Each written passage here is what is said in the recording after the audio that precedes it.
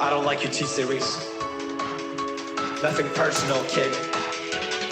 But I must go all out. Just this once. Bombs or Vagana, whichever will it be. Set the fuck down, T-Series. I'm here to spill the real tea.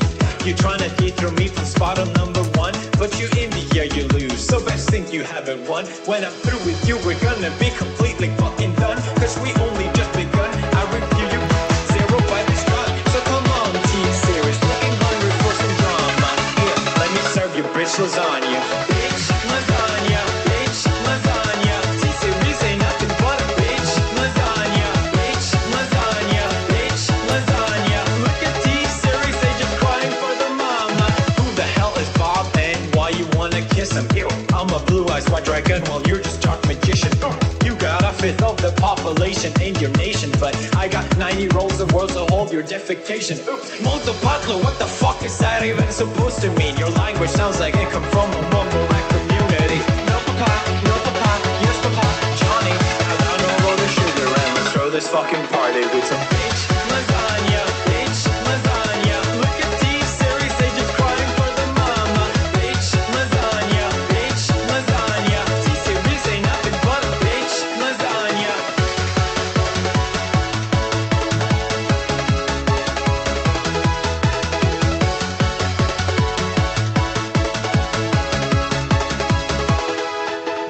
You got a population of 1.32 billion, but most your videos can't seem to anywhere a million.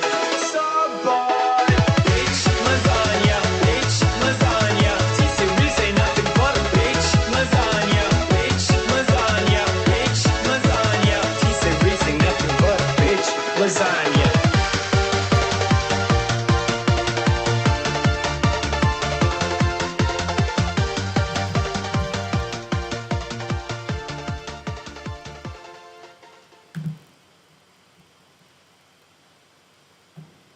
Welcome. Got 2 viewers. It's about average.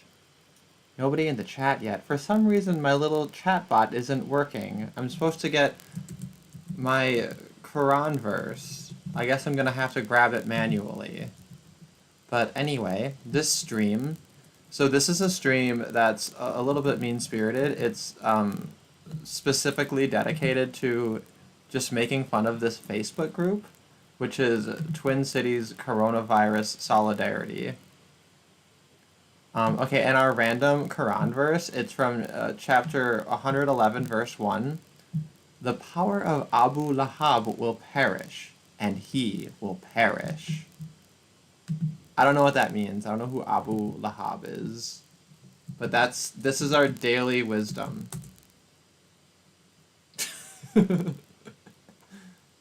Hey Sirius, nice to see you in here. I remember your comment from my aesthetic stream, and that you were a bit annoyed because I had put the conversation with Jen in a separate video and I hadn't updated the description. So my apologies for that, because I do feel bad for that, because in hindsight I should have made sure that was updated. So glad to see you stuck around, because every time I upload a video, I lose subscribers, and then I wonder who I lost, and I guess I'm glad it wasn't you. Alright, I'm going to go ahead and send my Hangouts link around, see if anybody else wants to hop in here. This Facebook group that I'm mocking here, it's a public Facebook group, okay? So everything everyone's posting in here, it's public, okay? That means this is hashtag not bullying, okay? This is spreading awareness of all of the information and all of the support that they are sending around. And I'm just spreading the message, right? So this is hashtag not bullying, and nobody can say that there's anything bad or mean-spirited about the stream at all in any way. But I guess we'll start by just reading through like their rules here. So I'm just gonna grab a fresh thing of it. I started loading as many things from the group as I could, and I've been doing this for like half an hour, just scrolling to the bottom so that I have like a massive feed of it. But man, I'm not even like 3 or 4 days into this feed. So this is quite the well. From what I've seen in the past couple of days, a lot of what they posted is like not terribly hysterically funny. And I'm trying to find like the things that got the most people outraged or whatever that have like really, really dramatic and emotional responses, because just like the idea that you need to have a Facebook group in solidarity over like having to stay inside for a little bit is really funny to me. But we'll read. I'm gonna read their about really quick because that's a good introduction. So let's see. Rule number 1: be kind and courteous. We're all good at that, right? We're all in this together to create a welcoming environment. Kindness is required. This is about coming together as a community so that we can all be healthy and supported through this difficult time. Rule number 2: no racism. We do not allow posts or comments that fuel racism and xenophobia. Neither China nor Chinese people are to blame for this crisis.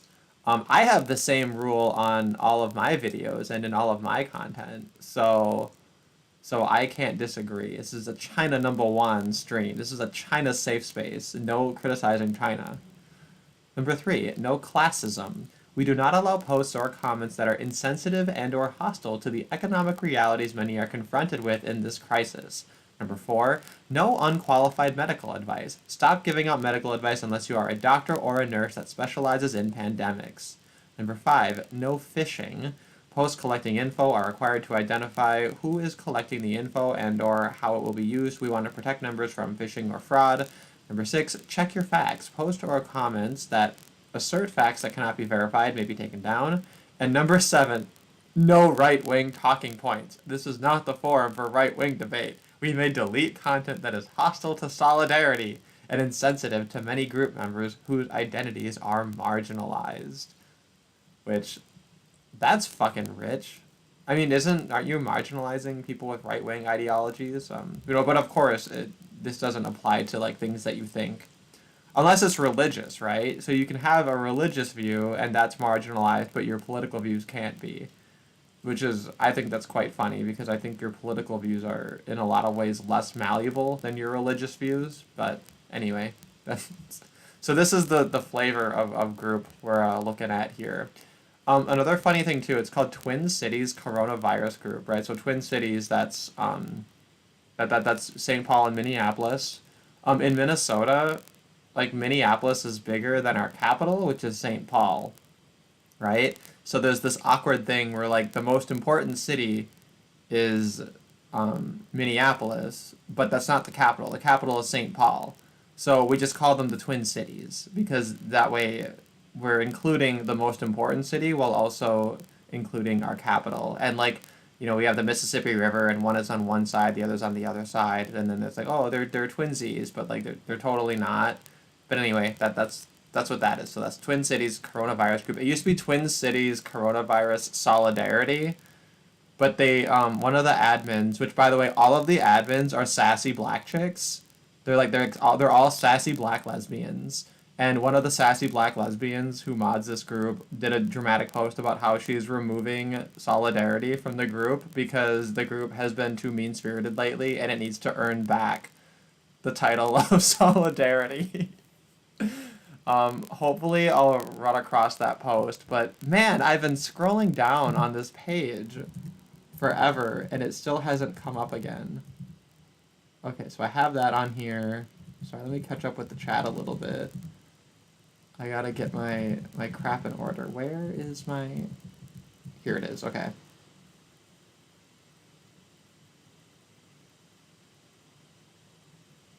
Oh, you said you just wanted to skip the 3 minutes of nothing at the beginning. Was there 3 minutes of nothing at the beginning, or was that just my silly song?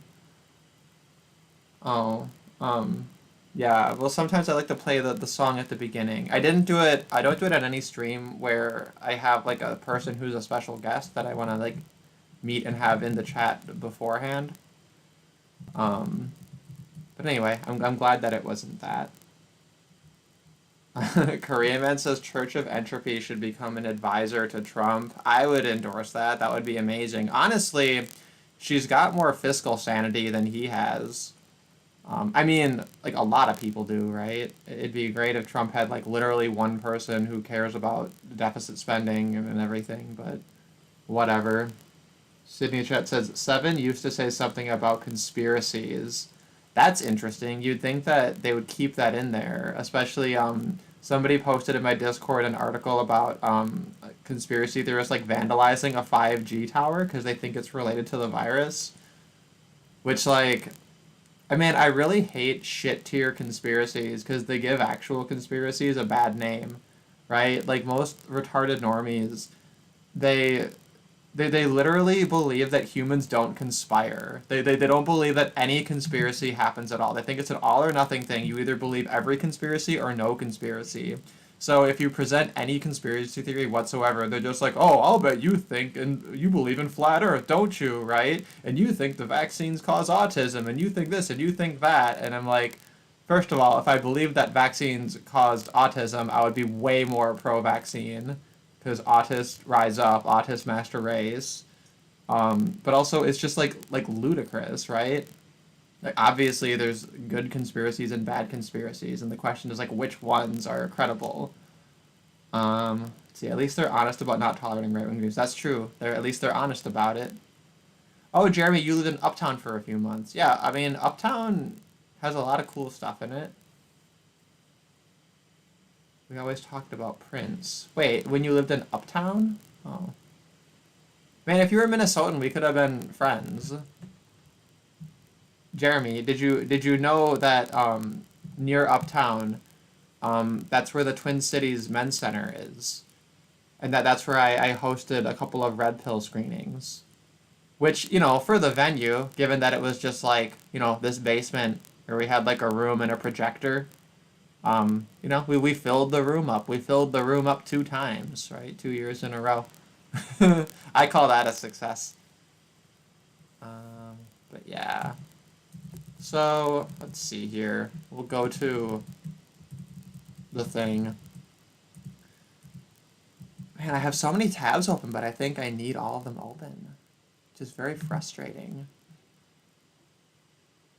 Okay, so I have this one here. If 80% of Americans wore masks, COVID-19 infections would plummet, new study says. I actually agree with this. This is the point I've been making, which is that like Asia is going to deal with this better than the West is because Westerners are just like not having it. But the irony of the whole thing is that most people, I think, would be fine wearing masks and doing social distancing. They'd be fine taking the precautions if it was just like stated as a recommendation, right? And people said, hey, here are the risks, here are things you can do to prevent things. People would be like, oh yeah, okay, you know.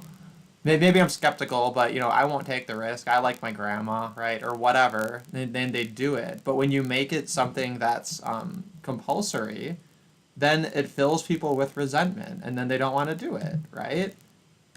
And, like, that's just common sense. It's just common fucking sense. And everybody asks people, they're like, well, what would the libertarians do? How would the libertarians deal with something like this? And it's like we'd do the same things, but it wouldn't be compulsory, and you'd actually have more people willing to do this. Yeah, Western people think masks are tyranny. Well, because they technically are. If the government forces you to wear it, it is technically tyranny. That's the problem. Yeah, I know. Korea man, you're not convinced anything's tyranny because you're deeper into the pro-China stance than I am. You know, I'm nominally pro-China. A white knight for him a little bit, right? But mostly it's just based on, like, I have a lot of criticisms of the West and think that, like, nobody in the West has a ground to stand on. But that's what I think. I don't think there's anything funny in this one. Let me just, I'm going to continue in this one here. Which, you know what sucks is, like, check out this Facebook account. If I try to react to things... Wait, where's... I don't know why my reactions aren't loading. Whatever, I can only scroll down. I can't react to things here. But, my account doesn't have the care react because it has an Asian name. And the Facebook moderators, they're too stupid to realize that my name is just Cantonese for pizza. So it's sap pi. It's literally pizza. Um, but they're just like, oh, I don't know, is this real? Is this not real? And instead of like taking any decisive action against my account, they just try to like ghost you out and like passive aggressively try to get you to leave. And one of the ways they do that is by not giving me my goddamn care react, and it drives me insane because I want to just care react to everything. Whatever. No, that one's not funny. Let's see.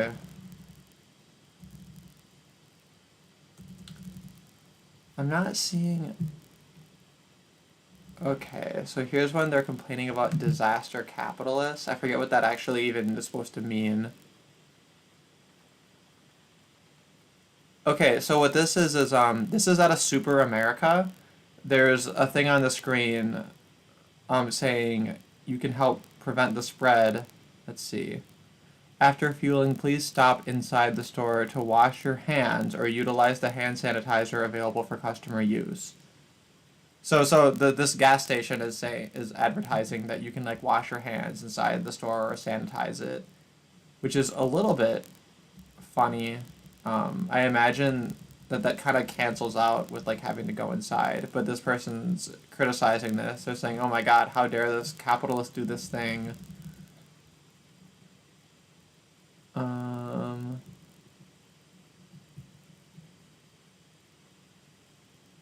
And they said, it seems a pretty opportunistic to be trying to get people to all congregate in the store under the guise of preventing viral spread.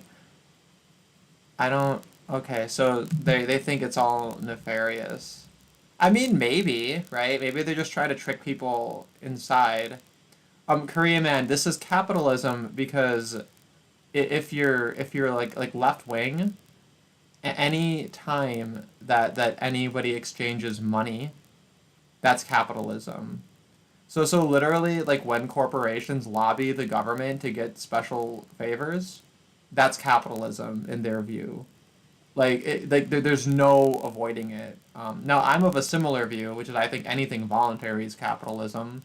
Like, if I give someone a gift, that's part of capitalism.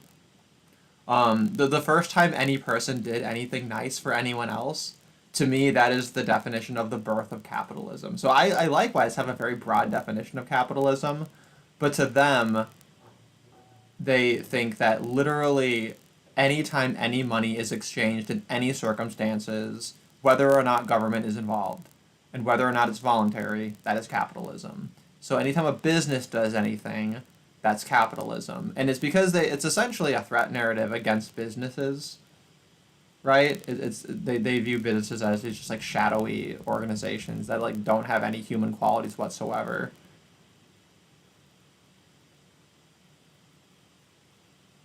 Libertarians say any trade is capitalism throughout ancient history, and I disagree. Well, I do think any trade is capitalism throughout ancient history, so I guess we're just gonna have to agree to disagree.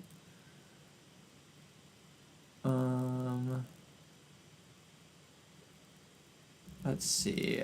So I'm returning to work on Friday. Does anyone know if you need to let unemployment know, or they automatically know? I tried calling, keeping a busy signal. Yeah, I know. It's like a shit show with people trying to get unemployment because it's like super busy. I actually am pretty lucky. I haven't needed to do anything related to any kind of... I mean, I don't have the option of getting unemployment.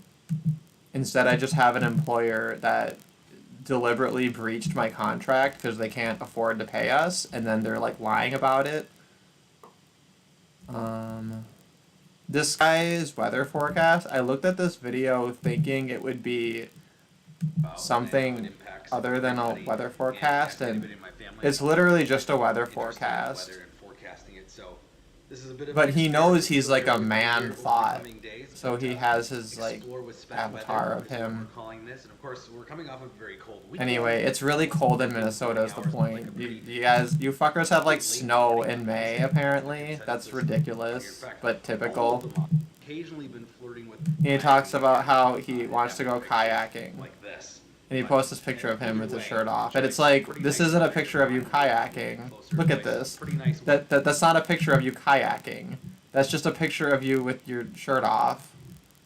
We all know what this is about. We all know. You're just like the female weather people. It's all about one thing. Anyway. Oh, this is funny. You guys all heard about this story, right? The Texas woman who, like, she runs... Oh, Sydney says it's 61 degrees. Well, Sven said just last week that it was going to be snowy, but then get to 90 apparently. I don't know. I didn't really listen to it. I was just watching it. But that's good. You guys have nice weather. It's too fucking hot here. As soon as it hits, like, March and April in Hong Kong, it's already too hot. Like, 6 fucking months out of the year is too hot. If I don't find anything, like, hilarious soon, I'm going to dig up what I had screenshot from my Discord, because that shit was pretty funny. Sorry, I got my peach beverage. I'm going to drink my peach beverage. The Circle K finally restocked the beverages I like. It's been many months, and they haven't had them.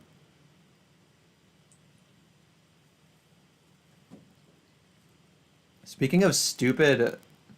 Wait, wasn't Sven fired because of TDS or something? He seems like the type. I don't know. I don't remember. Why does he have a Swedish name, but he doesn't look Swedish? That part I don't understand. Okay, so... Ew, this girl's name is Deborah with 2 B's.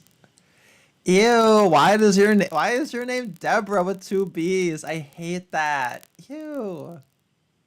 Ew. Sorry, that totally derailed me. I can't handle that. But anyway, this woman in Texas, what does she run? It was either like it was a hair salon, right? She runs a hair salon, and she's like I need to open because I need to feed my kids, which, like, I don't buy this argument so much. Like obviously I think, yeah, you should be allowed to cut hair and run your business. Like, let the customers and the people running decide their level of risk, obviously. But then this whole argument of, like, oh, I'm a mom and I have kids and therefore I need to do this because this is how I feed my kids. Like, I think that's so irrelevant. You know what I mean? Like, either you have the right to do it or you don't. And if it's something that, like, is like if you deem the threat significant enough, right? Like, I don't care. But anyway, but the craziest thing about this story was that they brought her in front of the judge, and the judge literally was like, apologize or we're gonna punish you. Like, admit that you were wrong and selfish or we're gonna punish you. And she was like, no, fuck you. And it reveals this mindset, right, of so many people in law. And I think it's a mindset that a lot of police officers, lawyers, judges all have. Basically anyone related to or in government, they have this, like, sense of, like, superiority, and that's what draws them to it. You know what I mean? Like at that point, it wasn't about, like, keeping people safe or having a precedent or like doing anything with justice. It was literally like this judge was upset that he was defied in some way. But I don't know. I think the story's a little bit overblown, but that bit of it was kind of crazy. I mean, sucks she was in jail though. I guess maybe I shouldn't demean that too much. But I don't have to, because these people in this group, these liberals, are gonna do that for me.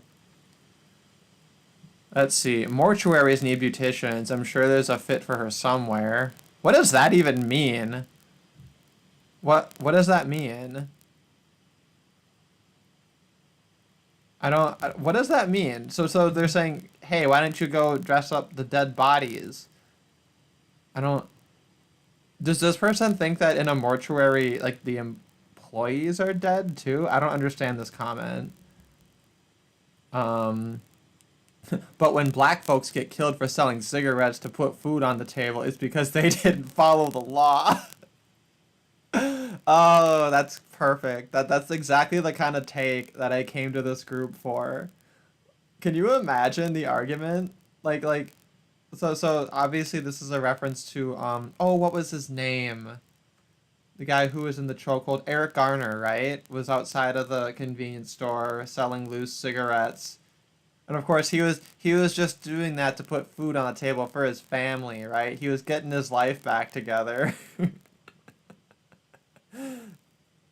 I mean, that was bullshit. Like, you should totally be allowed to sell loose cigarettes, but that's just a war on drugs problem, and nobody, including black people, want to listen to the libertarians. So I don't know what to tell you. Like, the solution's already on the table. Black people aren't voting libertarian, they're voting for the party that wants more war on drugs legislation. And then what's the next biggest influence for black people? People like Candace Owens, allegedly, right? If we believe that. And, is she going to end the war on drugs? No. Like, the traditionalists are a bunch of socialists, too. But anyway. Hello, Workboot. Nice to see ya. Let's see. The governor had her released and said the police aren't allowed to put people in jail for violating the stay-at-home order. Yeah, I think that... Well, because I think there was a court in Texas that came out and said, hey, guys, you can't do this. You can't just, like, make a judge order to have people do this. It's not... you can recommend things, but you can't, like, compel them. But I think she was still in jail for, I don't know, a couple of days or up to a week or some bullshit. I don't know. But anyway, I love this take, though, the idea that's like, oh yeah, Eric Garner was definitely selling cigarettes, at what, like $1 a cigarette to get, I don't know, you get, like, I guess you would get, like, quadruple your money back. That'd be quite the markup. Maybe not nowadays. Shit, how much is a pack of cigarettes in Minnesota now? Well, I guess Eric Garner was in New York, where it's probably even worse. It's probably like $12 a pack there. Or something stupid. You'd literally have to sell the cigarettes at like $2 per cigarette. I remember when I was in college, you could give someone a quarter for a cigarette, and a quarter times 20 is what, like $5, right? So that was like reasonable, because that was like usually a pack of cigarettes was like $4 something, maybe $5, maybe $6 if you were buying American Spirits or something, right? But like that, therefore, like a quarter for a cigarette is like a really reasonable, like generous rate. But nowadays, no. If you're selling loose cigarettes, it's got to be like $2 per cigarette.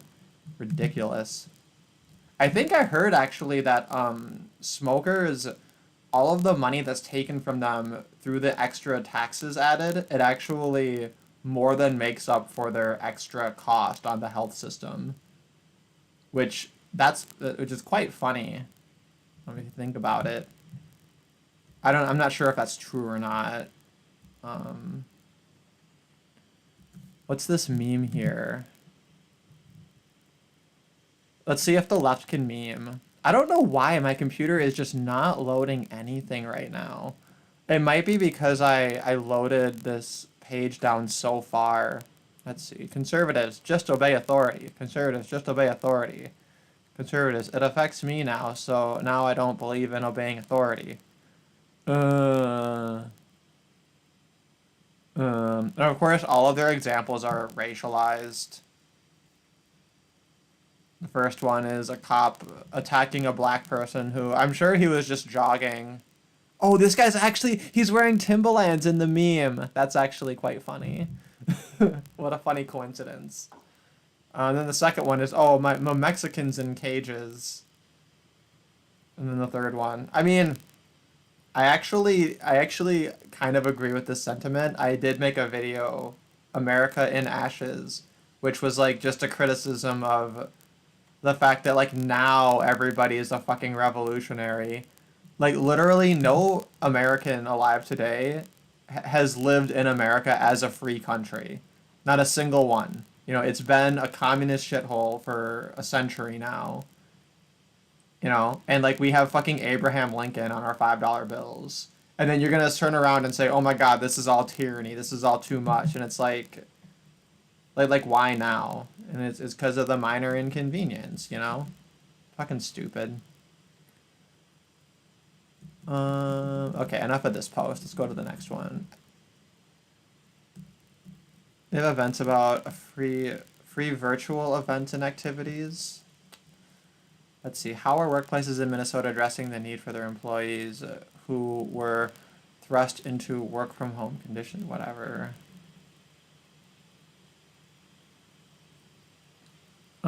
This one is about a nurse being fired. I don't know, I don't care. Something from the Mayo Clinic.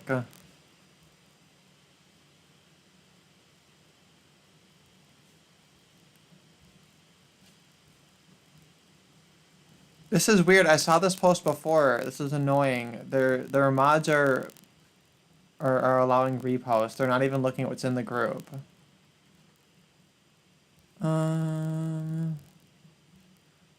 For some reason, there's nothing that ludicrous in the last couple days, and this is loading too slowly. I'm going to go ahead and pull up the ones that I found from my Discord, because those were quite funny. Okay. So, let me just... Okay, I guess I have to add a thing. I'm going to add a thing. One moment. I'm just going to add a display so that I can show what's in the Discord. There it is. Okay.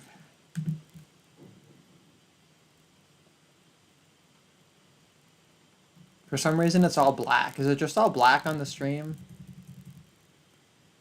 It's going to be all black in a moment, I think. Almost because I clicked the thing, or if I unclick it. Yeah, I don't know why it's just all black. That's really strange.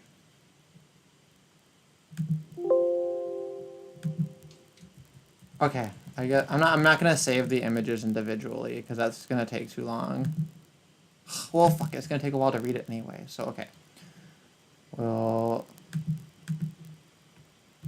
Okay, now I'll try it. Try and post this in the thing. Sorry, this is my boomer moment. Boomer moment. Ah! Now is it on the screen? Okay, now it's... Oh my god, it's like cropped stupidly because I made it for the thing. Well,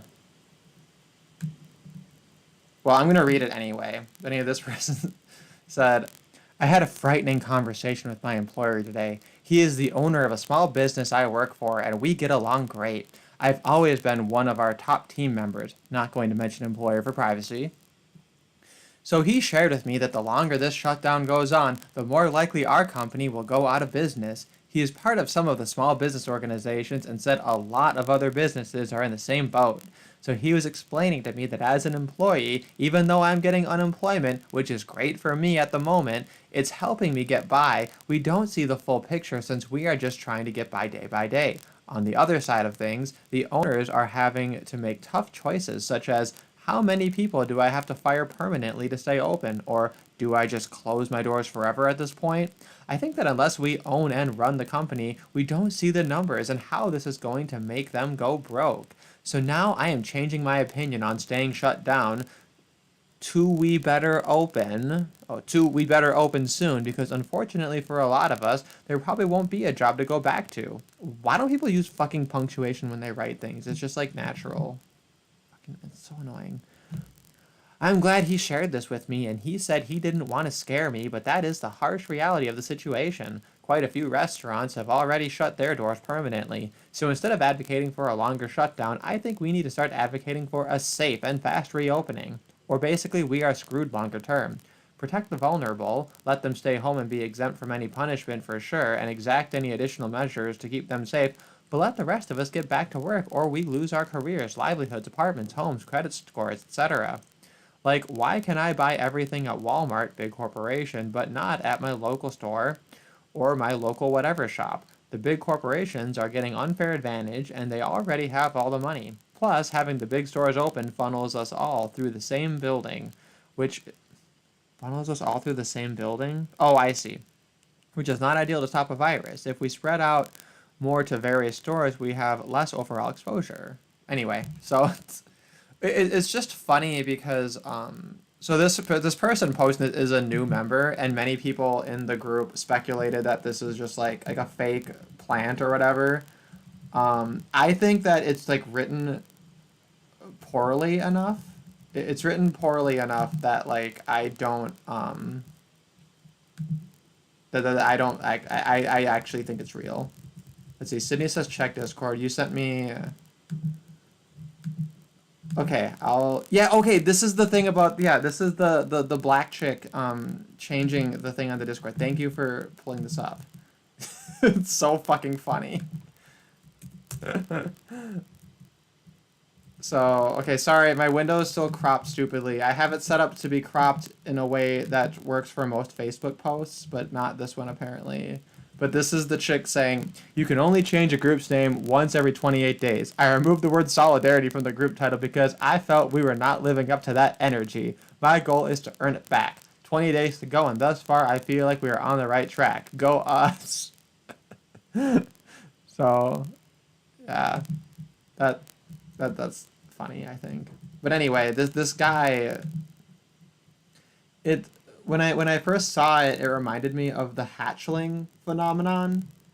But then I realized that that's actually not what it is. So the hatchling, right, is when people, they just act dumb, and they do it in a genuine way, right? Like their brains just shut down, and then you need to spoon feed them literally every single aspect of reality. And like if you're anywhere on the right wing economically, like you literally have to explain to people how the most basic concepts in economics work. Like I've had like communists where like I have to explain to them like how a sale works, right? That like if something's on sale, more people will buy it, right? Like the most basic shit that's like if you're dealing with any honest adult human being that like you should never have to explain, but just like they hit a point where like it's some kind of a mental fucking break and they just can't.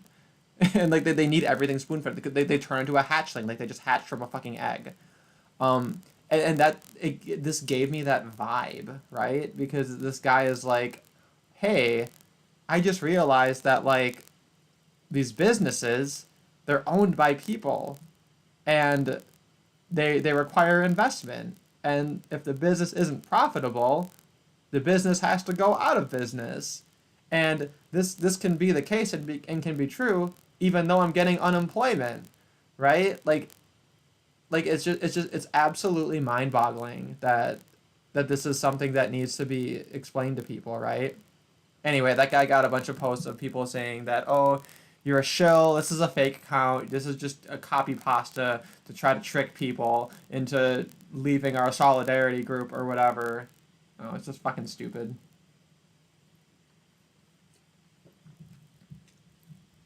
What else did I find in the Discord? So there's a few things from that post, but the other thing, there's a lot of posts about race, which are very funny too. Yeah, like this woman said, it's not surprising, but Trump et al. Basically stopped caring about COVID-19 once they learned it was primarily impacting people of color and other marginalized groups. Which is like, they say no conspiracy theories, right? No conspiracy theories allowed, but this idea that like it targets black people disproportionately, which I've only seen orphan statistics about that, and as far as I can tell, it's just a natural extrapolation from the fact that these communities just have like higher chances of things like heart disease. Let's see. Okay, here's another one. This is another one from a sassy black chick. I think I have it open now. Wait a minute, why is it... Can't put it in this tab. So she posts, White Lives Matter. Now that I have your attention, let's talk about how and why more black people are losing their lives to COVID more than any other race. Yeah, this isn't about how white lives matter. First off, I want to say that hospitals have never been safe for black and brown people.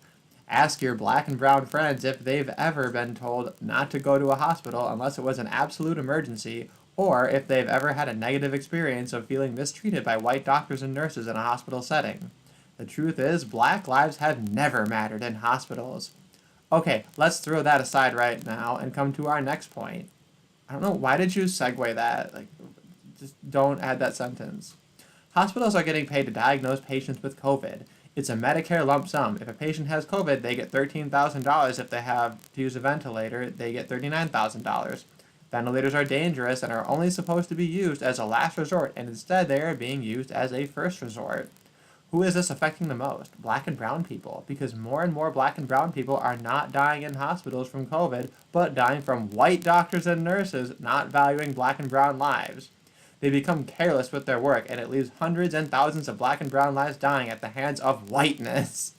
This systemic oppression has always existed, and now that a pandemic is upon, it has become even more detrimental to black and brown people who are dying for it more than any other race.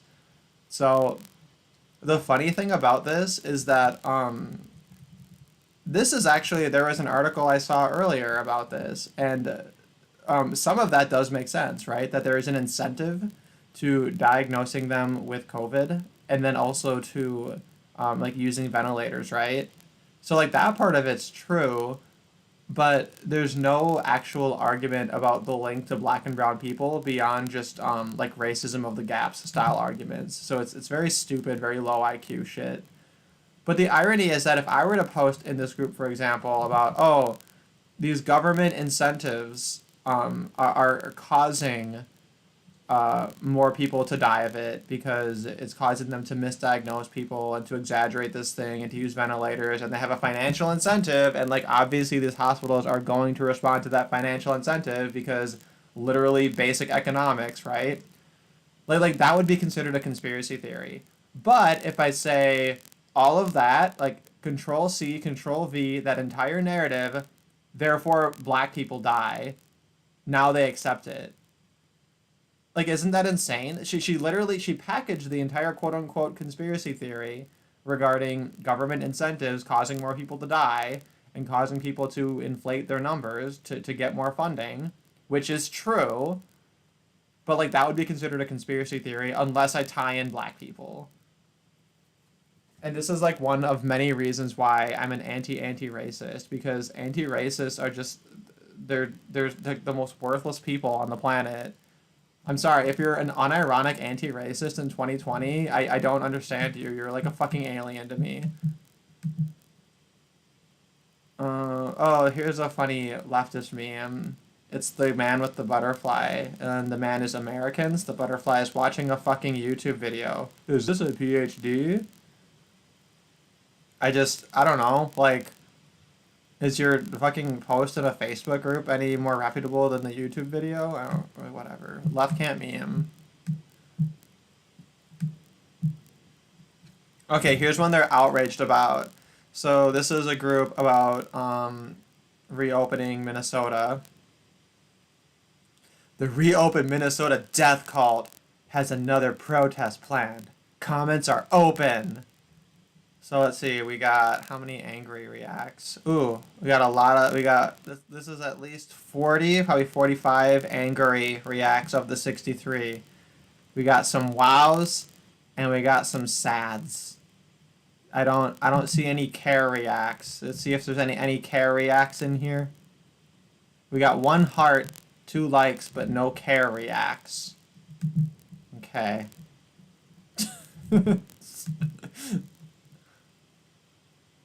I'm so fucking pissed. If you have the care react on Facebook and you're not using it, like, fuck you.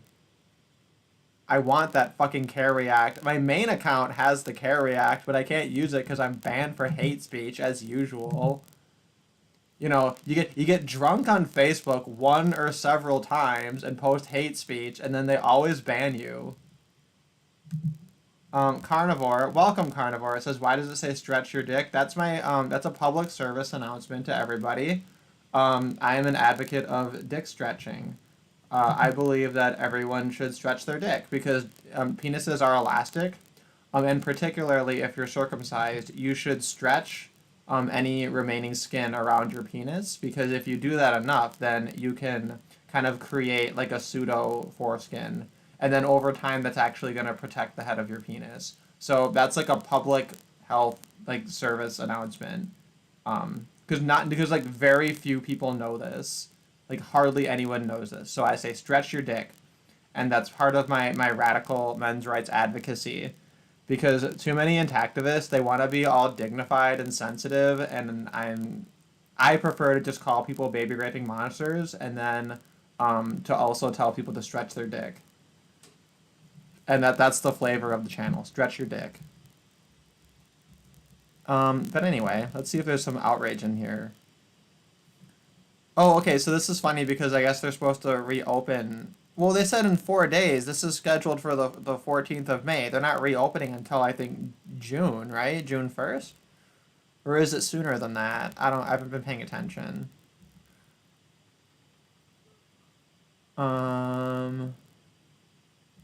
Let's see. This guy says, shit, I put interested. Okay, whatever. The end of stay-at-home orders doesn't mean the pandemic is over. It means they currently have room for you in the ICU. Okay, whatever. I don't know why you screenshotted that to share around. That's some boomer shit. You just share it. I don't know.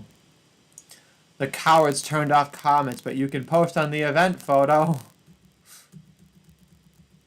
Let's see. I don't know.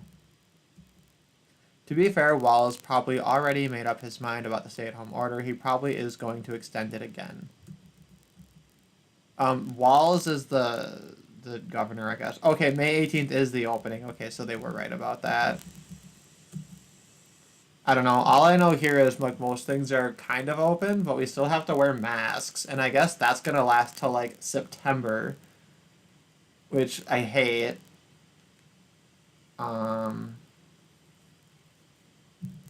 Yeah.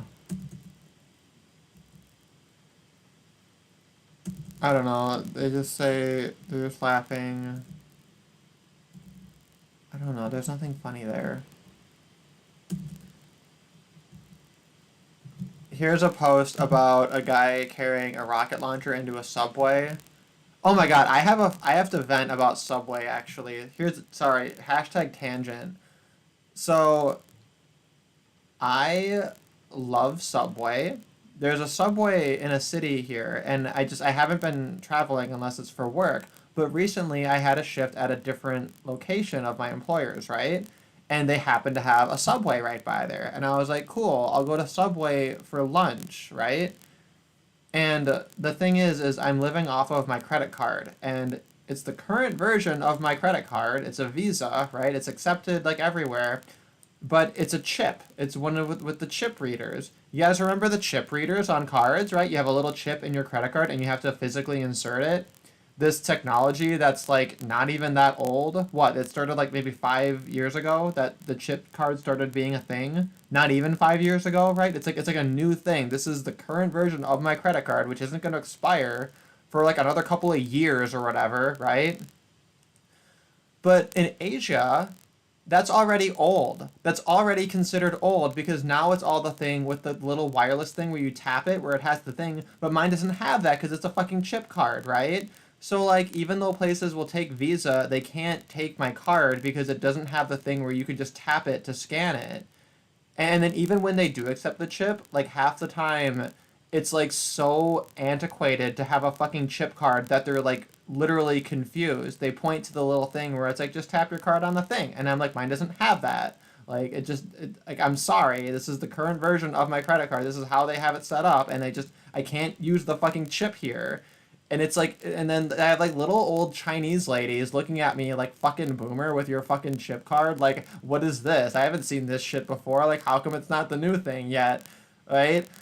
So anyway, I go to the goddamn Subway and they can't take my Visa because it's a fucking chip card. And I'm like, you're a fucking American franchise thing and you can't take the fucking chip card. That's insane. Like, the grocery store can take it. Like, most main places can take it. The fucking 7-Eleven can take it. But no, not the goddamn Subway. McDonald's can take it. Then I go to the KFC, and then I have to use the kiosk because I don't want to talk to people because if they don't speak English, it's just, like, too annoying. But their thing is the same fucking thing. They have the little thing out there, but there's nowhere to insert the goddamn card, so I can't even go to, like, fucking Kendaji. And it's just, like... So Subway, I'm like boycotting Subway. I'm fucking done with them because they can't read my fucking credit card even though they're an American fucking company. Pisses me off so much. Also, in Hong Kong, the Subway, they only have 4 bread options and only 2 cheese options. And I ordered a footlong, and the bitch cut the footlong in half before putting the things on it. Like so literally I order a footlong and then they cut the bread in half first. And then I'm watching them like retardedly put everything onto each half of the sandwich individually because they didn't cut it at the end. Like, does that make any sense to anyone? I don't. So, I don't know. I really want to love Subway. Like, I used to go to Subway so often that they at one point like offered me a job because they're like, hey, you're this like weeb that comes here all the time and you obviously know how to make all of our sandwiches. Yeah, it's an anti-Subway stream now. But anyway, um,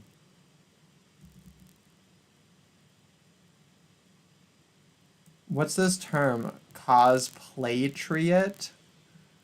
That's a little forced. Cosplatriot. And then they made a meme about it. Me, when I hear a protester call himself a patriot instead of a cosplatriot. And it's a girl vomiting. Why can't the left meme? Is it genetic? God.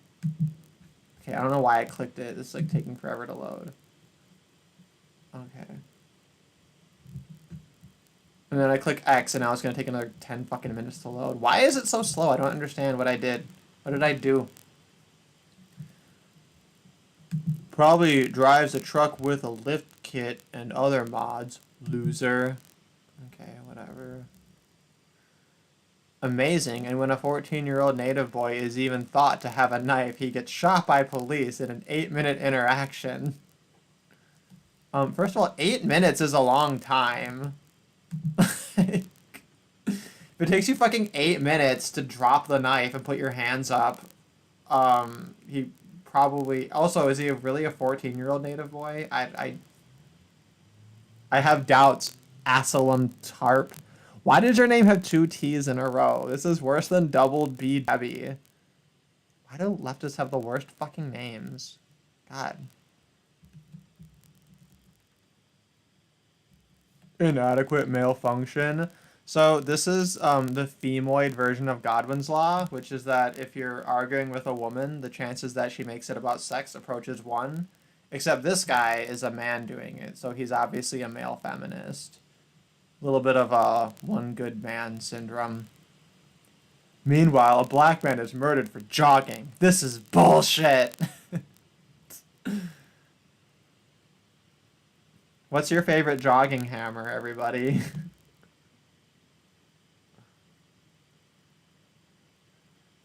Yeah, thank you. Cut the bread first on a footlong, first against the wall when the revolution comes. Exactly. Like, I don't understand.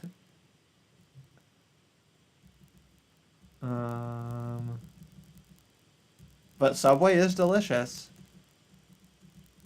And then when I was on the keto diet, I would go there and ask for the salads, and they would get so confused. They'd be like, "You mean the sandwich, right?" And I'm like, "No, I want like the thing where you just don't give me any bread, and I get more lettuce, and then I just like get all the vegetables, and I eat that." And they're one time they were like, "We can't do that because we don't have enough lettuce," and like they always like ran out of bread or ran out of lettuce, and I'm just like, those are like your 2 things. Like, why can't you stay stocked?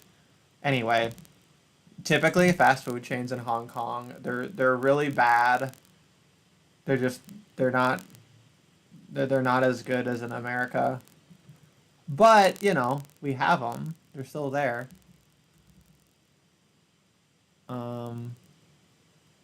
I don't know. They're just like, oh, he has that, and then how people try to make it about race. Princess Mai Yanforth has posted something that's not available. This keeps freezing.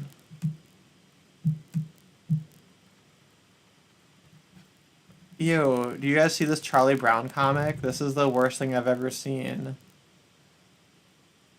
Do you get it? Do you get it? Lucy looks like the virus. And the football is reopening. Do you get it? So he's going to run and kick at reopening, but the virus is going to take reopening away, and then Charlie Brown's going to look like a fool. Isn't that funny? Isn't that funny, guys? Isn't that the funniest thing you've ever seen? I hate that. That was stupid.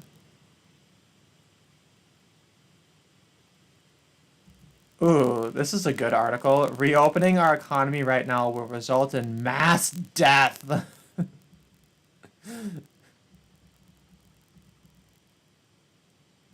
Okay, so Minnesota passes a bill to reopen businesses. This was from the 12th of May. So this is about the reopening, what, on the 18th? Yeah. And this one has a lot of angeries. This one has... How many angeries? Show me the number of angeries. God. Okay, I give up. Let's see.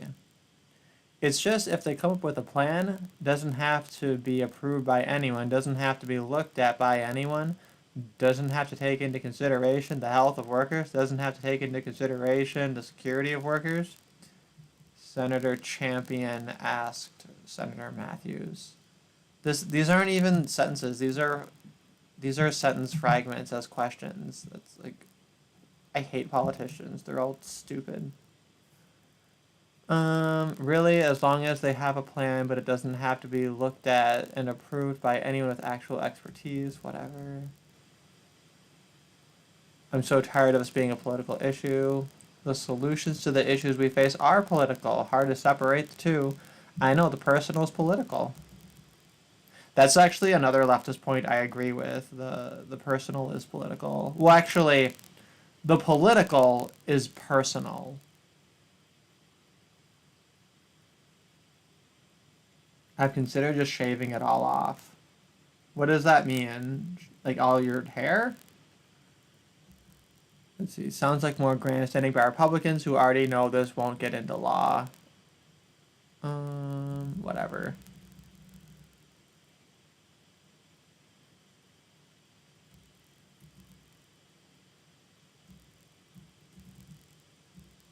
You know what else? Have you guys seen this video going around of this nurse? This dramatic video of this nurse, which is,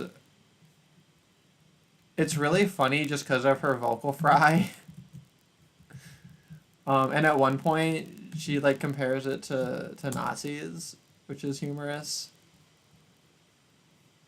Here, I'm gonna fix the window. Let's see. So I need to. Good thing she recorded it vertically, because since she recorded it vertically, I don't have to care about all the cropping. Hey everyone. Great goodness. It is 8:42 New York time, and I got to my regular unit, and they took my patient away, my black guy. And A black guy. now I'm getting switched units. This is exactly what happened before at the other hospital. As soon as I told somebody, like management, and tried to advocate for my patient, they take the patient away from me and then they move me. So like I legitimately don't even know what to do anymore. Like even the advocacy groups don't give a shit about these people. Like literally, like Black lives don't matter here. And I mean, that's pretty sad that somebody who is white and lives hundreds of miles away from the city gives more of a shit about these people than the actual people in this city. Like, for real. Like, I had a complete breakdown yesterday because, you know, I missed an important email to do a revision on my proposal, so my proposal got canceled because I was trying to advocate for my patient and talk to management here and get the care that he needs because he's being medically mismanaged. And I just had a complete fucking breakdown because, you know what, my entire proposal got canceled because I, you know, wasted my time advocating for a fucking patient who's just gonna die anyway. You know, and sure enough, they take the patient away from me, and then almost 2 hours into the shift, they switch me units. This is exactly what happened at the other hospital when I was advocating for the little Hispanic lady. You know, guys, here's the thing. Let me try and put things into context for you, okay? I know not everybody's gonna live. I'm not that fucking green or ignorant or, you know, bright-eyed and bushy-tailed to think that, okay? Okay, so I just want to say that bothers me because bright-eyed and bushy-tailed, that means that you're like awake and aware. That doesn't mean that you're not naive or not stupid. In fact, bright-eyed and bushy-tailed, it almost has a connotation of being naive and stupid, but it's that you're like you're awake and you're paying attention. Right? I don't know. That bothered me for some reason, but I want to skip to. I think it was. Let's see. This video's like fucking 20 minutes long. She goes on. There's a part like 10 minutes in that's really funny. Someone to help me save these people from being killed.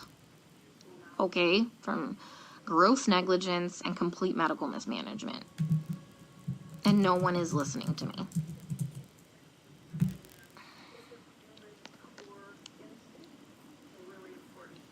Like, Just for the real, smug nobody's on her listening. face. I For even real. tried getting a hold, like, of black advocacy groups here. They just put me on hold or hang up on me. Tried talking to management. Now I got moved. It's like talking to management. Karen confirmed. Like, I legit don't know what to do anymore. They're just like murdering black people just because fuck them. Can someone come up with, like, some type of a solution for me? Because I'm kind of out of ideas. I'm so emotional. I want to hear the thing about the fucking death cams because that was the funniest bit. You know, like, I try and talk with some of the other nurses here, and they're like, well, you can't save everybody. And they all know what's happening. They all agree with me, and they all just shake their heads. And I'm like, am I the only one who is not a sociopath? The funny thing is when she talks about things related to health and medicine, think you can I'm tell she has okay. some knowledge. Like, she's not, like, incompetent, but she's just, like, highly emotional and, like... And I mean, guys, using they these, like... literally don't even know when they're dead. Like, I how many actually times have I don't told you doubt they that a lot assigned of me these a dead nurses are this person? incompetent. Like, how long have they been dead? Nobody knows. Like, how is anybody assessing anything without a stethoscope? Normally we have, like, those disposable stethoscopes. But I knew what we were coming into, so I brought my old chunky one. Nobody's listened to anybody's lungs as long as I've been here. Even with disposable stethoscopes.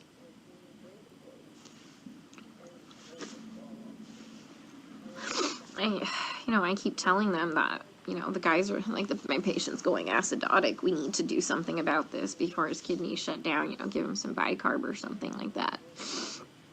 And this is what they do. They let the patient's blood get acidotic. Their kidneys shut down. And then at the last minute, another fucking trauma. This is like the 5th fucking trauma tonight. I'm gonna speed it up because I You want to got find fucking the shot in part. front of the hospital. Like, 2 to the chest and 2 to the abdomen. What the fuck is wrong with these people? Yeah, so anyways, kidney shut down, and at the last fucking minute, they finally decide to run bicarb. So they run 5 liters of bicarb into a person who's gained 20 pounds of water weight and completely throw him into heart failure, and he dies several hours later. That was one of my patients. So I let them home. Like, they had me start the bicarb, like, before I left one night, and by the time I had come back in, that next shift he was dead. And they assigned him to me, and he was already in a body bag.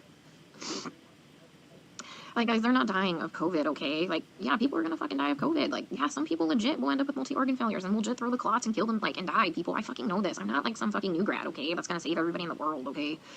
I am literally telling you that they're murdering these people, and nobody will listen to me. I mean, like I said, I'm not a doctor, but I'm pretty sure that when you defibrillate somebody with a heartbeat of 40 in a stable rhythm and you kill them, that's murder. And I'm pretty sure that when you put somebody's PEEP up to, like, 25 and PEEP doesn't go past, I think, like 15, 20, and you blow their lungs out and they die, I'm pretty sure that's murder. It's coming up, I think. I mean, I just watched a doctor drop a central line and fucking rupture, like, the subclavian, like, vein, and the guy fucking bled to death. I mean, COVID didn't break that central line. COVID didn't kill that guy. I mean, he was a COVID patient. I mean, every single patient I've taken care of, guys, is a COVID patient. Like, I've never had a non-COVID patient, okay? I mean, I don't even know what to say anymore. So, and that's why I got upset yesterday. Because nobody's listening. I literally had to call my friend Lisa because I'm like, dude, I am not crazy, right? Like, this is wrong, right?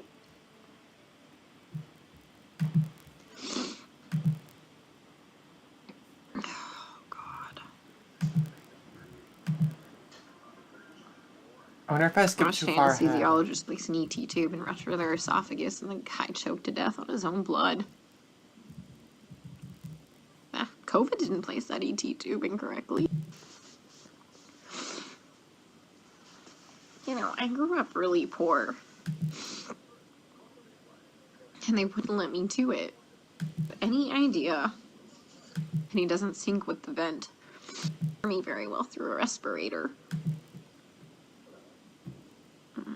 He has some family, but There's a part literally in here that I was looking for where she's like, it's like if you were at Auschwitz and you're like standing outside it, and then like people are like getting off of these trains and they're like being sent to the camp, and I'm just sitting here like, hey, guys, this is wrong. This has to stop. And just like nobody's listening.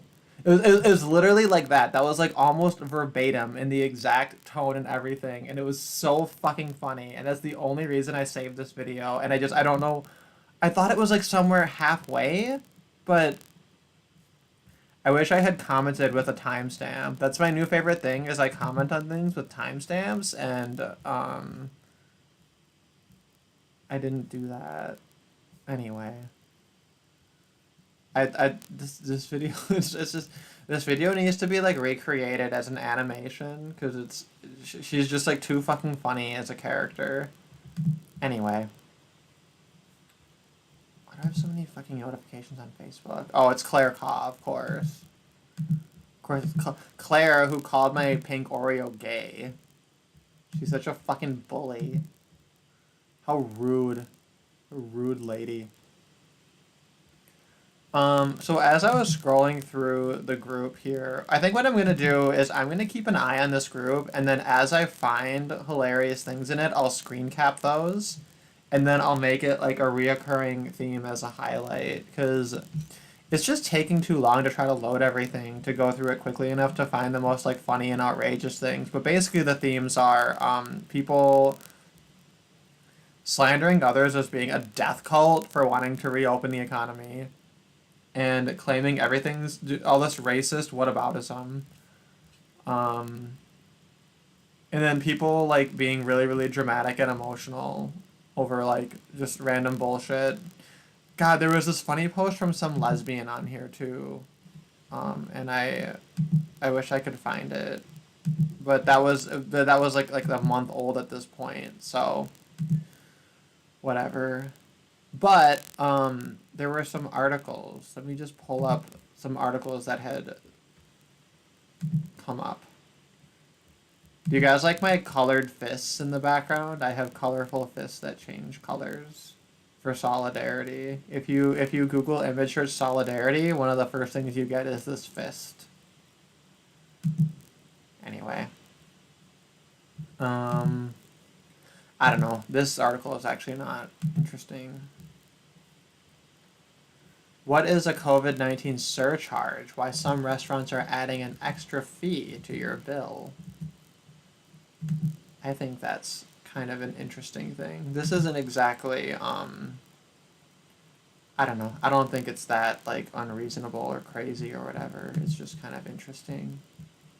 I'm going to put this part over the chat a little. Okay. I think this is, like, kind of reasonable. If it truly is an extra cost. I suppose that's kind of, the cost of doing business. Some eateries are charging new fees to help make up for the rising cost of food and operating costs. What's funny is I don't know if you guys can see it well enough, but in the picture here, Kiko roll is $12.95, which like God, that seems expensive.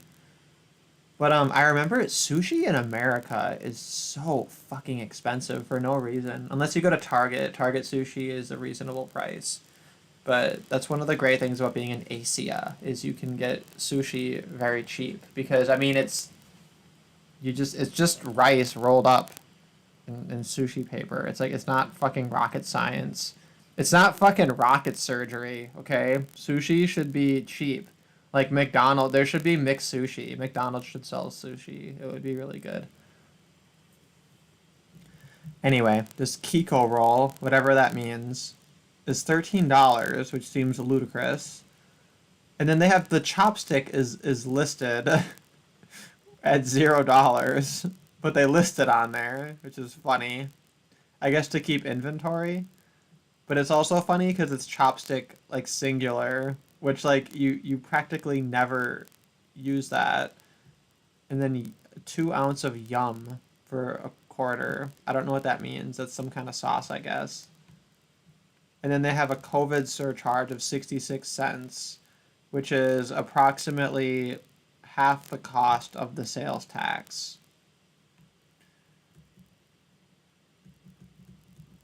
Let's see.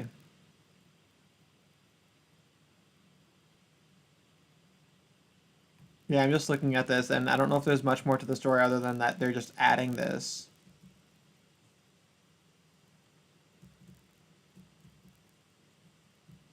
I don't know. This woman comments, that's ridiculous. I hate this where, like, articles, she writes a paragraph, right?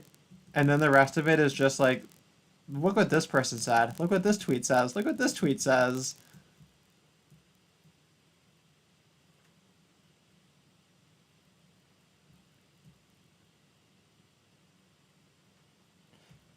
Anyway. So we got two people who are upset by this and think it's ridiculous, and then one person who says, you know, this was probably disclosed and that seems like a small price to pay. I don't know. What do you guys think? Is that reasonable? Should the business just like suck it up and pay that cost? Or or is that reasonable? Like you're running a business and things happen.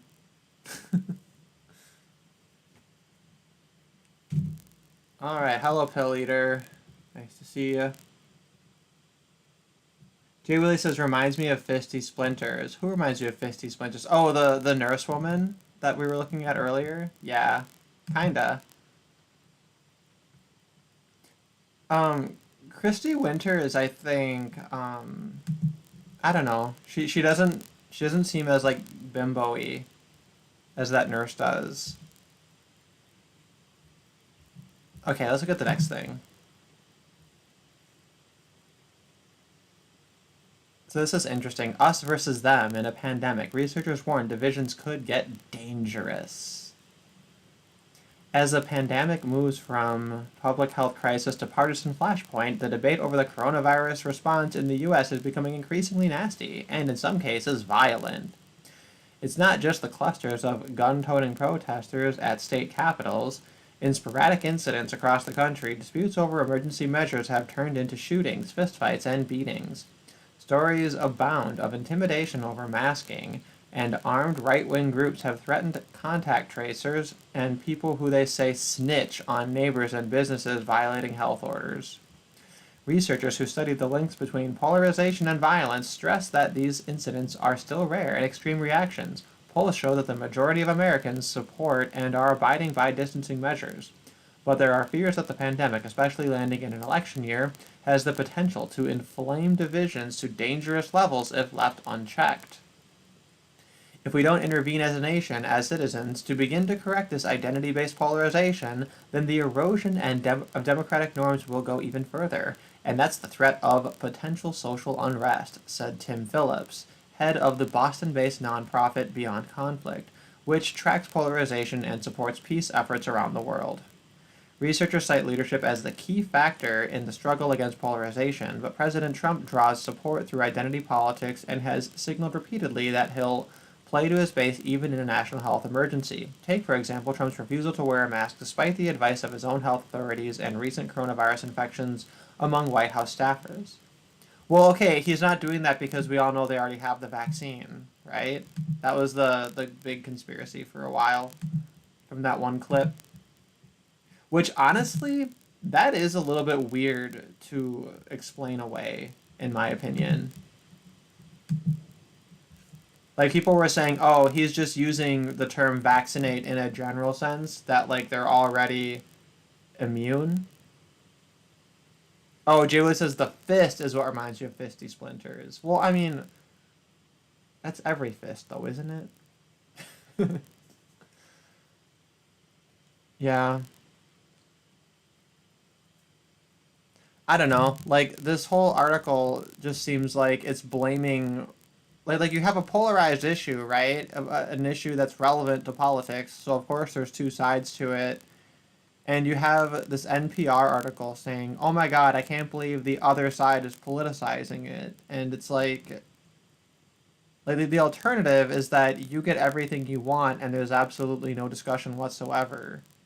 Like, you can't just blame, like if your whole narrative is like being anti-partisan and depoliticizing things and saying let's come together and be rational, have conversation, you can't do that while only holding one side accountable.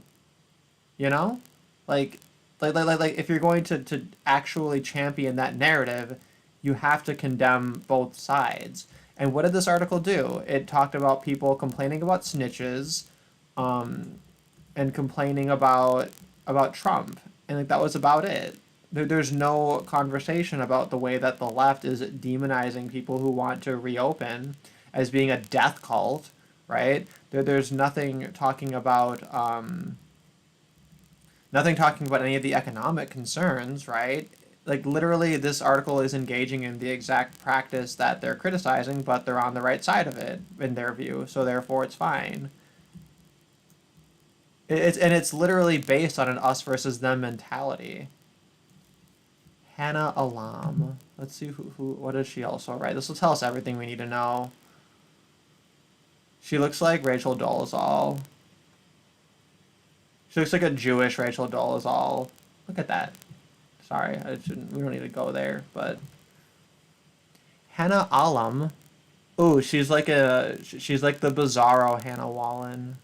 She's like the libtard remix of Hannah Wallen.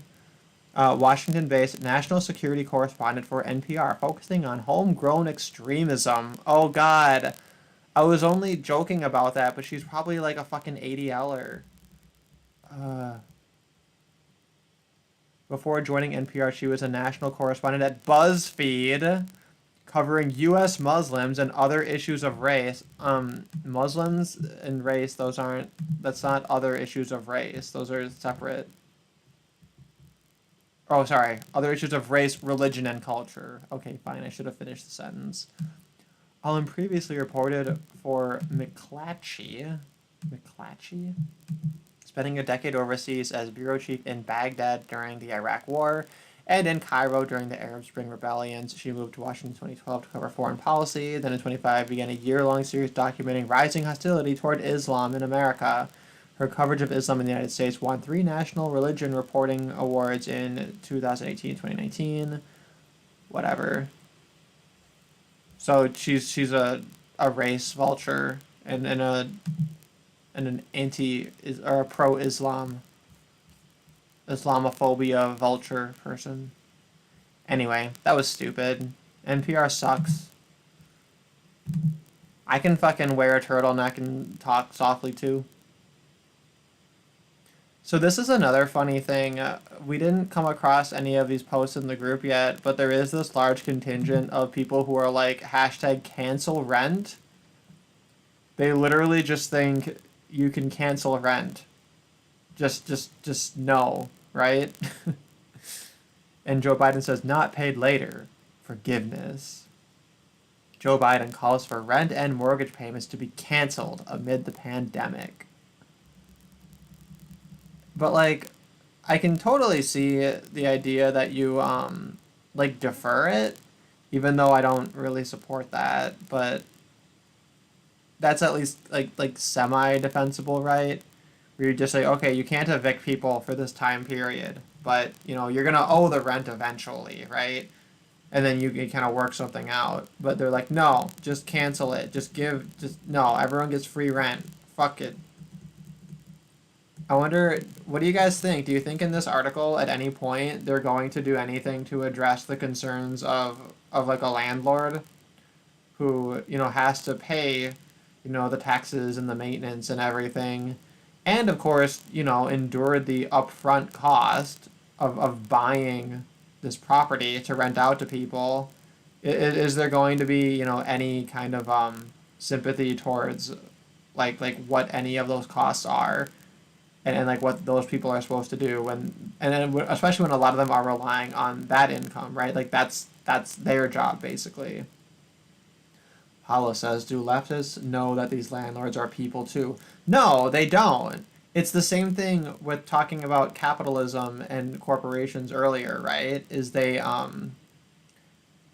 just there's a depersoning, right? They dehumanize these targets.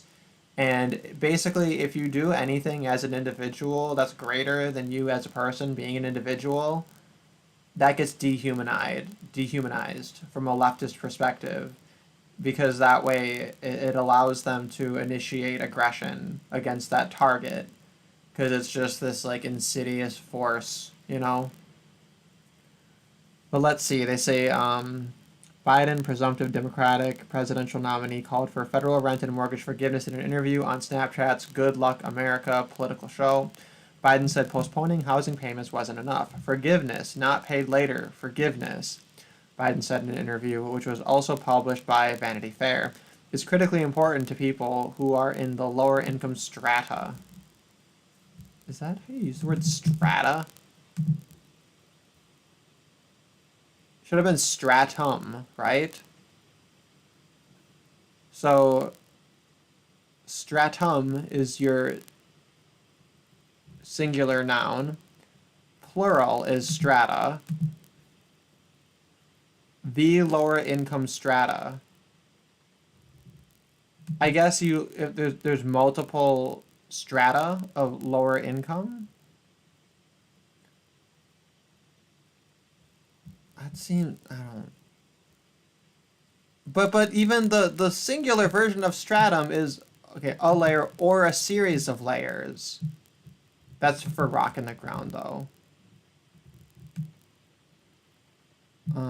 A level or class to which people are assigned according to their social status, education, or income.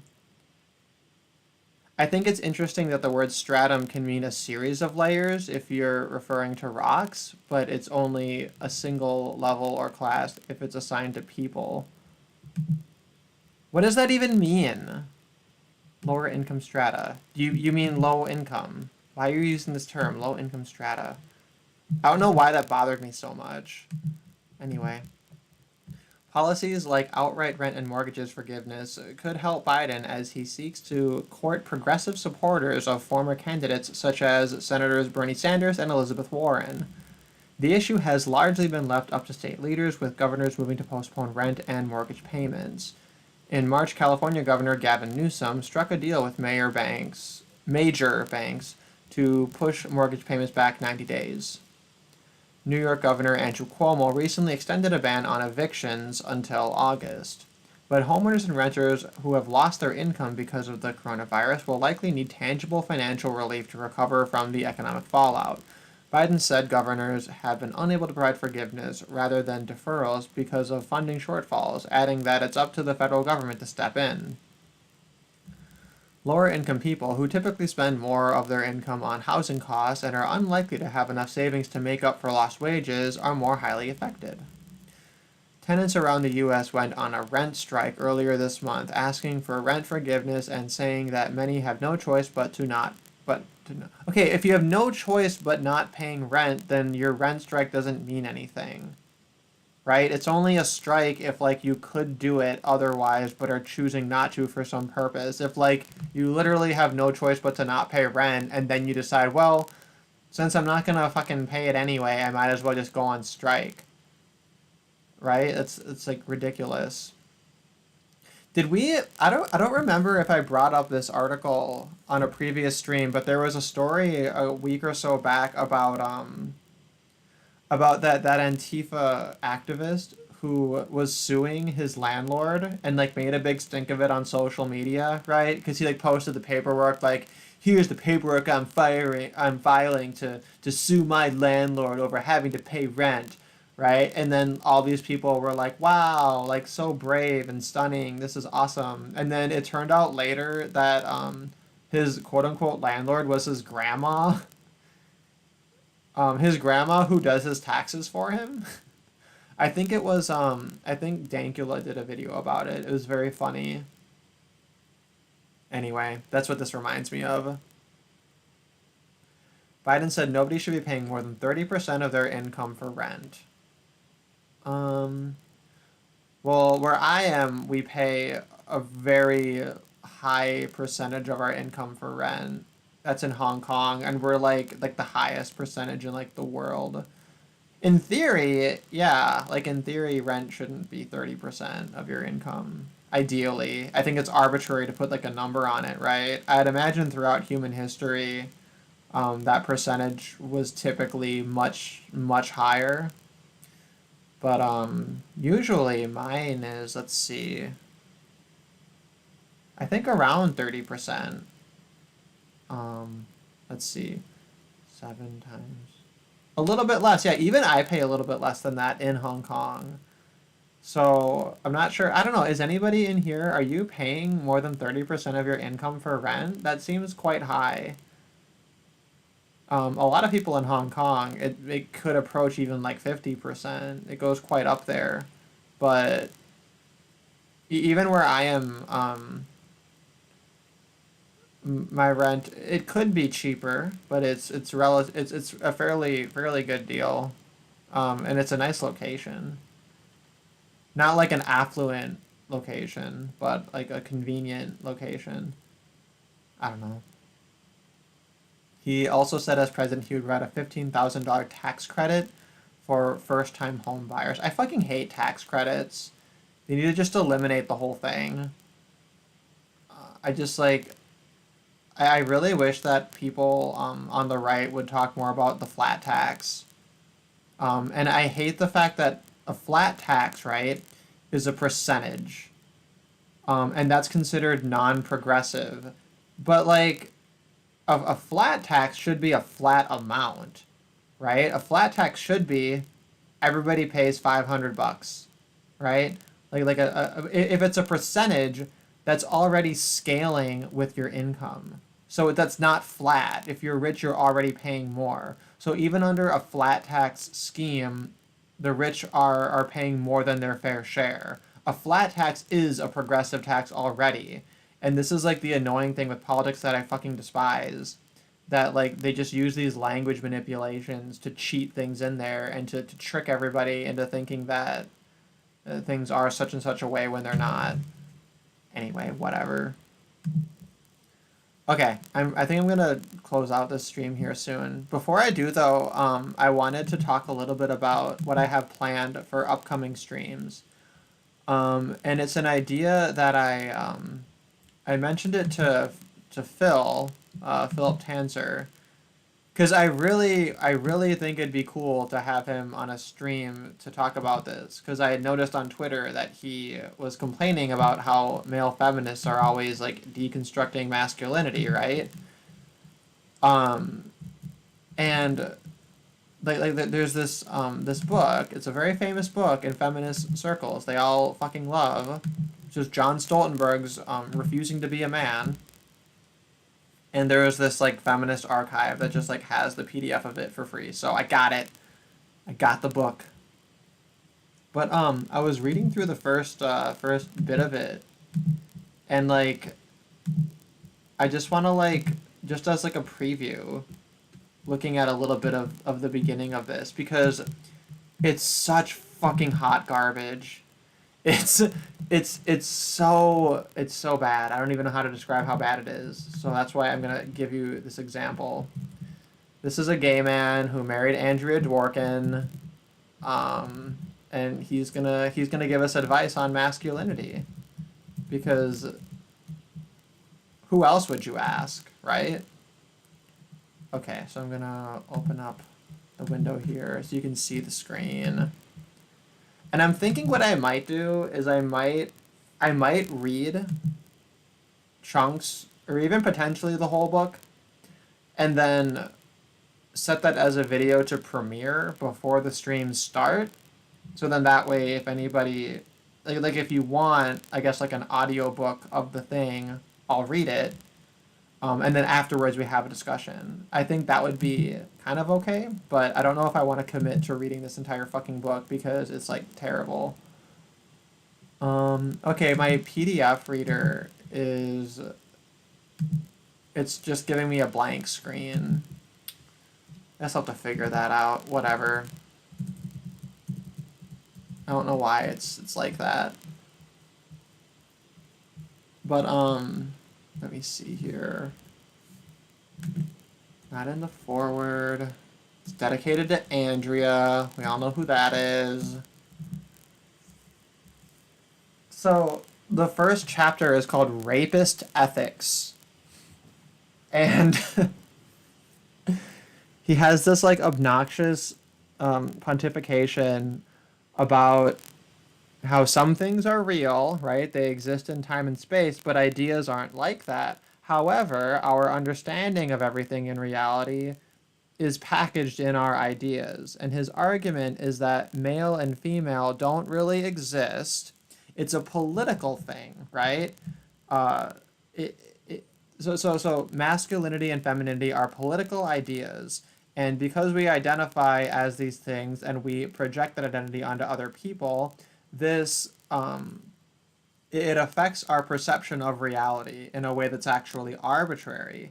At one point he writes, "The force of gravity would be with us even without our idea of it. Gravity just is. We don't have to make it be. Not so the idea of sexual identity. Sexual identity is a political idea. Its force derives entirely from the human effort required to sustain it, and it requires the lifelong, nearly full-time exertion of everybody for its maintenance and verification." Right? And then, let's see, on the next page here, it says, "Many attempts have been made to locate a basis in material reality for our belief in sexual identity. For instance, it is claimed quite scientifically that people think and behave as they do in a male way or in a female way because of certain molecules called hormones." Which, by the way, I'm pretty sure hormones aren't a molecule. Is that even a proper classification? Maybe I'm wrong. Which, with rather circular logic, are designated male or female. It is said quite scientifically that the prenatal presence or absence of these hormones produces male brains or female brains, brains predisposed to think gender-typed thoughts and to act out gender-type behaviors. In fetuses becoming male, it is said, allegedly male hormones called androgens masculinize brain cells by, among other things, chemically connecting the brainwave pathways for sex and aggression, so that eroticism and terrorism will ever after be mental neighbors. It is also said that in fetuses becoming female, those androgens are absent, so those two circuits do not fuse. The scientists who study and document such phenomena, most of whom, of course, believe their brains to be quite male, claim to have determined that some female fetuses receive an abnormal overdose of androgens in the womb, an accident that explains, they say, why tomboy girls climb trees and why uppity women want careers. The gist of such theories, and there are many others that are similar, is that behavior follows sexual identity rather than the other way around. So, what's fascinating about that paragraph, right, is first of all, the material basis in sexual identity are our sexual characteristics, first of all, right, like the different genitalia, and then the secondary sex characteristics, and then in terms of sexual orientation, the actual expressed preferences that people have. Like, that's already the material reality basis for these concepts, as well as just the observed behaviors of different people. Like you don't need to go down to a molecular level in order to offer a material basis for that, right? And he knows this, of course. But then what's also interesting is that he qualifies the way that these androgens affect the brain, right, by saying, among other things, right, because he knows that it's not exhaustive, but describes it as linking sex and terrorism together. And what's very funny about that is, on the one hand, he's rejecting this theory and saying it's too simplistic, it's not accurate, whatever, it's baseless, it's unscientific, it's circular reasoning. He throws all this out there. Yet at the same time, he's going to be offering this as an excuse for justifying what he calls rapist ethics. Right? And it's like like his argument is that because society thinks this way, we justify and we think that rape is okay, basically. So yeah, anyway, and this is like the kind of like garbage nonsense anyway in this thing. Hey, Fleegan's in here. Did you just get in here? Yep. Oh, okay. Yeah, I was scrolling through my tabs and I saw your avatar on there. And I wondered if there was something wrong with my sound or whatever. It's weird that I went You this sound long kind of without weird here. Do I sound weird? It's like a ticking noise. I don't know. I don't know if that's just me clicking or typing. I don't know. What does the chat say? They must be listening. Chat doesn't comment on my sound. Even if my sound is fucking garbage, chat doesn't tell me. They're very kind that way, but but you guys should let me know. I made my volume a little bit higher because I noticed that I had set it a little bit too low. I don't know. But yeah, anyway, that was just, I was looking through this first bit of this John Stoltenberg book, and it's like it's dense and stupid at the same time. So it's very, very similar to reading Women Respond to the Men's Movement. It isn't dense also like a word that you can use to call someone stupid? That's true, yeah. It means, yeah. It's just dense in two ways then. I could say dense and dense, yeah. I didn't have time to read that. You linked it. That was too many pages. Yeah, well, the issue is that the website that I found it on, for some reason, it loads very, very slowly. So I had to like download it separately, and then I re-uploaded it. But I think that upload link expired. But yeah, I guess PSA. Anybody who's interested, let me know, and I'll send it to you. Cause Oh, chat says you sound fine on the stream. That's good. Maybe it's just Hangouts then. Yeah, that's Paulo, and Paulo Paulo always comments when my streams seem very professional, so I'll trust his judgment. But no, I think the worst quality stream I had was the parts like 2 through 5 of the aesthetics one, because I re-listened to it and I realized the audio went to shit because the re-uploads were ones that I recorded through OBS. And for some reason, when they're recorded through OBS and then re-uploaded, the audio just is absolutely terrible. So I decided I'm not going to do that where I try to split it up again. And instead I'll just keep my streams how they are. Which I think it makes sense, because I think that's recording what my desktop has, whereas, I don't know. Like, it's just different somehow. Yeah, let me download a previous stream that was completely streamed directly to YouTube to see if there's a difference in the... They do weird shit when you upload stuff. I suppose that would be one way to try it. Well, and then I thought I can save the audio separately and then try to run like the noise reducer in Audacity. But for some reason, it didn't seem to improve the actual quality. And those are the only two things I know how to do. I know how to amplify the volume, which I usually do that just to make it so that the highest part of the volume is, the maximum without buffering, right? Just so that it's high volume, even if it's like not good quality, at least it's audible. And then the other thing is to use the noise reducer in Audacity, which like half the time it actually makes a really big difference and sounds a lot better, but then half the other time it just like it either makes it sound like tinny and weird or it just doesn't do anything. So so Well, sometimes, especially if it's multiple pieces of audio, then I won't bother trying to do the Audacity thing because it's just like too much effort for not enough payoff. But if it's like one big long block of audio, then I'll totally try and run it. So yeah, it's not really designed for incoherent audio, which I would call like different people using different microphones in one recording. It's designed for like you record something with your microphone and you get rid of the background noise. So I guess it can fuck things up. oh, that makes perfect sense because I think that is usually the split, and that's why for like these silly animated videos I make, which I called it animated, but like that's it's not.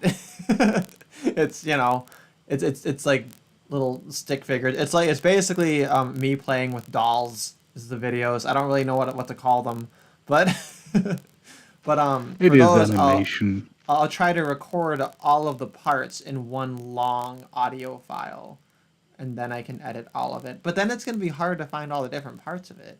So, I don't know. It's all a fucking process. But anyway. Yes. But yeah, with this John Stoltenberg thing, I'm going to maybe try and read through it today or something. But yeah, but that was only like 5 pages into it and it's already just this like twisted fucking mess. And just like imagine that that's your conclusion is that somehow society condones and accepts rape. And then somebody asks you, "How is that true?" And like this is the mental gymnastics you have to go through to get to that conclusion. It's like the opposite of Occam's razor. Like Damn. it's just And it's he just he wrote like like 285 pages on that. What the fuck? yeah, well, let's see. What are the other chapters called even? Because I haven't read a lot of it. Um, the second chapter is called "How Men Have a Sex," and is in parentheses. So I don't know what that means. Sexual objectification and male supremacy. That's some standard feminism there. And then we get into part 2, the politics of male sexual identity, which begins with eroticism and violence in the father-son relationship. What? Yeah, that's gonna be interesting. Because the gays have a weird thing about that. I don't know if you know that. That's like a weird thing. And then I don't disarmament. know that. I guess it's almost like Oedipus complex, but like backwards. I wonder if that holds. If like for a normal male, right, they want to fuck their mom and kill their dad, but then if you're gay, it's just reversed. You want to fuck your dad and murder your mom. Wasn't it Freud who framed that concept? Yeah, he It's weird called it that the it's Oedipus still. complex, and so he took the narrative Oedipus and like made a thing of it. Yeah, but Onhel always has to bear in mind that this is the man who saw every elongated object as a phallic symbol. Well, aren't they? Like, so you dreamt you smoked a pipe. That I don't know. That's what I see. I think that's reasonable. I don't know. Well, the other thing too, though, is like people they look at Freud and they discount him because they're like, well, I don't literally see penises everywhere and want to kill my dad and fuck my mom. Therefore, Freud's a fucking hack, and it's like, it's not exactly what he's saying, right? You know, No, no, no. It wasn't what I was alluding to. It's just like one peculiar thing that you make this an absolute. Like you had a dream, there was an elongated object in it. That means penis all of the time. He kind of had a phase where he really went down on that hard. No pun intended. yeah, I don't, right, yeah, and I'm not really that well versed in it, so I can't really comment. But I mean, it's almost like anything in psychology, if it's not weird, then I would be suspicious of it, right? Because humans are really weird and fucked up. So I feel like anything in psychology, it has to be weird and fucked up. Otherwise, it doesn't make any sense, That's actually a good point. right? Because You know, that and very isn't that isn't convoluted, but it's very relatable. yeah, is that not what we're trying to explain in psychology? Molyneux said in a video that he created this whole theory just because he couldn't talk about actual child abuse. I wonder if you're talking about the bomb in the brain. Oh, that's right. So the argument is that Freud made all this up because he couldn't just talk about child abuse. Um, that's actually an interesting take. I kind of vaguely remember him saying that. I wonder if he had mentioned that way back when he did the Bomb in the Brain series. Fleegan, do you ever watch Molyneux stuff? Rarely, very rarely. Yeah, like because I followed him for many, many years. So now I'm at the point where, occasionally if he has a video on a topic or like some expert on or something, like that'll be kind of fun to watch. But as far as like his call-in shows or like his like Ask Me Anythings or daily blogs or whatever, I usually kind of skip it because, I understand his viewpoint very well. And I tend to agree on him. I probably have like something like 80 to 90% overlap with him, I'd say. But anyway, he did a series way back in like I think it was 2013, called Bomb in the Brain. And the whole thing was about just the effects of child abuse on people's brains. And it was essentially an anti-spanking anthem. And honestly, I think that that's like the number one, like among the most important issues is just getting people to not like hit their kids, which frankly is like it's like bizarre to me that you'd want to hit children. It's like the last thing, like I don't understand it at all. And if you debate people who are pro spanking, it's very obvious that they're just like looking for an excuse to hit children. I That's how never I really feel, thought about honestly. it that way. It was always when people talked about, like, from my parents' generation, when they talked about how that happened in their families, usually was the mother was just keeping like track, like a mental list of things to tell the father when he came home. So he would have to perform some punishment, and I thought it was a really weird power dynamic thing that sounded very toxic. But in the cases where I was told that by people, it was always like the father really didn't want to do it, but the mother insisted, which is really weird because normally people think of like this uncontrolled father who just really wants to hit his kids. In those cases, it was the reverse. Like it was the mother who kind of wanted to be the nice person, the nice parent, and forced the father to punish the kids. That's weird. Like I don't get it. But I don't have any children. Like if my kids, if I had kids, if they really did something so outrageously bad, like torture other kids, for example, or torture a pet or an animal in general, I don't really know how I would react to that. I don't think I would resort to violence because I'm a peaceful person. Well, yeah, But because if they do that, you want to understand why, right? And if you just immediately move into punishing them, you're not going to get any information.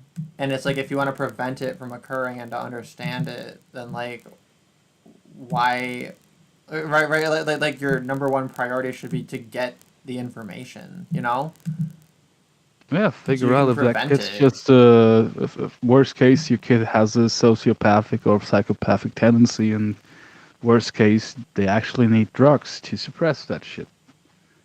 But hitting them, if that was the case, would be the worst thing to do.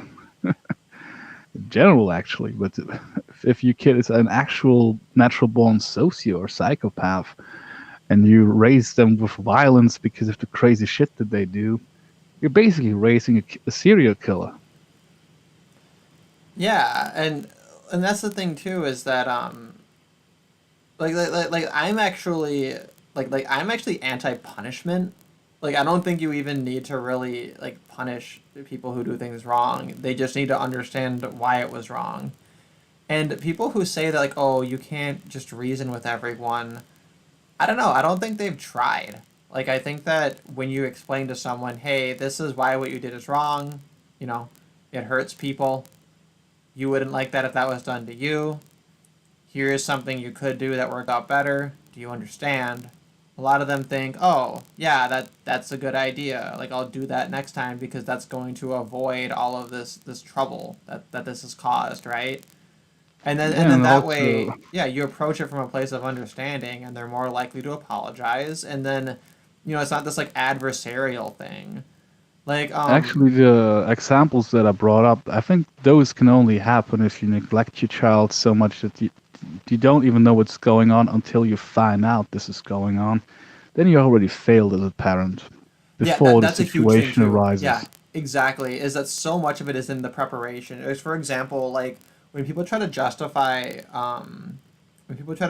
punishing kids, they'll be like, well, what if they're reaching for a hot stove or whatever, and we're sitting there like, why are they doing that, right?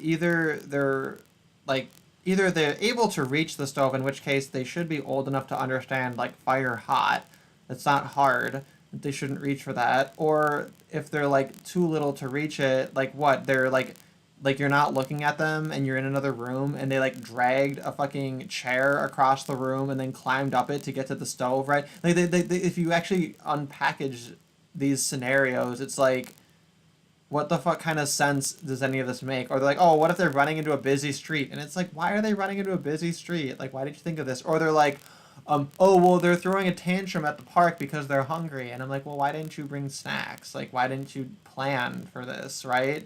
Like if you actually plan ahead and use logic, like, yeah, your duty as a parent is to outmaneuver a 2-year-old. Like, I'm sorry, you have to be intelligent enough to outmaneuver a 2-year-old and to anticipate like their needs.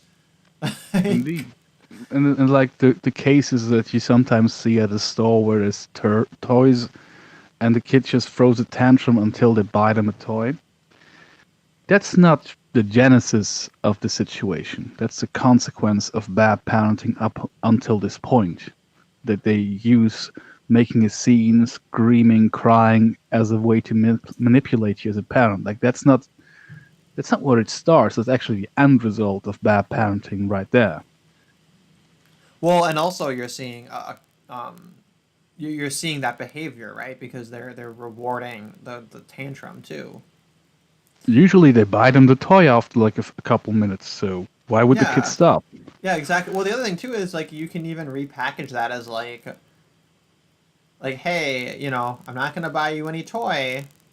If you throw a tantrum, then you're not going to be allowed to come into the store with me. Like you're going to have to like stay home or whatever, right? Like you find a way to repackage it such that like, you're not going to get a toy, but hey, if you want to come with me to the store, you can look at things that you like. You can let me know which toys you're interested in, and then, when it's appropriate to buy you a toy, we'll know which ones you want, right? And then you'll be able to see which ones are available in case your mind changes based on what's there. And then that's kind of like now they see it as a privilege, right? To be able to go to the store and to look around, right? Like you can find ways to recontextualize things in order to, Yeah, if you yeah, if you reach that point of failure, you can still find peaceful ways to deal with it. I mean, today I was in the afternoon, I was working on something, I had the window open, and the neighbor's kids, they kept screaming like someone was stabbing them with a knife for half an hour. They have this laissez-faire parenting style, and until a certain age, there wasn't that many issues. Like small kids are small kids, you can't really tell a lot of difference. But once they reach a certain age, the symptoms of the bad parenting materialize, and then you have to be smart and act. But they still do laissez-faire, that they just ignore them as they terrorize the neighborhood. And I don't really know what they could do at this point because, yeah, they fuck those kids up. They're never gonna realize that no is a possible answer unless they change something. And I can just hope that when they grow up, they naturally go through like puberty or something, which rewires the brain, or they at least I hope they film them so they can look back like I was a terrible child. I was a complete asshole. I'm ashamed of that. I hope that will happen in the future because right now it's just fucking annoying. This actually reminds me. I downloaded some children's books because I teach children, right? So then I figured, oh, like I'll just download children's books so that I have stuff to do if like they finish all their work or whatever. Then like we can read these funny books and like children's books are awesome. But let's see if I can get it on the screen. I wonder if I'm gonna have the same issue again. But like this one that I found, it's about this girl named Sophie who gets really, really angry all the time. Let me just see if I can pull it up. Why is it? Oh, I hit media source. Ah. Okay, I'm gonna try again. Okay, so I have. Let's see if I can find it. Here we go. Yeah, for some reason it doesn't work. I don't know why. How annoying. I don't know why certain programs just like don't load. But anyway, there's this girl and she's playing with a gorilla and then her sister just grabs it and she's angry and the mom says, "Well, it's your sister's turn." Right? And it's like it's such a horrible way to deal with that kind of a thing. And then the girl is super angry for the rest of the book, or like half of it, or whatever. And it's like, it bothers me just because in that book, it's like just depicted as normal. It's like authoritarian paradigm. That's why, by the way, my absolute favorite episode of Gay Triarchy we did was when we had Dana Martin on. That was like I would say that's hands down like my favorite. Not to nothing against any of our other guests or any of the other episodes. Like, it was good times all around. But that was definitely, like, my all-time favorite episode. It just had, like, really good energy. And it was super cool that Dana Martin had come on or whatever. But, anyway. I'm trying to think. This sounds like a weird children's book. Honestly. Well, so the plot of the book is that the girl gets really angry and then she goes off and she runs away and she cries and she sits in a tree and then she feels better and then she goes back home and everyone's happy. And the point of the book is just that like it's okay to be angry and it's like a natural thing and here's how this little girl deals with it in like a healthy and kind of constructive way. By running away from home? Well, she doesn't run far away. She just like runs into like the woods and goes to her favorite tree. Yeah, I still wouldn't advocate that behavior, but that's because there's gypsies in the woods around here. Oh yeah, well she lives in a nice neighborhood. I guess the story is very white in that way. I don't Actually, this is considered a nice neighborhood. It's just the natural preserve stuff. The woods they are quite large, so. Well, And there we because go. it's a nice neighborhood, where would the actual the bad gypsies that actually break into homes? Where do they go? The woods next to the nice neighborhoods. That's just logical. Like, why would they go to a bad neighborhood? There's nothing to steal there.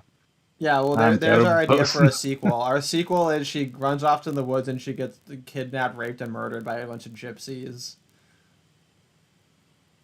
That wouldn't be a good kids book, but a good moral lesson maybe. No, I don't sorry, know. that's the young adults version. That's that's the young adults one. Yeah, it's if it's about coping mechanisms when you're angry, that's not a bad thing. It's just maybe not advocate for children to run into the woods, like unless you're like 100% sure that the woods is safe. Which Yeah, I I don't guess think they she never didn't really run are. far. She didn't run far, I don't think. But so Carnivore is somebody who's been in my chat, and I remember about a week or so ago they made a lot of posts that like were kind of like the kind of thing that I have to moderate if I want the channel to not get taken off of YouTube. Even though my channel's like way beyond that point, if people like actually dig into my channel, like the evidence is there. If like Susan wants to ban me, if like it ever comes to her attention, so it's fingers crossed. Every day's a gift, etc. But I'll force them to dig for it. But anyway, today Carnivore's chats have been, you know, relatively reasonable, but he said, I think men should be sexist. Um, I kind of agree. I think everyone should be. Not I don't even know ideally. why that term exists. Like discrimination based on gender is maybe one of the definitions that makes sense. And discrimination in of itself just means you treat something as other than another thing. Yeah, right. And Exactly. So you there's want, differences between boys and girls, men and women. So discriminating in a neutral sense is natural and logical. well, and that's the thing. You qualified it in a neutral sense. So I guess the presumption is that discrimination is always in a negative sense. But personally, I prefer the way you use the word, and I agree. If you discriminate every time you choose your lunch, because you could have chosen any other place to go or any other thing to make, and you chose whatever it is you chose for lunch. So therefore, you discriminated. Or do you want to know what the two groups of people who engage in the most gender-based discrimination are? Number Yeah, one, number one are exclusively heterosexual people, and number two are exclusively homosexual people. And number three are probably most of the bisexuals, because even though they're okay, even though they go either way, they're still gonna make a discriminatory like judgments based on males versus females, even if they're bi, right? So literally everybody discriminates based on that. Like to have a sexual preference is to discriminate based on gender. But I guess should men be sexist? I think men should. I think that the current climate is such that men they have such low relative sexual market value. They have so few rights compared to women, and they're so vulnerable to women that their only defense is to be skeptical and to hold women to like a higher standard. I guess if you're going to trust a woman in any degree, like yeah, like you have to have like a standard and a test in place, and I don't think that's unreasonable. I think it's sounds not more an like a self-preservation tactic, actually. Yeah, exactly. And honestly, if you look at most discrimination, I think that's what it's about. Like we always talk about things in terms of hatred, right? Like you're doing this just because you hate the other group. And I don't think that's true. I think that most racism and most sexism is based in self-preservation. These people they wouldn't disagree about fear. If I said it's based in fear, then they would have no problem with that. But like what's fear? Is fear hatred? Like if someone breaks into my house and I'm afraid for my life, are my emotions and my motivations, is it based on me wanting to protect myself and being afraid of the danger, or is it based on me hating that person? If they're a stranger, how could it possibly be based on hatred? Yeah, it's like when I don't actually like to do that, but when some of my friends insist of going to Zurich, and there's like a street where there's a lot of clubs and bars, and then I reach the point where I say, actually, I want to take the train back to my town. There's a shortcut. That's like a very good shortcut, but it's very low income, very high crime. So I often take the longer route when I'm alone, when I have to go to the train station. So does that make me anti-poor or anti because there's also a higher population of foreigners? Does it make me xenophobic?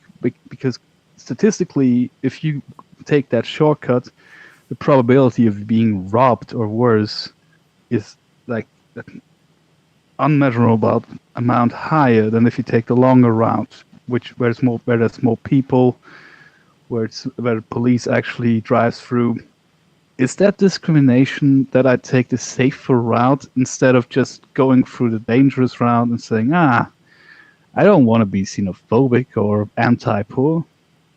I don't know. It seems just like a logical choice to avoid danger. Well, that is an interesting take, right? Or for example, a lot of people will say, well, since we're black, I have to tell my child, here's how you deal with cops if you don't want to be shot, right? Is that like anti-police discrimination, right? But so Sirius asked a question in the chat, which is actually an interesting one.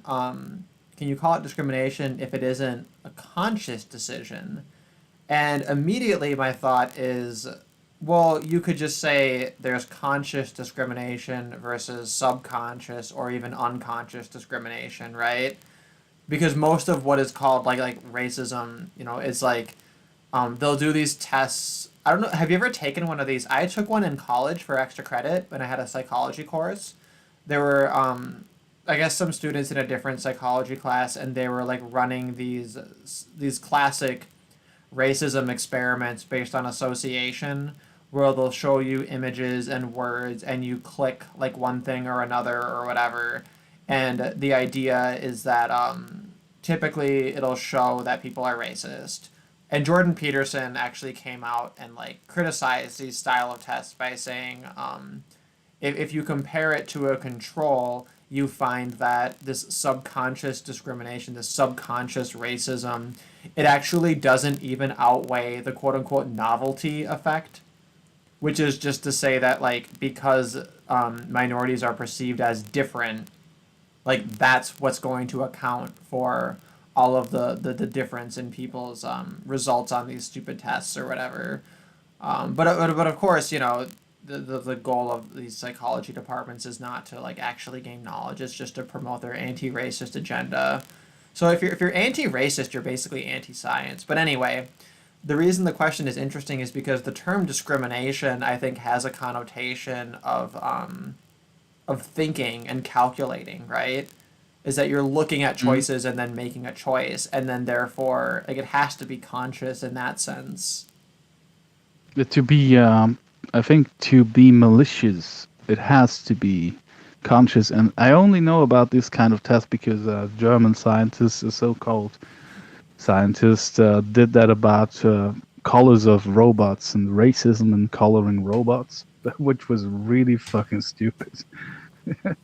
I feel like you can't win, right? If I have a white robot, then it's like, oh, I prefer the white one. If I have a non-white one, it's like, oh, you want like a black slave.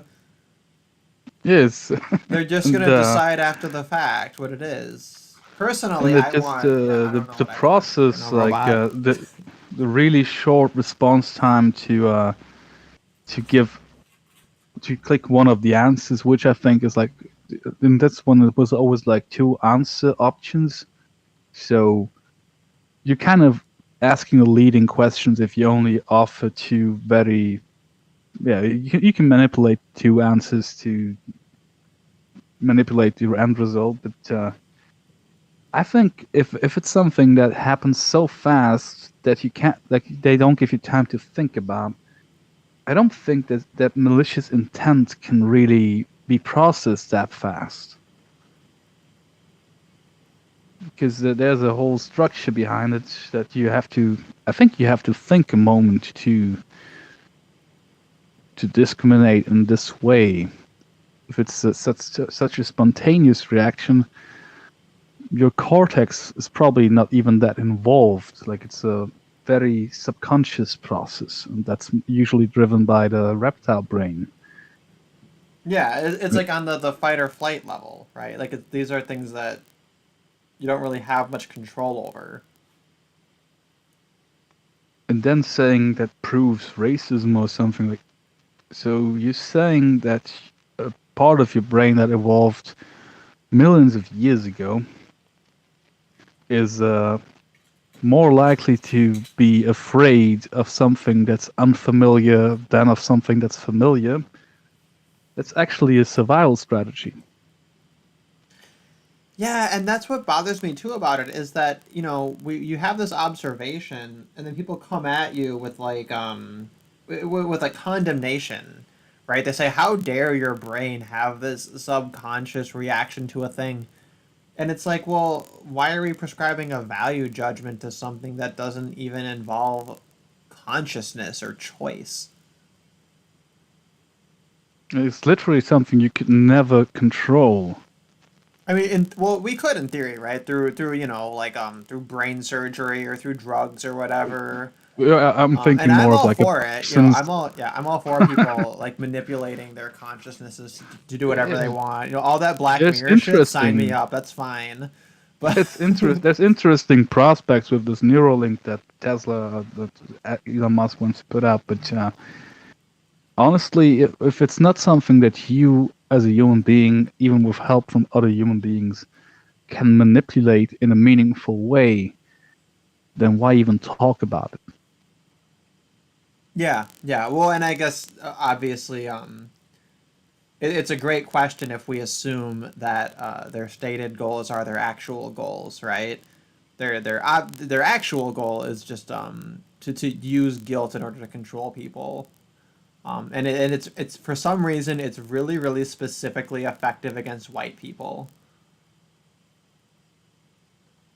Though it seems to be a different level of effectiveness. I think it's cultural. Like Germans are very easily affected by that kind of argument because they are taught from childhood that their people have done a big bad, just like Yeah, Americans maybe. with slavery. But like in theory, like I don't know, like if you had a bunch of Japanese people and then they were in a culture like Germany's, right, where like they grow up and then all through their school it's talking about, oh, Japan did this awful thing, Japan did rape of Nanking. Like, would we have a generation of Japanese people that are similar to Germans? I want to say yes. I want to say that would be similar, but like we've yet to see it. And I guess it's because like maybe it is cultural because you look at all these Asian cultures and like they just there's not a culture of ever admitting to wrongdoing under any circumstances, right? Yeah, So maybe that's in why we see Japan, I like all think. this like Asian racism, which is why like this idea of like Pan Asia that like Ray uh Murasami. I want to call her Ray Masamune because those are like the two legendary swords or whatever. But she's like, yeah, I'm an anti-colonialist, pro-feminist, pan-Asia advocate, and it's like, are you retarded? You think pan-Asia is gonna be a thing? Like, have you met an Asian beside yourself?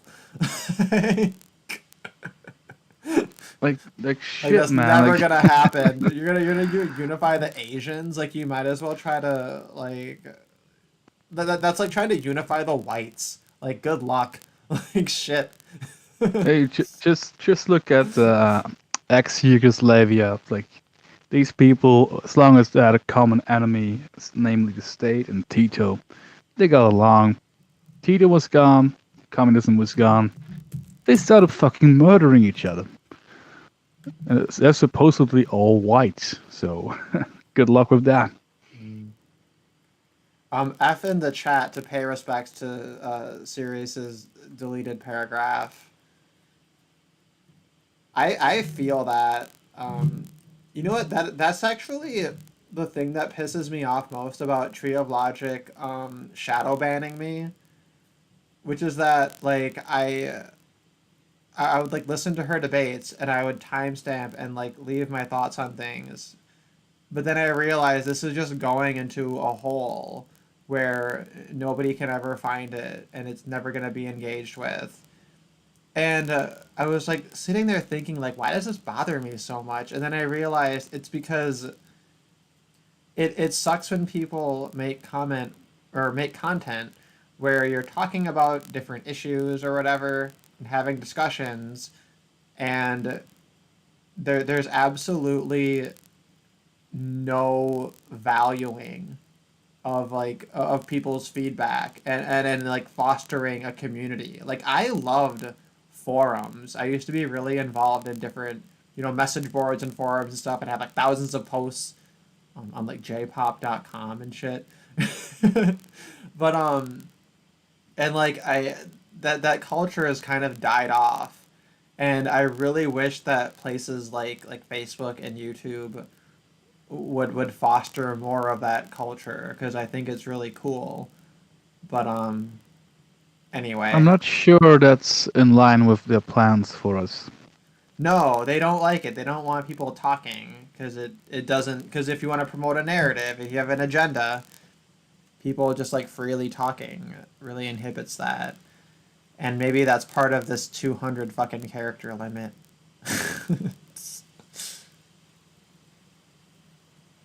But yeah. Anyway, Yeah, with well, this coronavirus thing, I guess this Minnesota COVID group, I'm gonna be combing through it and making that like a regular feature, along with our daily Quranverse. And then the other regular installment of my streams is the emotional intelligence highlight. I have one that's kind of stupid. It's really old. I'm gonna pull it up here. Ah,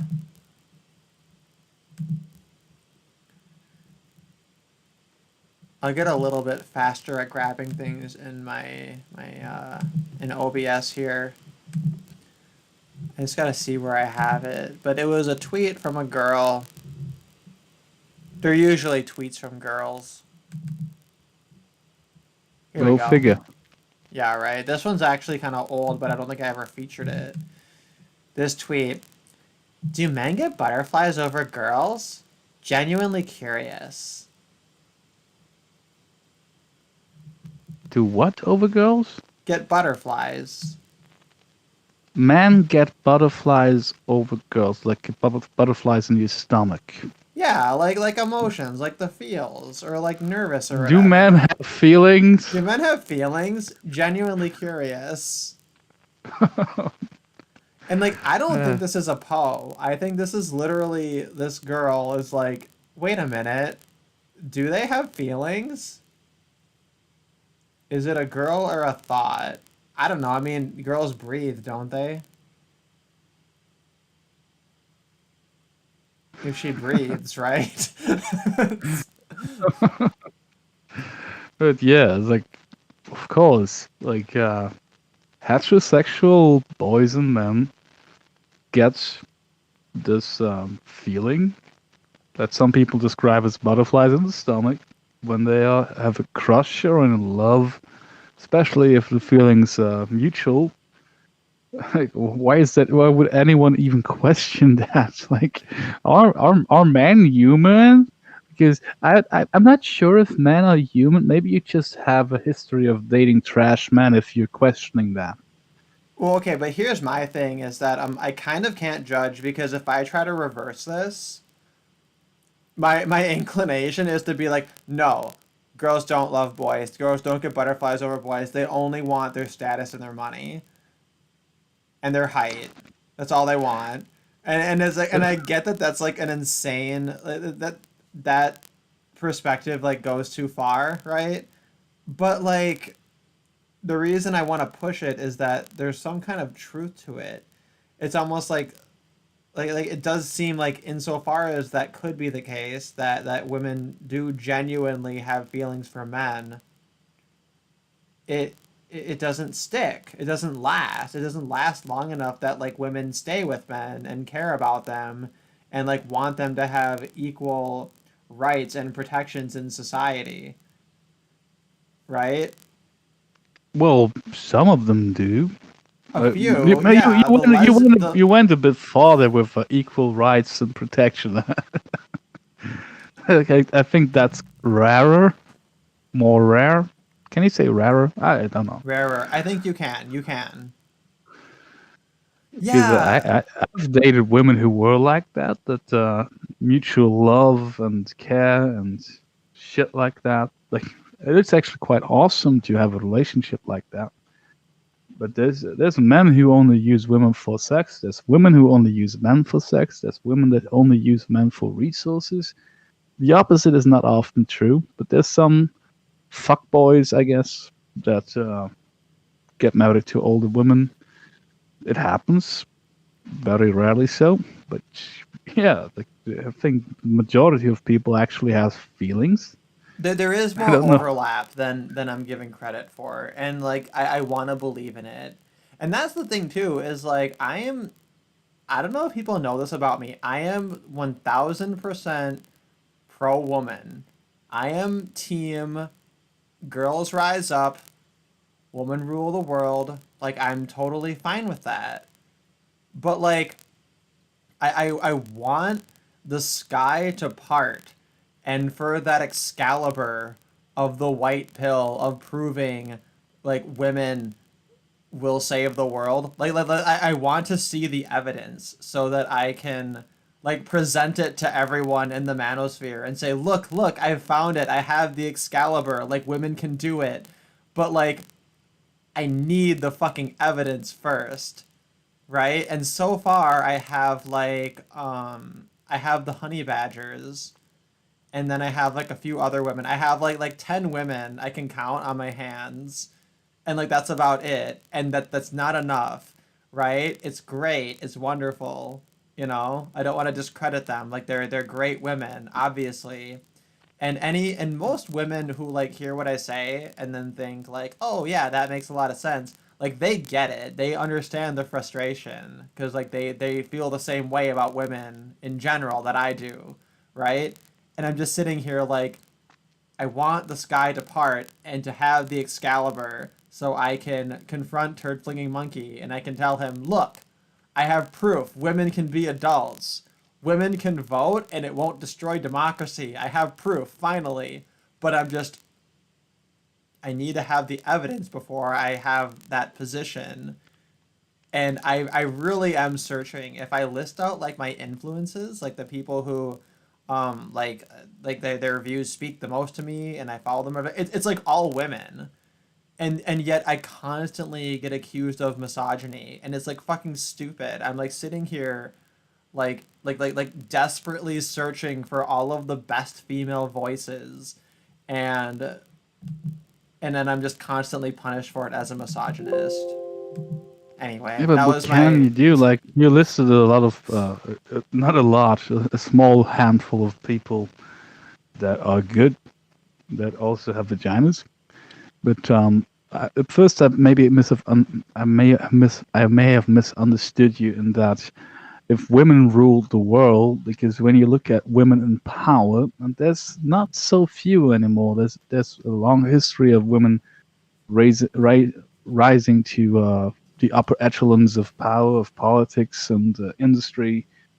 And the main thing that I take away from what they did is women are no better, if in some cases even worse than men, the kind of women who strive for such positions. Oh yeah, absolutely. The ones who are there who have gotten it, and it's because they did it through nepotism and through feminism and through bullshit. It's the same thing with anarcho-capitalism, right? Like, if you put in front of me, okay, you can press a button, and it's the anarchy button, the button that just ends all government. Like, I don't think I would press it, because I understand that that would just like lead to carnage and chaos and destruction. Now, that doesn't mean anarcho-capitalism can't work.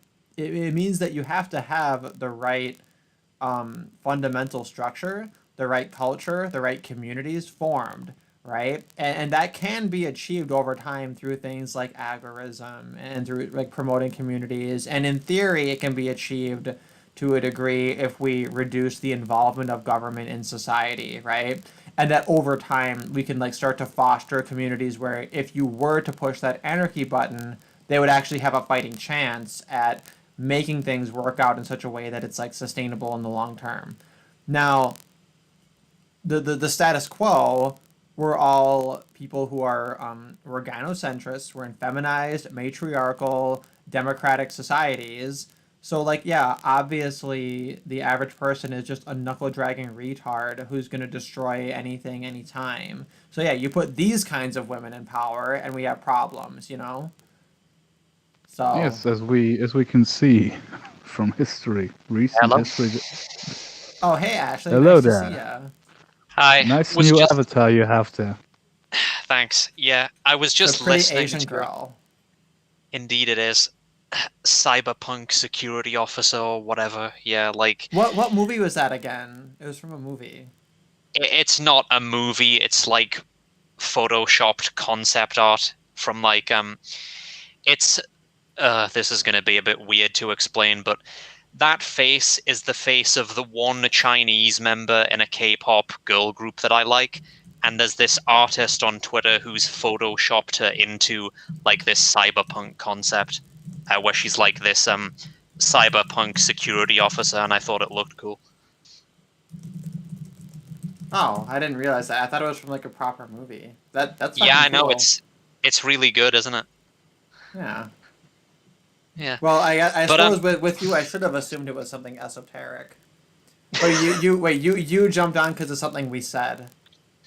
Oh god, I'm just trying to remember what it was. Yeah, you were talking about how black-pilled you were or something about the MRM a few minutes ago, and about the prospects of women getting on board with this or something like that. Well, yeah, it's that I want the white pill. I want it to exist, and if it does exist, I want to be the first one to find it. Right. It is pretty brutal because And you were discussing. you're gonna tell me there's absolutely no hope, and I should give up. Well, I know this is where this is going. well, the hell of it is, like, in the past, I think the reason that I don't identify as a social conservative, but I think one of the reasons that in pre-modern times that they placed these limits on female sexuality, for instance, and why it was frowned upon for women to have loads of sexual partners, is because women's interest is inherently sort of more flaky for a variety of biological reasons. So you have to put these environmental conditions in place to kind of modulate it. So if a woman's been with, say, 20 guys, then and you're like the 20th guy, then you're like basically nothing to her. You're completely disposable. And then also the other thing is that we had all these restrictions in place in marriage, like the reason that the marriage contract actually was legally binding and you couldn't just leave for frivolous reasons. I think part of the reason for that is because everybody tacitly understood back in the day that women have infinite options, like their SMV is pretty much infinite. So if you gave women the freedom to just leave anytime they wanted, then they just could, and it would give them infinite veto power essentially in the relationship. And that's the situation that I hear from a lot of guys now who are like, if they're anything less than exactly perfect, or if they don't just constantly do their girlfriend's bidding, then they threaten to leave them, and they'll use it as a threat. They'll say I can easily get someone else, and they're not wrong. And that's why I find traditionalist men just so cringy in this regard, because it's like, you're really going to act like you're alpha, like you're the one who's in charge, when women have this kind of power backed by the state, and your life can just be fucking over at their whims, and you're just going to pretend that that's not the case and go into what they think is a traditional arrangement. It's so cringy, you know? No, and that's why my new phrase is traditionalist men are house Negroes. Indeed. And people in the MRM, like, I throw this around because that's what I do. I shit post on my main. Well, and my alt, which is basically my main, because I'm always fucking banned for hate speech, even though I literally did nothing wrong. Is that I say, if you're a traditionalist man that just like wants to be married to a woman and have a family and be normal, guess what? Normal male sexuality, you're a house Negro at best. And if you're an incel, then you're one of the field Negroes. And the incels get it. The incels are the field Negroes who are like, dude, you fucking sold us out. And these Chads and Chad Lights who are capable of getting a woman right now in the status quo that's obviously going to change. Yeah, they're the house Negroes. And this is the measure of male virtue at the moment. And that's why, for example, on the last stream I did, when I talked about basically taking all of the most ridiculous feminist, like, radical positions and then reversing them and defending all of them. And this is the simplest definition of what it is to be like a radical MRA. I think it was Terrence. Terrence Hypno Nipple. Asked me, okay, how do you defend from that standpoint the idea that we should reduce the male population to 10% or whatever, like reverse that position? That might happen. Like I was telling you about this. Well, probably Yeah. won't be as For extreme as 10%. sex selected abortions. Yeah, not probably not abortion, but embryo selection, where you can choose sex. Like that is fucking going to happen. I'm pretty sure. Like I had this epiphany about it this morning. Like that's gonna happen. I just don't see any way to avoid it. Because if people can have the freedom to, like, the thing is that it doesn't occur to most parents that it's even something they can do, right? But when that technology is available, like pre-implantation genetic screening, when that's just like a routine, normal thing, and women, because, like, let's not pretend that men are going to have a say in this, like, at all. That's not happening.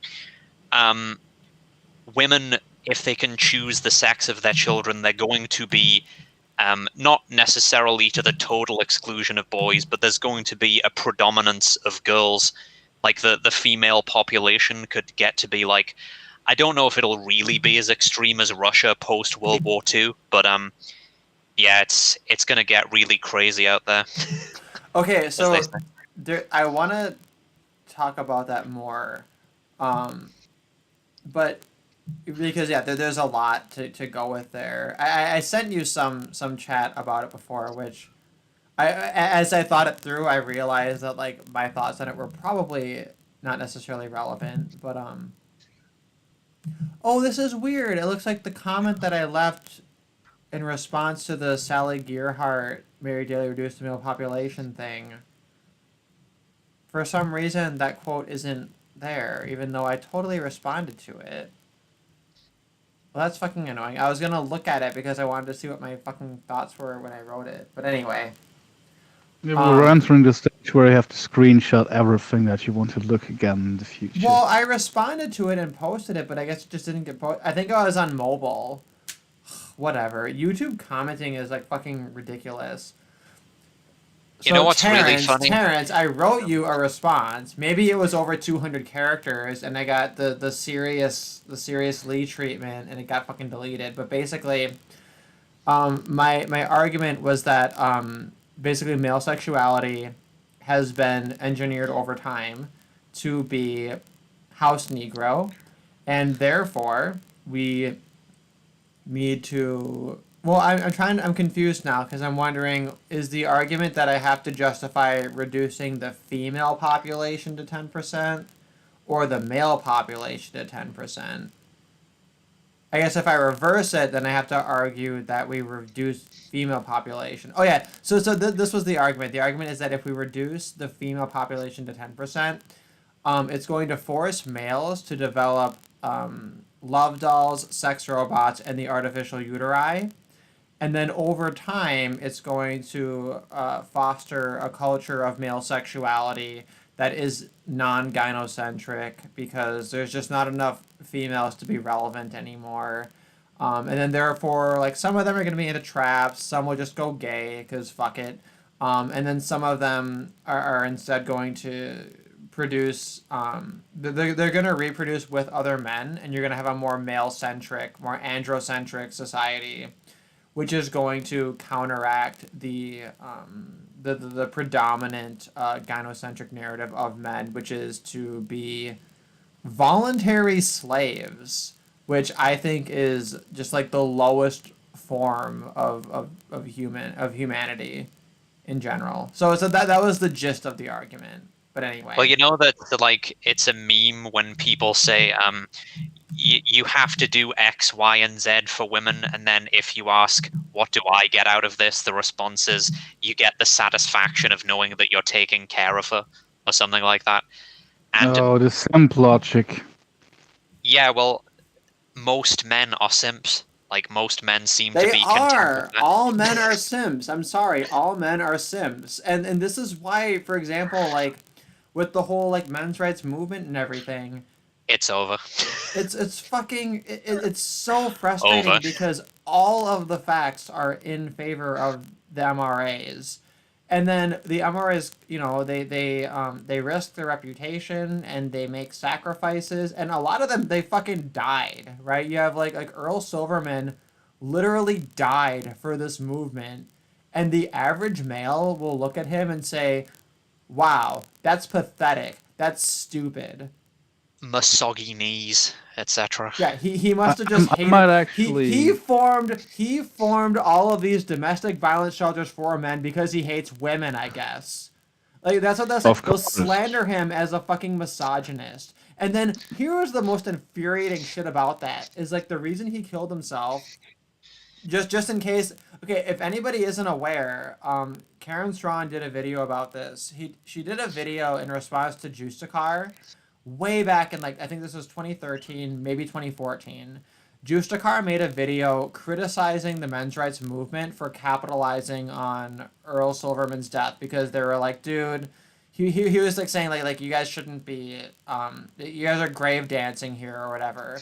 And Karen Strawn made a video arguing like, hey, I knew this guy, and the reason he did this, I think, is that he wanted us to raise a stink about this, and he knew this was the only way to get it on the record was by killing himself so that his suicide letter would like be part of like a document or whatever, which I think his suicide letter was like never even released or whatever, so it didn't even work.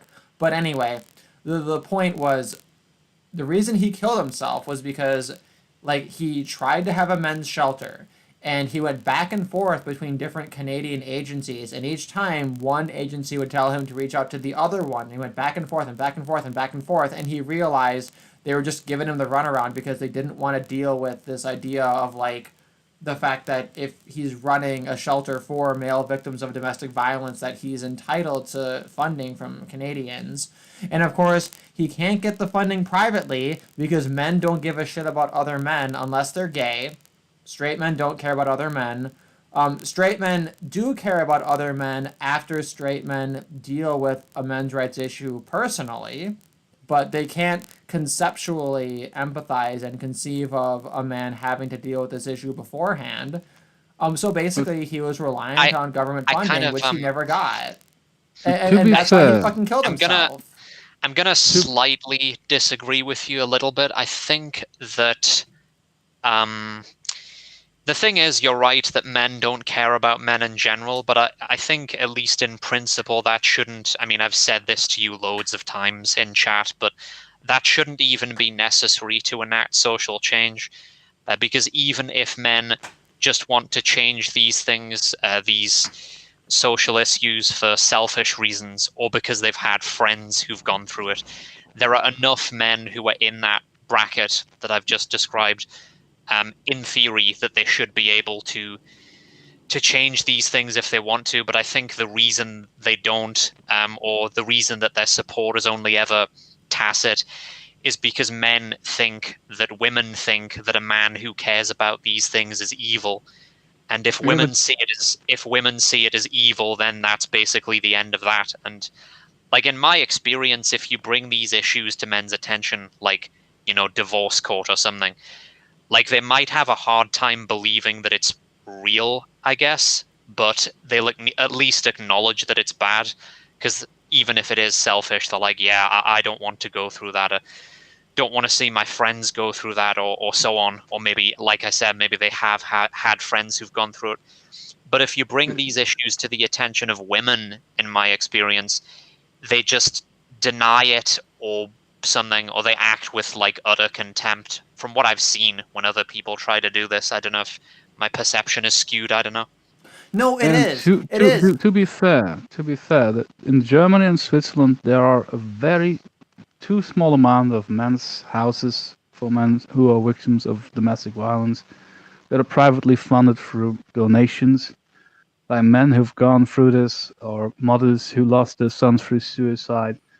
And the only issue that with those is when they ask for government funding. Actually, the family minister of Germany once was quoted saying, if a man is in this situation, we're not going to give money to those men's houses if he can just go homeless.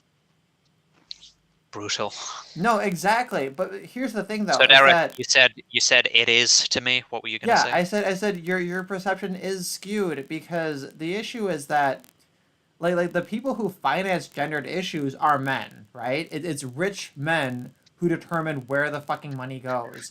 And if bros before hoes were a concept and an idea anyone took seriously, this idea that like your brother, your friend, whoever, your bro, like goes through this issue and therefore you support it, like that would have staying power, and the men's rights movement would have its funding, and we'd have our male domestic violence shelters, and we'd have all of these things, right?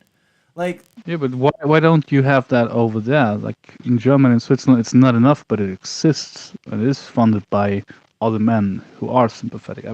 I'm guessing they are also victims themselves to be empathetic. That's probably the cause of them even donating, but it does exist. Like you're right about the average man, though.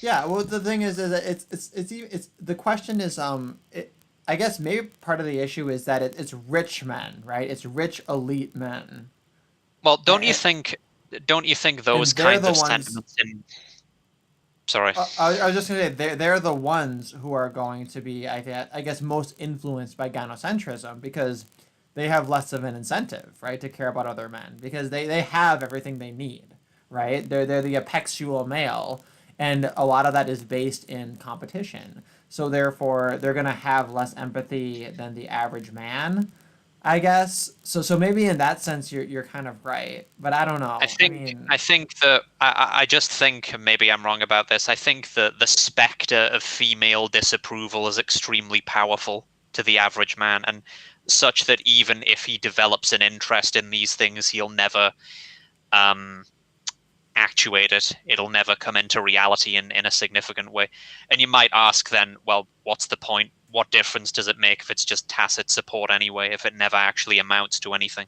And I mean, yeah, I tend to agree. I think the situation's pretty hopeless.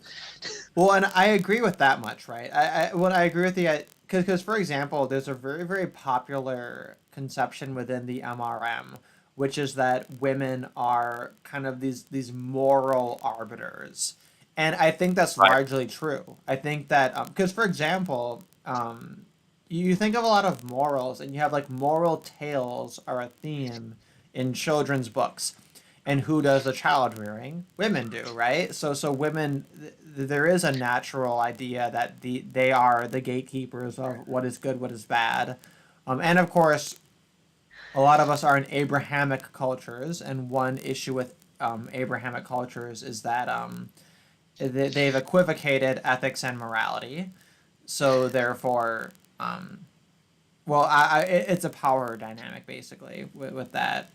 So that I just have to plug that ethics and morality are not the same thing, and dissociating the two things is extremely important.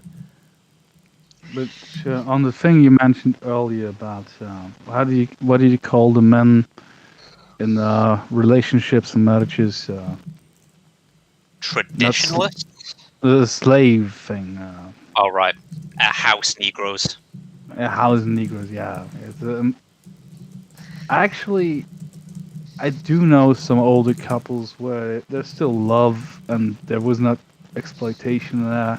I personally can't speak from experience because my relationship where there was mutual love were at best 2.5 years long, so the point where this dynamic could have shifted was never reached. And I never did this kind of what do you call a relationship where you actually don't love each other equally, or not, where you A know that they relationship don't love of you. convenience, something like Convenience, that. yes.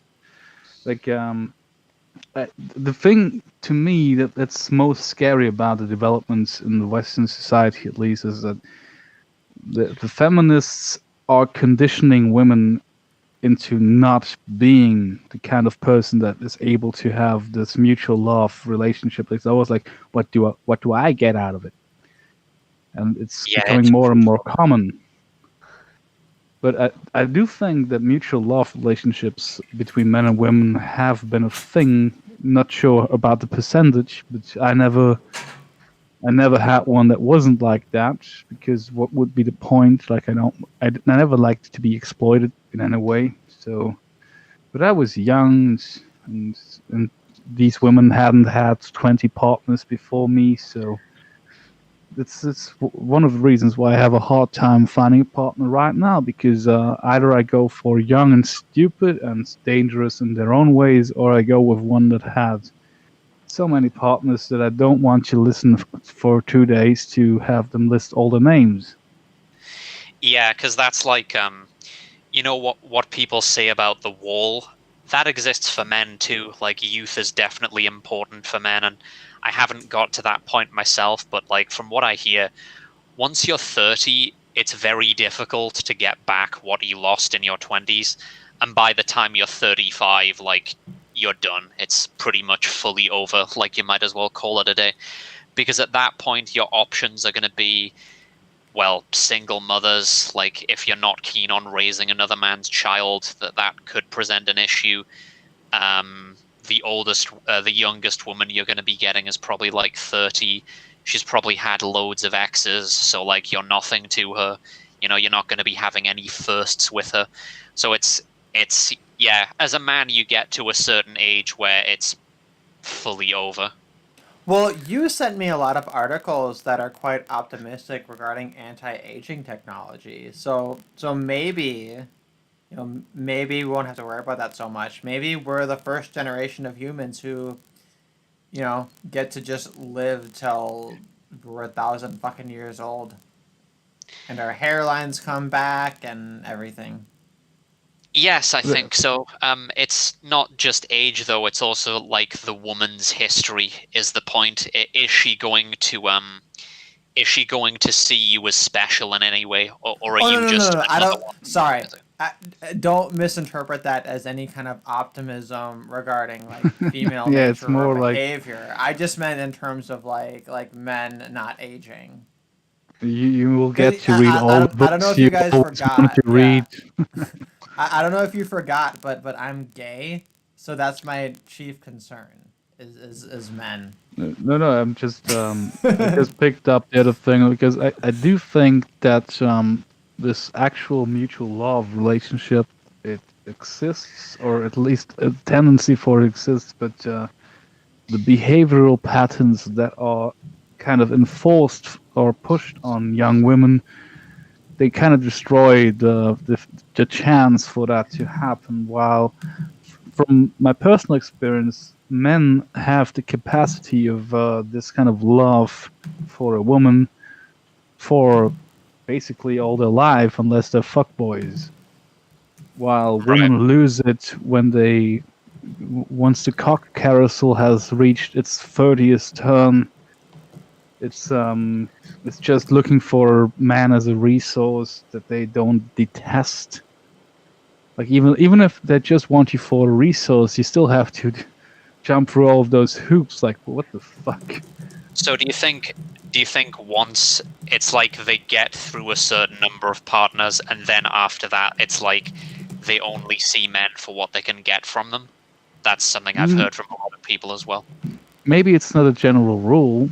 Maybe some of them are different, but it seems to Right. be the case from personal experience that these women of my own generation, they don't think of partners as a love interest in the sense that I would define love.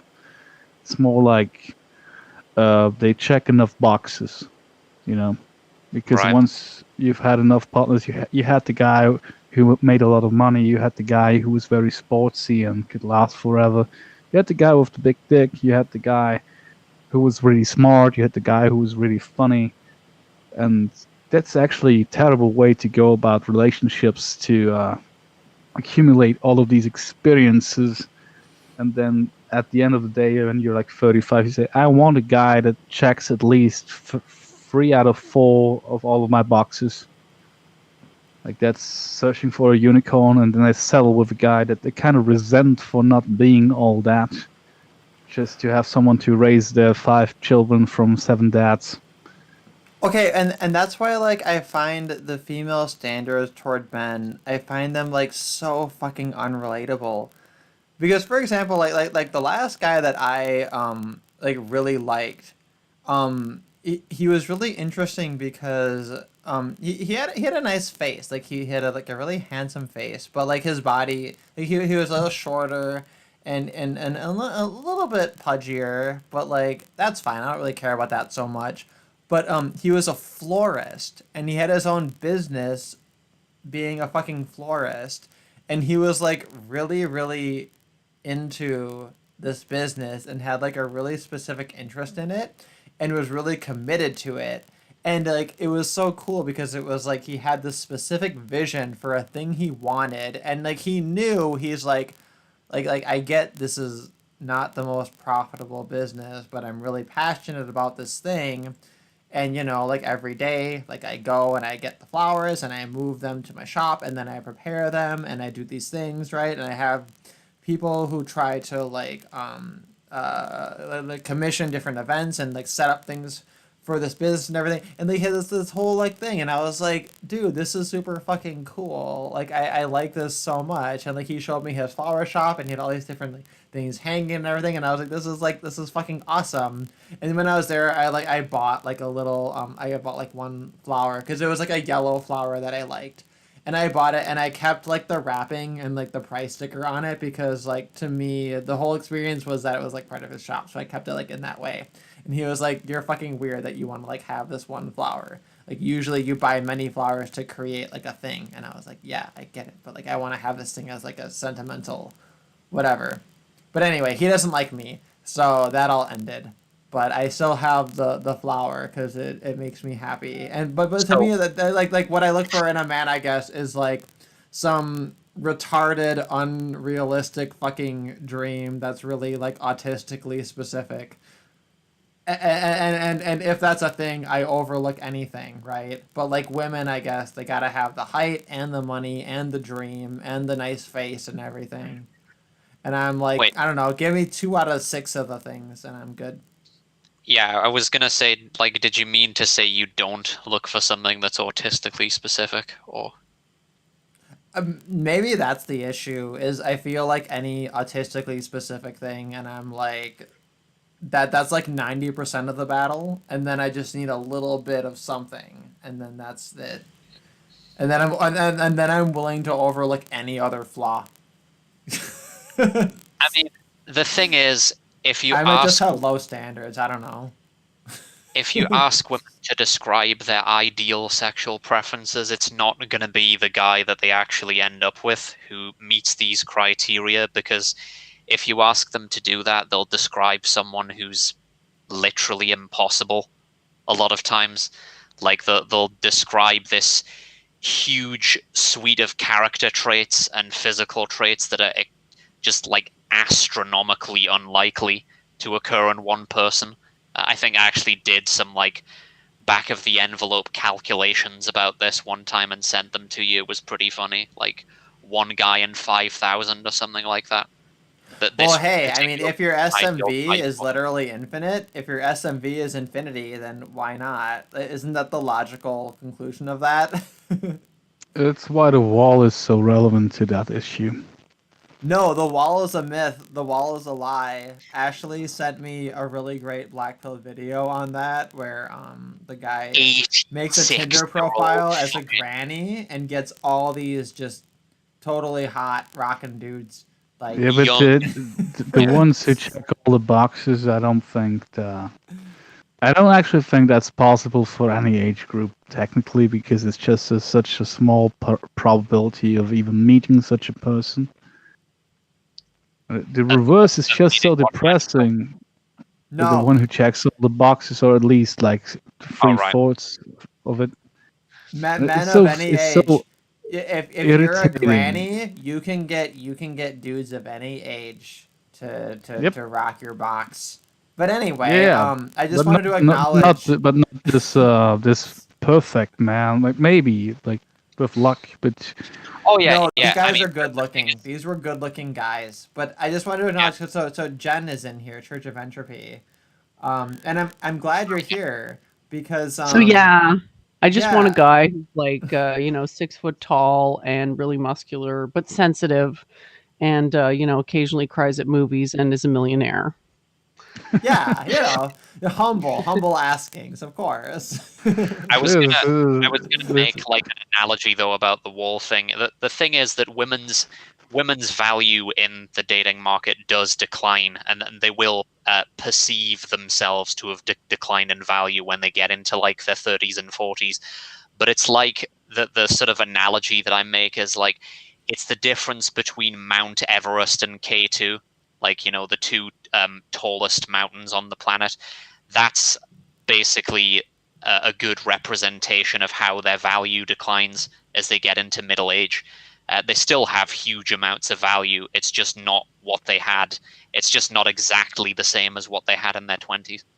no, it just meant like the chance like for these, assuming that these almost perfect guys exist, and they have any self-respect, they will have had married a young, attractive, smart woman, because those are the men who can also pick and choose. They're basically women in the dating market at this point when you're such high tier man.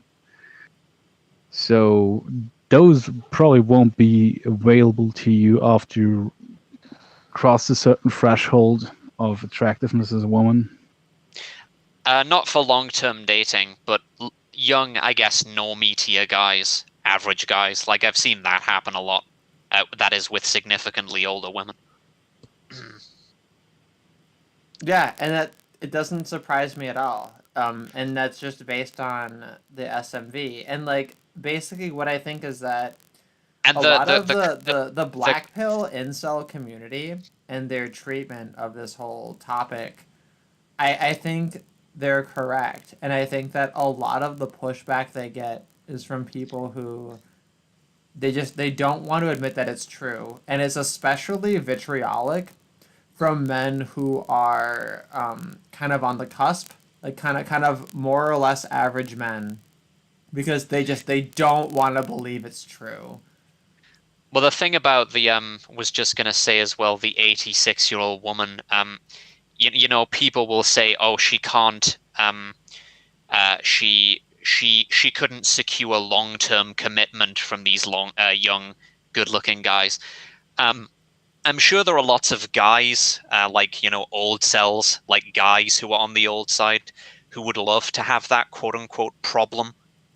Yeah, like you know what I'm saying? I know, I hear what you're saying. I guess Yeah. so I kind of want to bring this stream into something that might be, I guess, kind of a salacious thing. So you all are free to decline answering this. But if you do, I think it's interesting. Because right now on the panel, we have me, who is gay, and Ashley, who is bi, and Fleegan, who is a straight male, and Jen, who is a whammon, and I think a straight whammon, as far as I know. And it'd be interesting, I don't know, like to get your take on like male versus female sexual market value, and how it affects and relates to, I guess, your dating prospects. Because for me, so I'm obviously gay. I'm a gay male, right? And I turned 30 this year. And I uploaded a video, and like this person, I think they think I'm way younger than I am.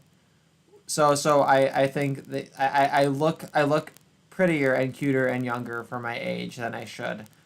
Yeah, Um, if you said you were 25, I wouldn't find it hard to believe, personally. 25, I think I could go lower, maybe. But at 5 years from now, I probably couldn't pass for under 35, right? Because that's when it all sets in, I think. I Happy remember when I. birthday. Yeah, right. Well, that was back in January, but thank you. I have the same birthday as Hayao Miyazaki, which I love. That's one of my best accomplishments ever as a person, is accidentally being born on the same day as Hayao Miyazaki.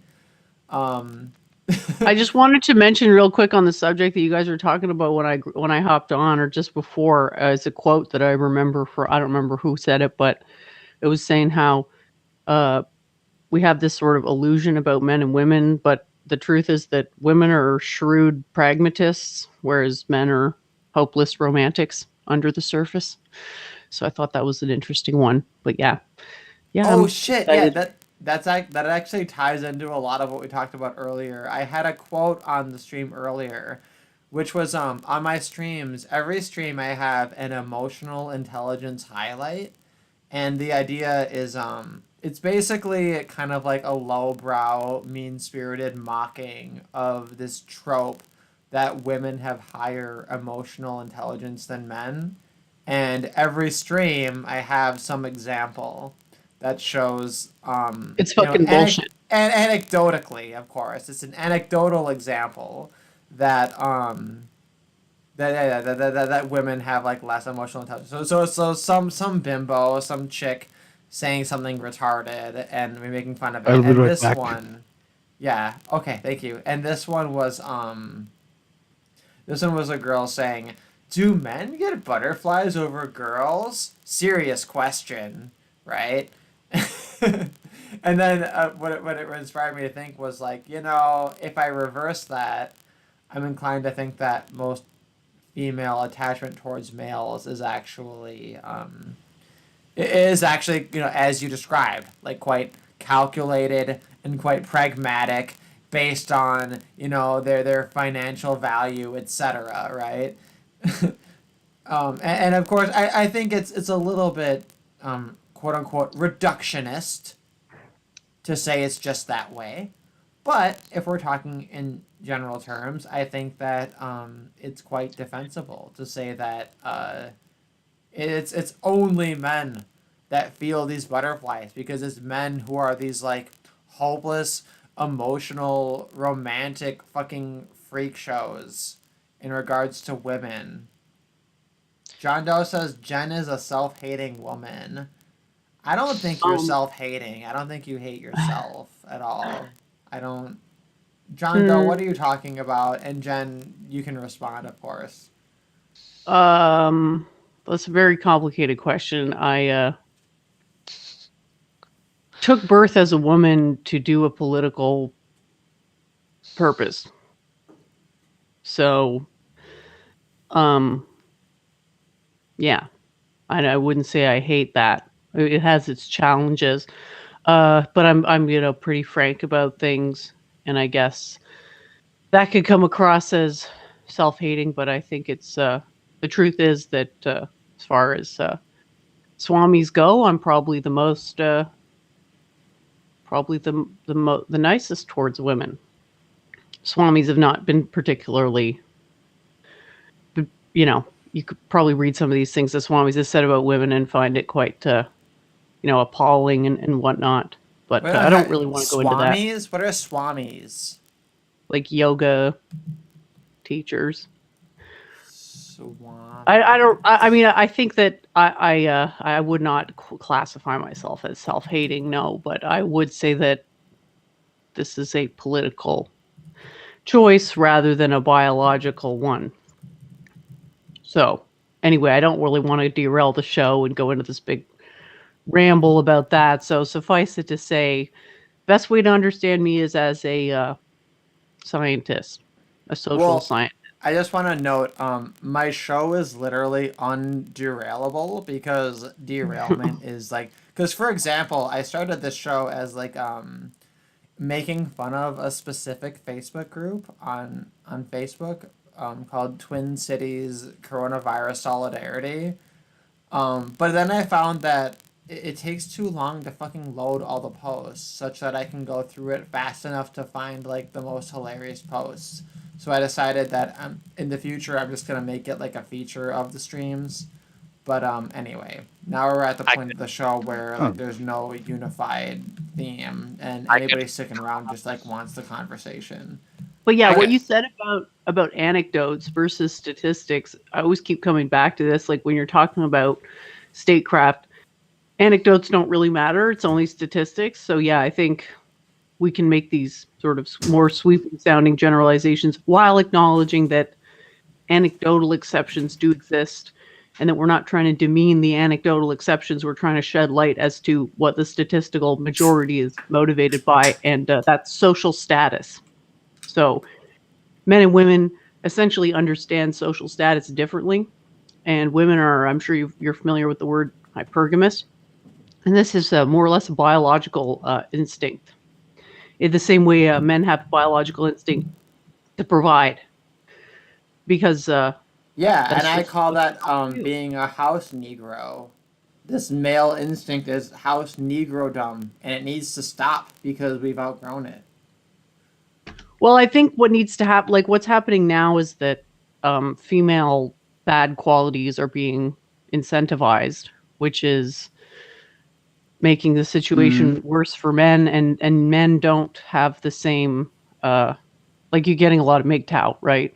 Which is on a statistical level, like if every guy goes MGTOW, obviously that's going to cause problems for the nuclear family. So Do you really think it's a lot, though? Like a significant portion of the male population? I think we're seeing more and more. It's an increasing demographic. I don't think it's a majority, but I think what you're seeing is not just men who are because back in the day men would be happy to enter into a marriage arrangement and be the provider, etc. You're seeing that going down. But not only that, you're also seeing men who are just checking out of society entirely. That's not really anything, that's not women to do with women directly. It's just more that they don't feel that there's anything there for them. Like they society can't get the buy-in from these men because they don't feel there's any place for them in it that they actually want to do. Well, since we changed the rules about marriage, that's not that's no longer like you marry a woman or even have unprotected sex with her, and you're pinned as the provider no matter what. So you're just taking a risk, like Well, okay, opposed that's the to the thing. older system where like at least she had to give a good reason to divorce you. Like I just don't feel it anymore was not an acceptable cause for divorce. And people always feel that it's been for this for millennia now. Actually, it's a system that lasted for maybe 100 years tops. Well, that's the thing, right? Is that a part of the incentive to not marry? There's two parts of it. One part is what you just described, is that you have men who get married to women under certain laws in their country, and then no fault divorce comes in, and this retroactively changes the terms of the marriage contract. And then the second issue of it, which is almost even more problematic, is that you'll find that laws relating to the way divorce and marriage work in other countries end up being somehow binding on you marrying a woman in a separate country. And I think that's a particular issue like in Europe. So I can see how a lot of I men are just, going to opt out of marriage just because like literally not only can your own country just retroactively change the rules and there's a precedent for this, but like literally when you marry a woman or even cohabitate with a woman, like Yes, you're cohabitation is a big yeah, problem. yeah, Like yeah, you're 5 years bound to these rules. relationship, Yeah, you you're have to bound to those if you rules. if you're the major breadwinner in a non-married relationship without kids for 5 years, you have to pay for the other party. At least that one's not sexed in that way. It can happen to women as well if they were the major but in breadwinner. practice, I bet it doesn't. In Okay, practice, they but probably can find a way to weasel out of it, but it's also kind of rare.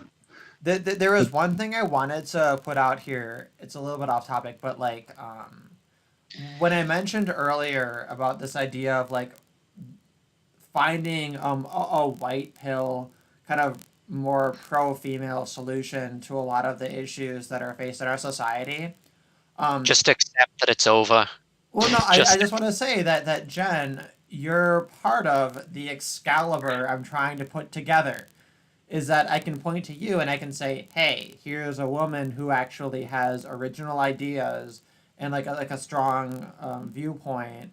And I think that overall, like the way that you approach things is more or less quote unquote egalitarian in a way that it's fair to men and women, right? And that when people say, hey, like, you're a misogynist and like, how dare you hold women to the standards, I say, like, well, look, like, Jen's fucking doing it. Like, is it that hard?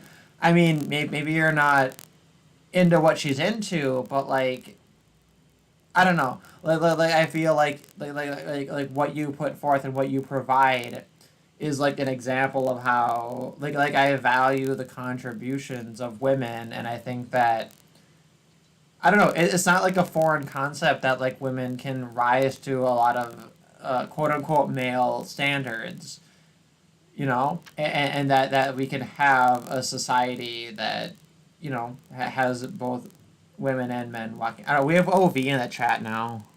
I appreciate what you're saying. I don't think it's really fair to expect that women could rise to the standards that I hold for myself, but I really do appreciate that you appreciate my contributions. The way that I try to get people to understand these things is through something called a sexual dimorphism. So Sure. basically, physically, the question we have to answer is, what is the degree of sexual dimorphism between human men and women? And I guess you could say it's about 20%, 30% maybe. So we can infer that mentally we probably share a majority of things, but then we diverge on about 30% of things. And what I'm hoping people can do is understand where we diverge so that everybody can have a better life, because I do think there's two problems, and they're both sort of centered in projection. Like, women are born into this culture and basically told that they have an intrinsic value for being women, and that means that excuses them from not undertaking a path of self-improvement.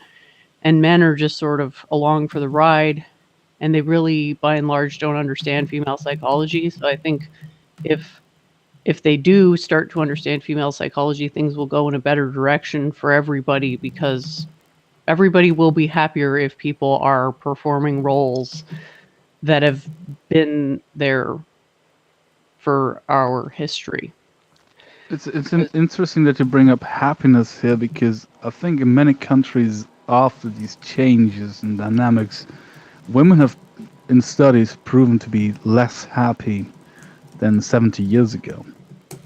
Well, I think my take on it has always just been that I think Derek is basically of a mind on this, or more or less, is that I just want accountability, and beyond that I don't really care what people do. So if it turns out, for instance, that it's the natural inclination, kind of in the state of nature, as it were, for, I don't know, 90% of women to be homemakers or mothers or whatever, that's fine, as long as there's accountability and the arrangement isn't completely unfair to men, as is the case now with marriage law and all that.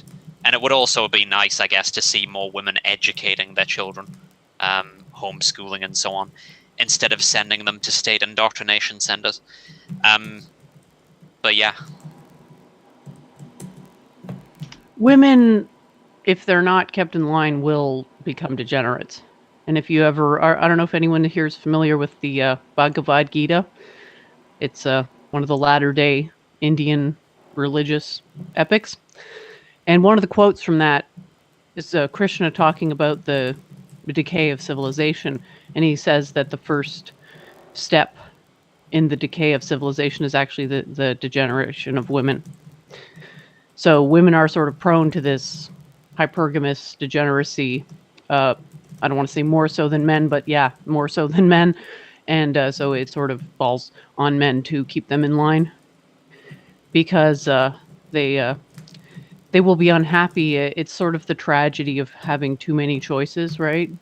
That there's like a limit to, like, if you have 1,000 choices, that's actually going to be worse for your happiness than if you only have 5 choices. Because you're always going to be focused on, well, what if I had chosen something different and maybe I didn't pick the right choice? But if you only have 5, you can be reasonably certain that you made the right choice, type thing. This is why I'm pro arranged marriage. And I think we should be moving in that direction. Now, obviously not for everybody, because I don't think everybody should have to get married. But if people do want that lifestyle, they should, understand that a marriage is something.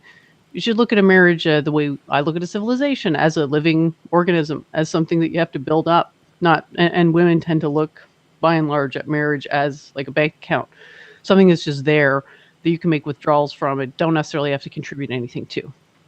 Yeah, but connecting that to the, I guess, guest number of 90%, like there has to be a certain amount of women who naturally would want to or be most happy if they were homemakers. And right now we have a culture that actually, in many countries, shames women for wanting that, because goddamn, you should have a career. You should prove that men can be the same as men, women can be the same as men, and.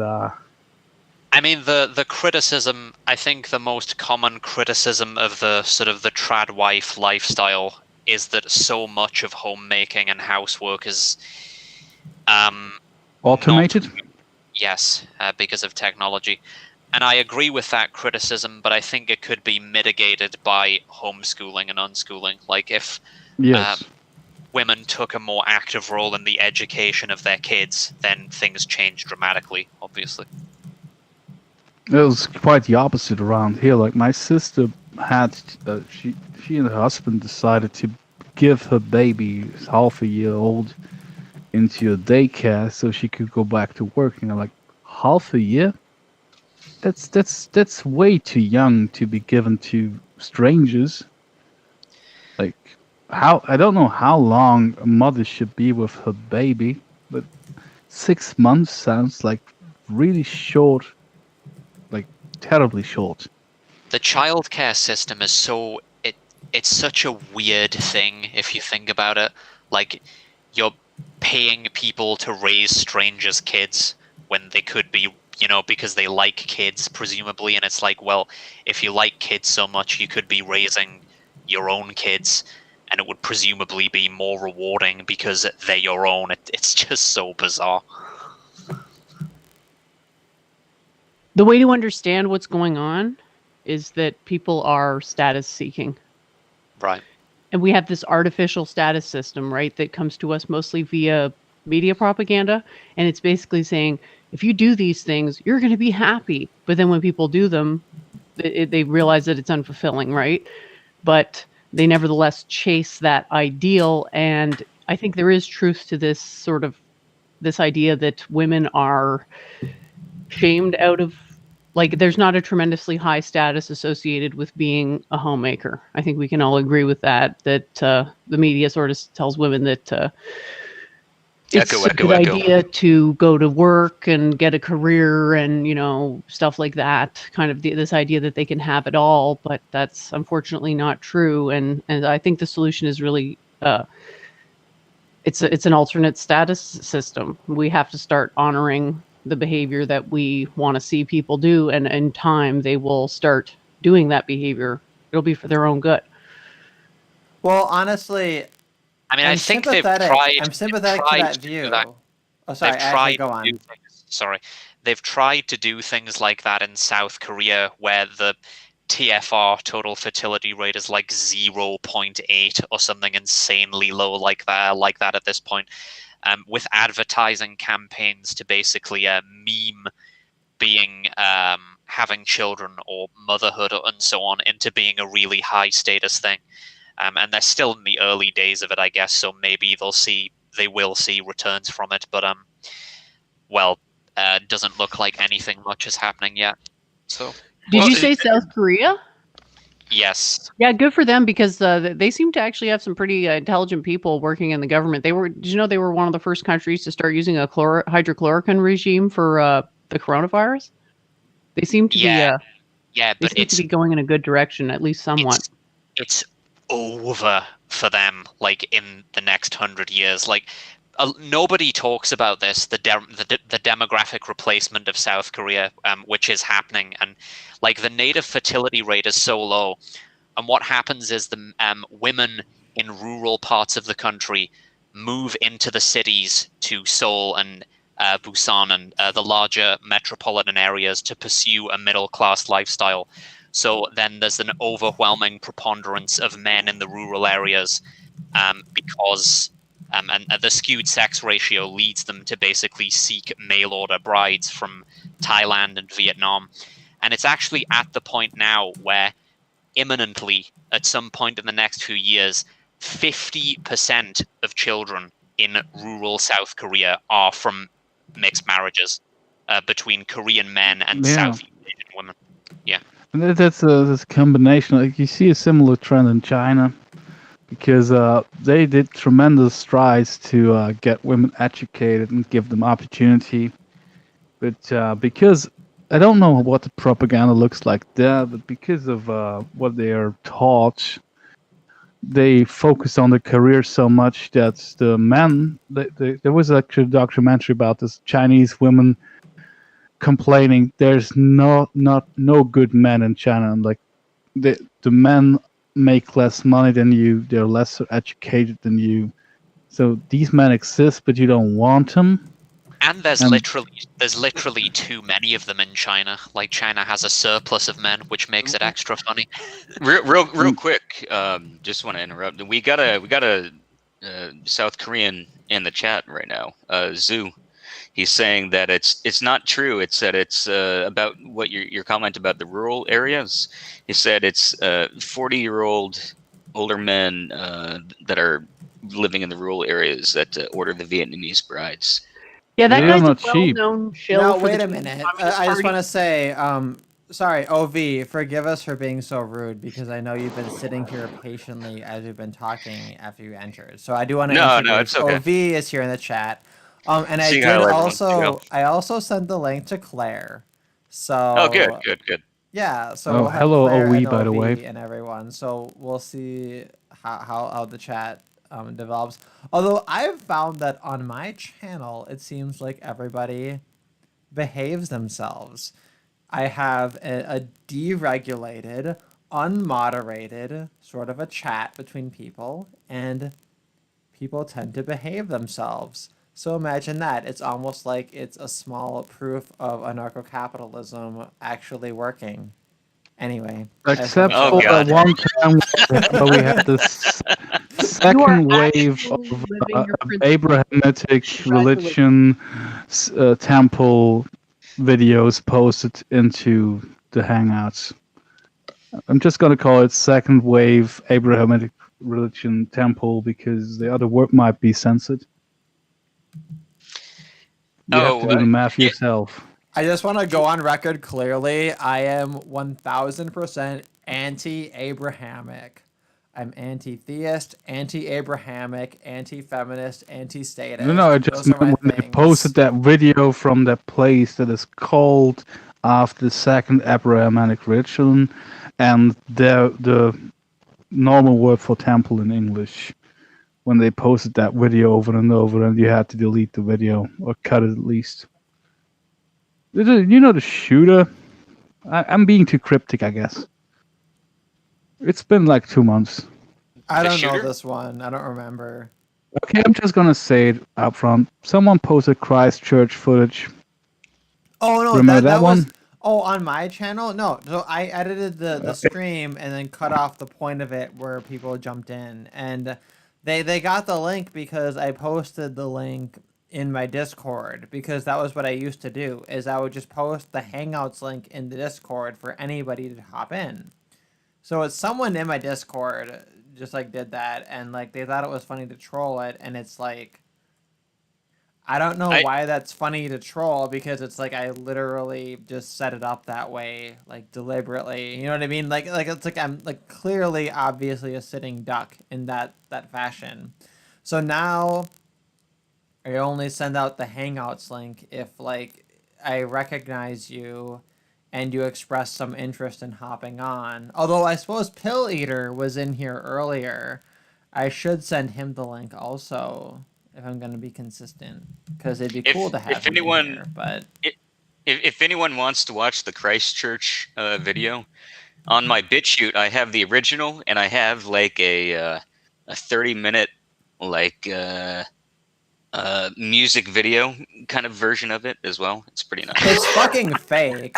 It's fake as shit. No, I it's rewatched definitely it. not fake. No, Definitely it's not fake. It's totally fake. I believe it's fake. I don't think it actually happened. I think it's fake.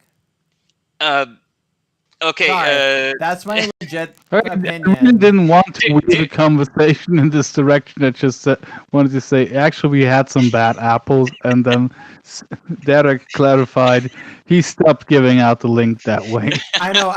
You Well, try yeah, to I mean, clarify I'm or not gonna- I'm whatever, not and gonna, I'm like- just sitting here Could like have been jeopardizing my own very shit. No, short. it's fake. I'm sorry. Christchurch didn't happen. It's fake. The Oh, bullets so- disappear. The fucking people are dead before anyone shot them. Like it's just like a million fucking Wait, reasons. wait. It's fake. Okay, what about there's one part of the video that I still need to make an edited clip of, but after It's already Terrence, edited. It's fake. oh, well, okay, Sorry. whatever. Hear me out. Hear me out anyway. So after, and by the way, I do want to get back to what we were talking about before because that was an interesting subject, the whole feminism, Sandy Hook is marriage fake kinda too, thing. by the way. Sandy Hook, I do think is fake. I think Yeah, that I was agree. fake. Oh my god, OV, we agree on something. If you were here, Yeah. I would hug you. It's just like he's made Come, up come his to Hong mind. Kong and we can There's no hug and I point can in show you the best arguing. Middle Eastern restaurants. But so here's the thing, right? Though, so I believe that Sandy Hook is fake, but I think that Christchurch is real. And there's It's so one fake. there's one particular aspect that I think illustrates this point. Do you remember? I mean, you've seen the whole clip all the way through. Yeah. Okay, so you remember when he gets out of he exits the church and he He plays gas, there- gas, there- gas, gas, gas, gas. I'm gonna step on the gas tonight. Yeah. there's one That's my part where favorite part. there's like a Muslim female lying in the gutter and she's saying, "Help me, somebody help me," and like he like shoots her in the head and you can see like pieces of her skull like flying off. Yeah, and it's totally real, and it totally happened. Well, I mean, can you explain to me how that was fake? Like a million ways. I don't know. Please, no. okay, Please, I'll no. send I mean, you. don't I'll get me send you wrong. the Don't get me video I wrong. Like saw, I okay? totally love talking about conspiracy theories. You know, like 9/11, fucking 7/7 in London. Sandy Hook even. Although I don't know as much about Sandy Hook, but I know enough that it's bullshit. Or it's fake. I definitely believe that there's like crisis actors at Sandy Hook and stuff like that, but I'm not sure if Christchurch meets that kind of crisis actor criteria. Okay, I'll send you what convinced me on Christchurch, which I wasn't gonna bring up, but like if anybody asks me, that's what I think. And Yeah. I Drop don't, drop the link in chat, and I'll check it out. totally. But yeah, also I love the fact that he used Eurobeat because I love Eurobeat. It's my favorite genre of music. But anyway. What was I gonna bother everyone? I was gonna bother everyone about their well, because I talked about how I was totally in love with a florist, and how that's my standard for being head over heels totally into men, which was them having a totally unrealistic autistic fucking obsession with something that they want to make a business about for no fucking reason. And then I was going to try to eke that out of other people. I was gonna bother Jen about her quest to find a man, in theory, and Fleegan. Oh yeah, the thing on before his I quest to before I find had a to go woman. away. Well, Where's in Ashley? Fleegan, It was you scared away, have the Ashley. roughest hand because you're a man and you're trying to find a woman, and that's basically mission impossible, because women have infinite SMV, and if you're a man over the age of 30, SMV is sexual market value. Oh, okay. Wait, these no. are Women do not. No. That's not true. Women do not have infinite social market value. relative to men. They do. Relative No, to no, other not at all. women, they don't. But relative to men, they do. Yeah, if you're a man, you don't got a choice. You get what you get. And if that's not true now, that's gonna be true in 10 years, unless you're a Oh, gay. Only, well, only, yeah. that's. I mean, Um, I see the point that you're making, but I think it still only goes so far. Um, yeah, right I now. mean, But as time goes on, I'm more and more right. 10 years from now, I'm 1,000% right. Five are, years from now, I'm 100% right. And right are now, you I'm like advocating for 50% right. sex dolls? We should all Yes, just be having. absolutely. Absolutely. Literally every stream we go on a tangent about sex dolls and I'm like, dude, sex dolls are the future. Sex dolls are everything. I That is not technically true, but This is statistically relevant. totally. Phil from the Dollhouse should come on my stream because I shill for that fucker like every week. I believe in it and I think it's good and I think it's good for humanity. I think it's moral, I think it's ethical, I think it's wonderful. I I mean, want to see sex dolls everywhere. see, Sex here's the dolls thing. are everything. Quote me. Here's the thing: is that I can actually agree with you to a certain extent, not a very far extent, but a mild. You're mildly correct in the sense that if sex dolls became mainstream or prevalent in society, and all of a sudden, men don't chase after real women. They can just, go to, a sex doll brothel, or, buy a sex doll to keep at home. And then all of a sudden, all these women are, like, oh, why aren't men paying attention to us anymore? Why, why aren't we getting attention? Why are men, not buying us dinner? Why are men not chasing us? You know, uh, This actually reminds me of I actually didn't plan to, like it might have been in the back of my mind there's remember that time when more realistic sex dolls were starting to become a thing like 4 years ago, and feminists were saying you can't just replace women with an object. I'm like, hello, dildos. And Okay, then yeah, the that's other the thing, thing, right? the other Is that this thing, male what was the other thing? objectification is the dildo, and then that's the ultimate hypocrisy. But I had an idea for an art project, but I'll let you continue. Sorry. No, it just have my brain's stuck. Like, what was the other thing? What were you saying earlier? Oh, we fuck, or oh uh, that fuck. well, we were talking about feminism and marriage, and I think, if we were to have sex dolls as some Oh sort of no, no, yeah. solution. Now I remember. Now I remember. The other thing that recently I realized is, you know how there's like strip clubs for women with male strippers, right? Yeah, yeah, sure. And the hen's night, you order a male stripper, and I mean, that's like is that a new thing? empowering. Is that a It's new it's thing? not Or? it's not that new thing. It started in the 90s, I think, maybe a little earlier. But it was always seen as like empowering for women to go to a strip club with men stripping or ordering a male stripper. But I realized a Hell couple yeah, days ago Magic Mike. that it is still considered pervy for men to go to a strip club.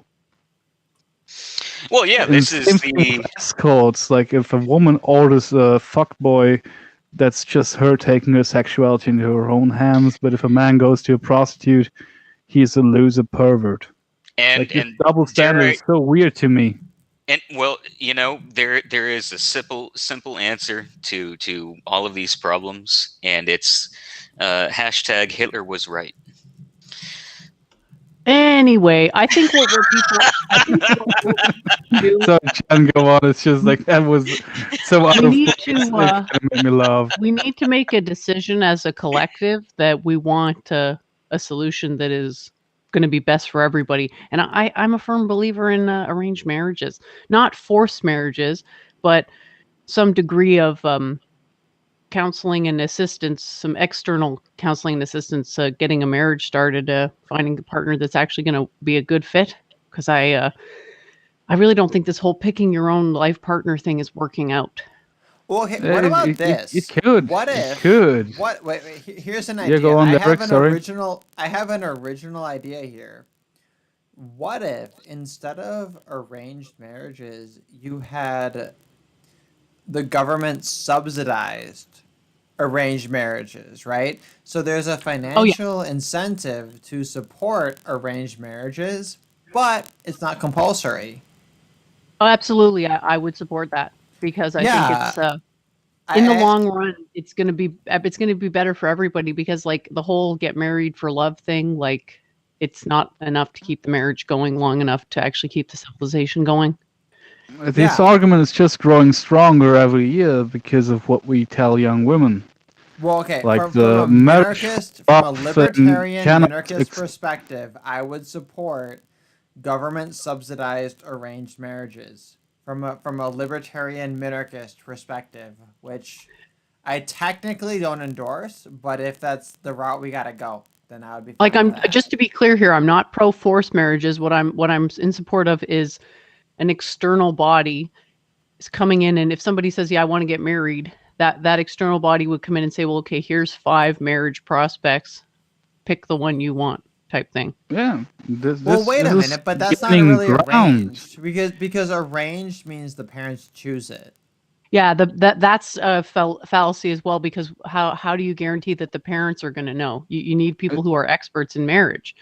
No, And no, most no. parents It's are more not. They like don't a need to know. matchmaker They in don't need to Fiddler on know. the Roof. They just need to be better than their teenage whore daughter, which is usually they're better. It's but been that's done that just, way. it's just Usually something That they're has better. happened before. gain I more just I ground. prefer I I don't know prefer it not why. be that way. For some reason, Claire isn't here yet. This is like one of the there's like 3 things me and Claire agree on, and the first one is lash all the sluts, and China I agree number with that too. one, and China number one. That's the other thing me and Claire agree on, and then the third thing is don't let the whores choose their husbands. That's like Yeah, the but third thing. love marriage is just. I think the concept was valid, but with the current influence on young women, love marriage is no longer like for the majority. I don't even know if it was ever a good solution for the majority, but for some percentage, it was a thing that was a thing. But now we're making it more and more rare because every woman's magazine and all of their girlfriends tell the women, you actually have to fuck this 46 guys before you can settle down. And then love marriage is no longer on the table, I think. Yeah, Well, and this is that actually is a great point that I was alluding to earlier, where if Spacepan, when you talked about don't let whores choose. I mean, what if there was no whores in the first place? And when I say whores, I mean like Sluts? yeah, Oh, sluts. I'm What if there's gay, so that's inconceivable. The idea that horrors don't exist is like inconceivable to a gay. well, I mean, but being gay and being, the male view on sex and the female view on sex is different. I mean, you would agree on that, right? I mean, yeah, in theory, there's a difference, right? I don't know. No. I mean, I mean, I would say not in theory, but in practice. It's only as meth. Sorry, I see Mephi, but I don't see the rest of your name. So is Meth okay? He's Fleegan. Call him Fleegan.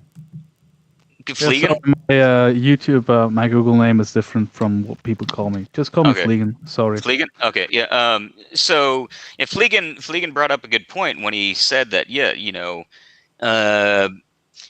these women are reading these magazines, produced by the Jews. These women are watching Sex in the City and Friends made by the Jews, et cetera, et cetera, et cetera.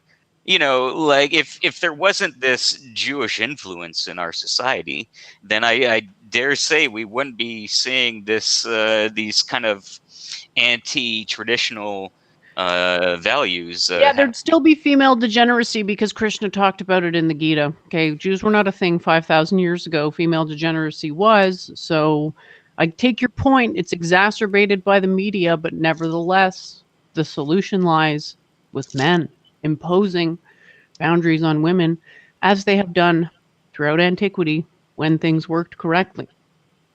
That's why it happened in I don't most have any problem cultures with that. around the world without any connection. Like, show me the place where this system was tradition and didn't cause trouble that we have right now. Women fucking around, that causes trouble. Not just like I don't like to sound like that when I say women fucking around is bad, but it is. It is. It is terrible. And men fucking around isn't great either. It But undermines civilizational stability, right? Because, you know, they're like, you're undermining the bonds that hold people together. Yeah, Yes. okay. So I want to let Ov respond to that because I do have my own criticism, but I want to make sure Ov gets a response to a chance to respond to that criticism. The criticism that horrors have always been around and that they will always be around. Yeah, basically. Um, I mean, I don't necessarily disagree, but the issue that we're dealing with in especially today is that it's the amount of degeneracy that we're dealing with, right? It's not just a you know, minuscule part of the female population that is, you know, whoring or slutting. Now, whoring and slutting is being promoted as being good, you know, egalitarian, if you want to put it that way, behavior, and Okay. that is where the real problem ones comes. didn't invent it; they just knew it existed, so they exploited it to manipulate people. Yeah, well, yeah. I mean, that's like what that's what it says in the protocols of the elders of Zion. Yeah, there's Well, been horrors right. for a while, and we've been social status seeking since forever. So the solution is all in what it means. no, but to that's exhibit the behavior. wait to interrupt you real quick. The social status seeking aspect before, like, you know, back in the day, like you go back to ancient Roman times, which, you know, as everyone knows, I love to talk about. Being an actor was considered the lowest, one of the lowest forms of social status. You know, barely higher than a slave. Yeah, absolutely. I mean, there's really the answer lies in understanding the social status system and in engineering one that, because basically what you want is the social status system to give you the best civilization, right? You need the right people at the top and all the way down, and it needs to be meritocratic. And so maybe actors on par with whores is actually more meritocratic. Well, I mean, that's what it used to be. actors I were basically actually treated didn't as know whores. that. Yeah, yeah, no, yeah, that's true. It's Yeah, it's very interesting. It makes a lot of sense, especially since this virus situation when these actors actually went on Facebook and Instagram. Like, these people are trash. yeah. Like, sorry, So okay, what nobody I should want look to up to them. Yeah, put in sorry, here sorry. is that is interesting about the status of actors because I actually didn't know that either, and that is interesting. Now, in regards to like Jewish influence on culture, right? The argument was that they promoted this degeneracy, this like sexual liberation, and the Mhm. argument is that okay, this has always been a thing, and then you argue that okay, but it's been more of a thing because of this influence. Yep. My larger counter argument to this entire thing is that when you look at America, it I'm sorry, the majority of Americans are not Jews. The majority are Christians, and a lot of It's them are Christian moderates, and they have done fuck all to combat this or to do anything against this whatsoever, right? um, And the, basically, I think that Christianity has proven that it can't do anything to combat these narratives. And if you want to combat these narratives, complicit you with need a spaceman. secular ethics. You need a secular ethics based in the non-aggression principle, and that's the only way that you're going to actually combat this, like, the social larger impediment. And I don't give a fuck if you're combating the Jews or the Muslims or the Christians. I think wanna- that ultimately you need to go anti-Abrahamic, because it's the Yes. Abrahamics that have failed. And But they it's have been libertarian complicit. secular ethics that have never been given the chance to actually step up and to form a society around things that are reasonable. I want to clarify one point real quick. I need to refill my glass, but I'm going to clarify this, and then I'll come back and finish the answer. I don't care if you're a Christian or if you're a pagan. I do care if you're a Muslim or a Jew. If you're a Hindu, I'm an atheist. yeah. I mean, yeah. If you're secular, I don't care. If you're I'm Hindu, a I'm kind capital of A wishy-washy on that. atheist. But the point that I'm making is that you say that Christianity has not been able to defend against this, but that's not actually true. It's a modern phenomenon. Yes, But just look Dude, at yes. the the circumcision in Christians America. are the Complicit and Pomeranians of the complacent. Jews. The Christians are the Pomeranians of the Jews, and the Muslims are the pit bulls of the Thank Jews. you, thank you, thank you, thank God, Spaceman has a fucking Yeah. brain. So I am the fucking tired. Jews are sitting here controlling everything, and they got their two dogs. They got their cute little Pomeranians, their cute little Christians, yapping, who are in their But it little didn't used to be purse, that way. I mean, and their are pit you? bulls who Wait, are wait, That's wait, Muslim. wait. fucking Hold bullshit, on. Obi. No. Obi, it's Hold on. always been like that. No, it has not always Yeah, been it like that. has. I'm afraid. No, I've explained I'm this to you sorry. Have before. you ever read Martin Luther's pamphlet, That "The is an Jews and Their Lies"? anecdote.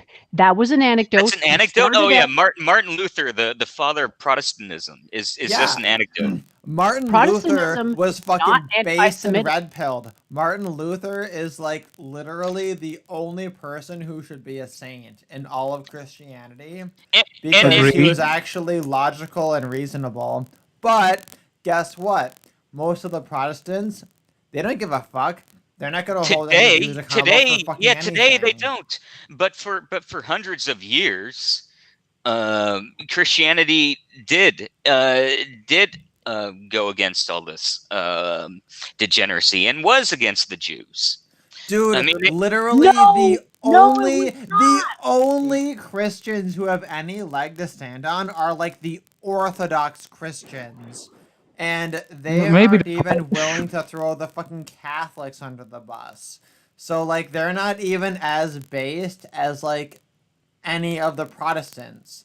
And the Protestants, you know, they got their own fucking problems, because there's all these contradictions in trying to like look at the Bible and use scripture to interpret scripture or whatever. Like that's all fucking like stupid and retarded or whatever, but it's at least more consistent with what the fucking Catholics try to do, which like naturally the Catholics became like this like horrible satanic communist fucking cult of supporting people like Pope fucking Francis, right? Like that's just fucking natural. Dude, I have to tell you that I was raised in a Catholic family. My mother is still Catholic, and she hates Pope Francis, and so does the rest of my Catholic family. None of them. I am glad to hear that. I'm glad to hear that the Catholics recognize evil for once. And it's actually this completely this worst pope for actual Catholics. But you're not talking about actual Catholics. You're talking about American Catholics, like the ones who let a few Jewish doctors get. I think now it's back down to 60%. But at the time, there was 90% of American boys who was circumcised based on propaganda by a small amount of Jewish doctors. And this influence is not limited to genital mutilation. I've had this discussion a lot of times when it came to genital mutilation. it's all magnified by several dimensions in the last century. That shit's gone crazy. But Yep. that's not to say that they didn't have influence before that. But Jesus fucking Christ, America in the last century is like, whoa. Yep. Who are Yep. your overlords? It is the chosen people. Yep. Seagull, brother. Seagull. And on that note, I'll be right back. Just got to refill my glass. And the reason for that is Christianity. Okay. And I'm just so tired of people saying that Christianity is some sort of bulwark against this influence, because there's no truth to it whatsoever. Christianity is what allowed Jews to gain total power over the religious, judicial, and government system. There were some countries where they kind of fought back against that for a long time, but they ultimately failed. So, yes, that is true. I just want to note that, Jen, you're consistently,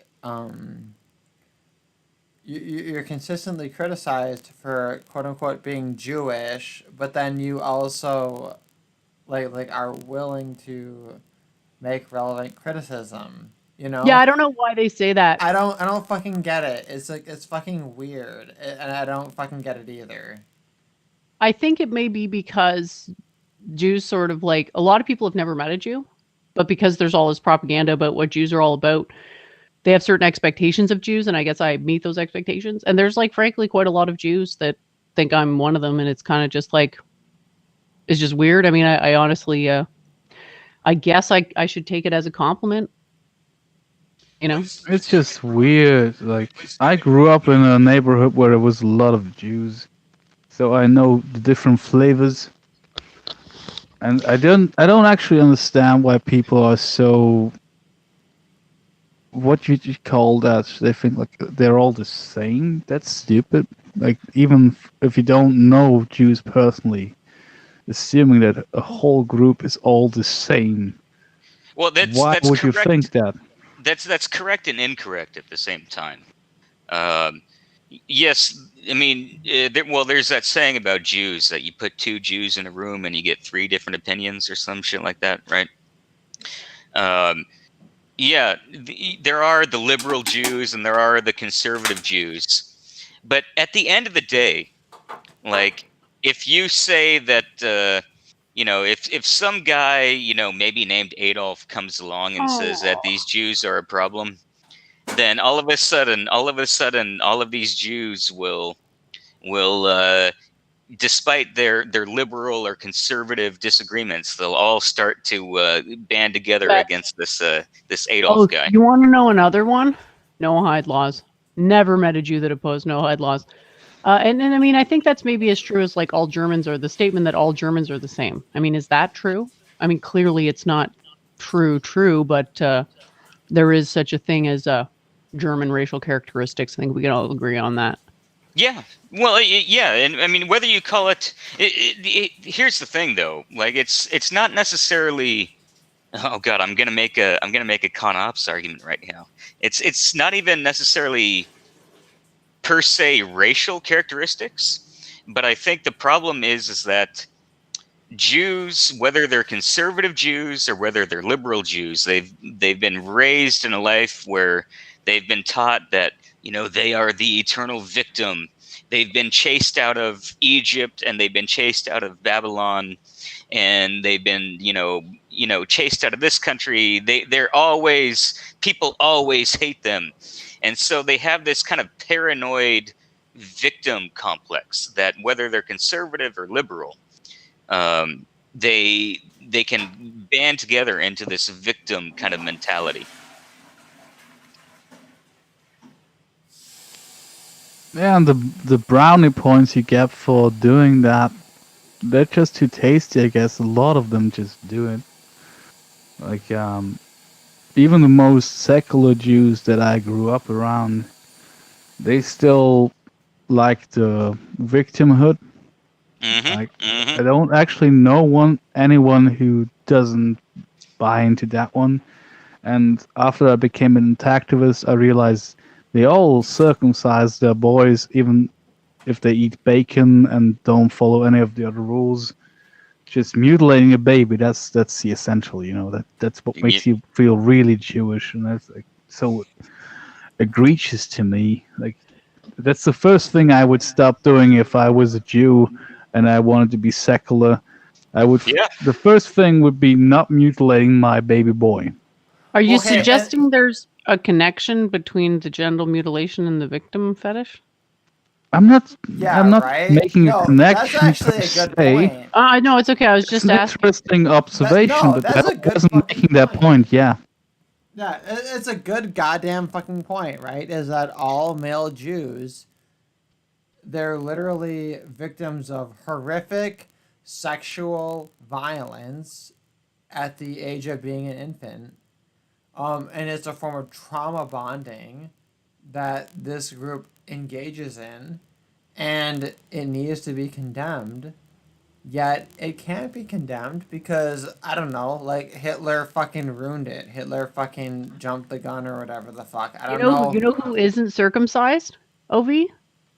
Kyle. Kyle Rowland. Yeah. I thought you might want to know that. That's funny.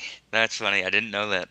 That actually pisses me off because he's like the first person who should be circumcised. Well, the way to look at it is this: have you guys ever done any research into what do they call them? Those societies in college? Real quick. Do we know if Kyle isn't lying? Like, has Kyle ever sent out any Okay, dick? I don't fucking care. My Let's point though not is that ask okay, the no, proof on that I'm just one. gonna say this though, that like for example, let's say you have a pedophile cult and their sexual fetish is mutilating infants and cutting their foreskin, and it can be gender neutral. They want to cut the foreskin of girls or boys, right, or whatever the fuck.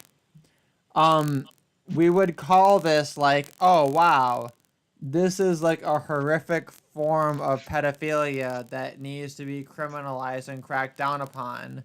Now, once you make it part of your religion, suddenly we tolerate that. And I'm sitting here like, no, fuck you. That religion should not be tolerated. That religion should be illegal. If you practice that religion, you should be thrown in prison and fucking murdered. Like, Think all about of- it this way, Spaceman.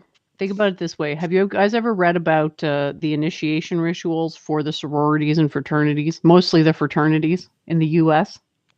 Are those Yep. voluntarily Those are stupid. agreed to? And have you guys to? heard about military initiation rituals and how they can be quite humiliating? No, I'm those are sorry. stupid. Anything voluntary, I don't give a shit. If it's voluntary, I don't Well, give that's a the shit. thing that they would argue that it is voluntary, but they would peer argue Okay, that their pressure child based. would not do you fit in if argue they that it's were not voluntary if circumcised. babies? Okay, if they're babies, do you argue that it's voluntary?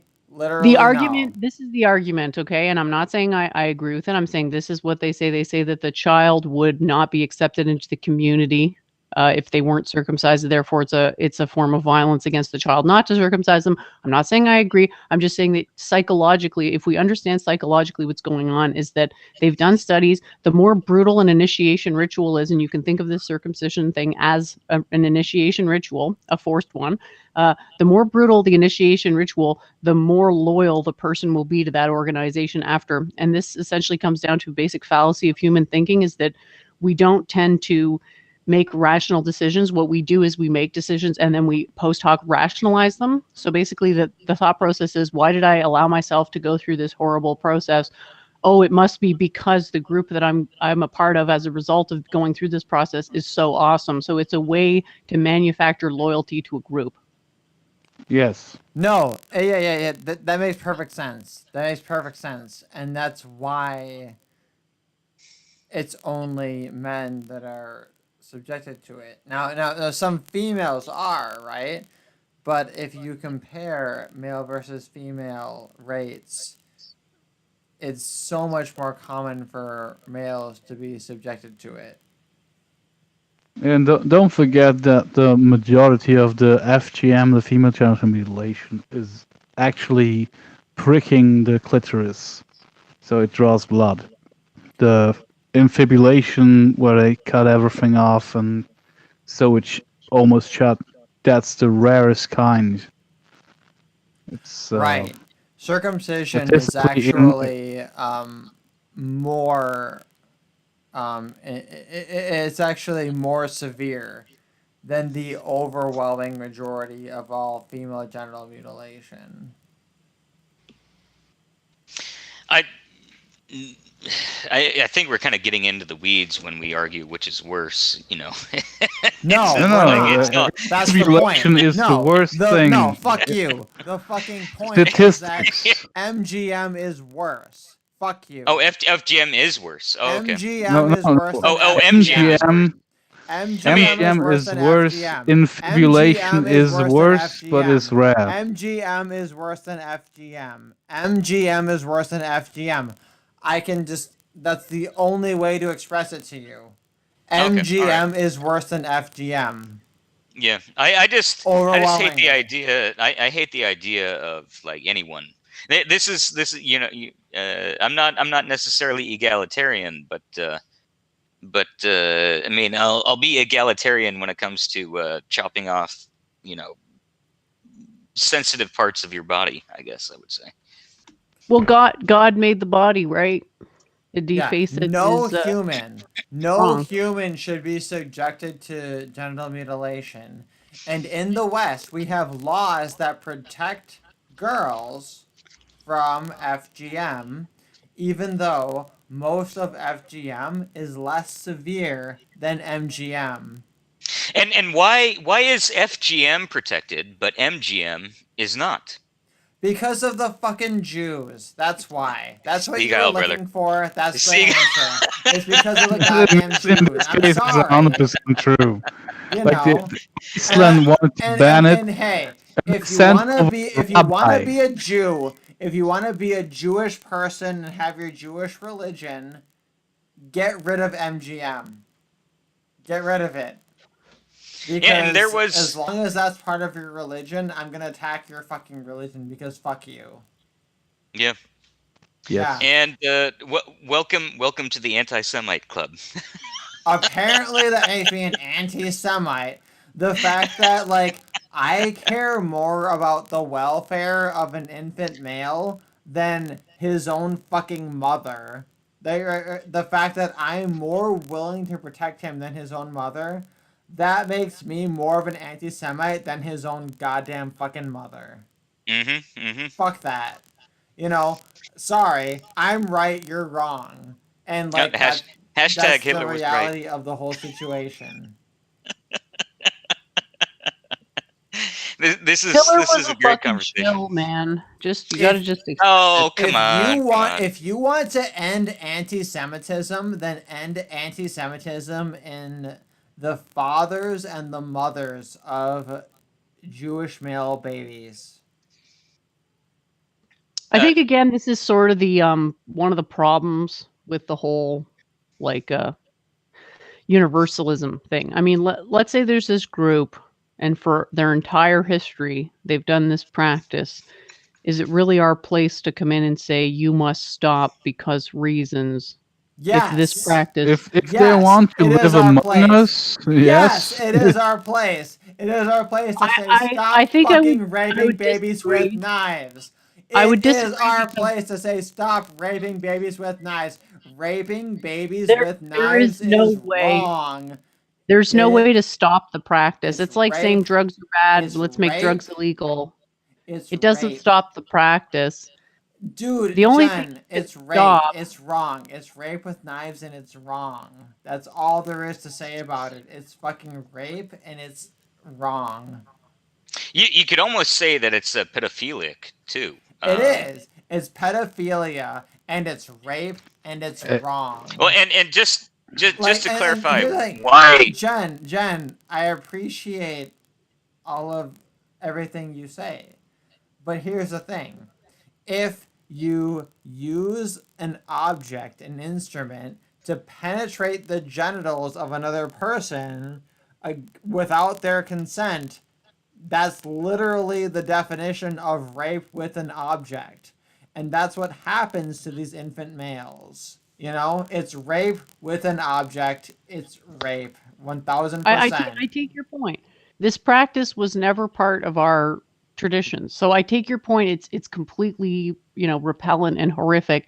I just think that practically speaking, if a particular group is hell bent on doing something, they're going to do it whether or not it's legal. And I think it's important to focus on the people who are non-Jewish who are having this practice done for not good reasons, such as the huge population of American men who are mutilated.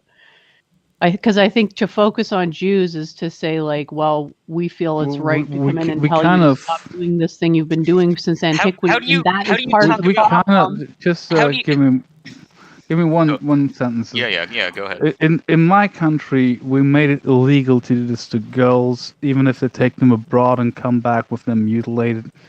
And once they reach an age where a doctor has to take a look at their funny bits, and they see that they have been mutilated, the parents will go to jail, and that's for a short time, because it's a very, very egregious crime against a human being. And I'm not saying that it will stop them from doing it, but it will probably stop them from coming to your country and live there and do it. If the doctor, the urologist, or whatever, the pediatrician sees that you have mutilated your baby boy while it's illegal, and you and your wife will go to jail for doing that, they will stop doing that in your country over time, because they know they can't do it in your country. So probably they will just go to some backwards country like Israel, which is a weird thing to say, I guess. But at least they won't do it to our children around here. Like, you can't just say, yeah, they will do it anyway. Legality doesn't play into it. If you go to jail, because at some point a doctor will have to examine your child for the standard examination, and they will see, hey, wait, See, you and did that's this the to your thing. child, we will punish you. See, yeah, I agree, and that's the thing, is that, like, I don't have any particular animosity towards any Jewish people. My issue is that I'm against male genital mutilation. And when people use their religion as a shield to guard against that practice, I say, well, fuck you. I'm going to attack your fucking shield. And then, but that's where the whole anti-Semitism thing comes in, right? Is that when you attack their religion, then they bring out the anti-Semite card. When you attack the religion, you are attacking the Yeah, people but the as fucking well. Christians deserve the criticism too. The Christians are the little, tiny little purse dogs of the Jews. They're the little Pomeranians of the Jews, and the No, but Christians no, do no, no, whatever the no, no. fucking Jews tell them to fucking do. That's So that the you're changing. Christians, You're changing. No, no, the wait. I mean, Christians that's are the a separate fucking argument. worst. The That's a separate Christians are argument. the real Jews. We need the fucking CQ is the No, real JQ. And you know what? The real JQ is the AQ, which is the Abrahamic question. The Abrahamics have fucked our morality. So the Christians and the Jews and the Muslims, all of them need to fucking answer for their sins. well, assuming that Christianity actually derives from Judaism,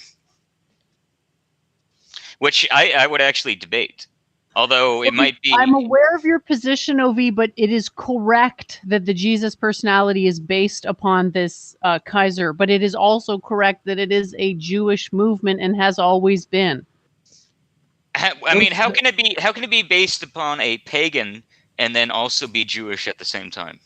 Because what Christianity is a diversion of pagan energies into Jewish interests.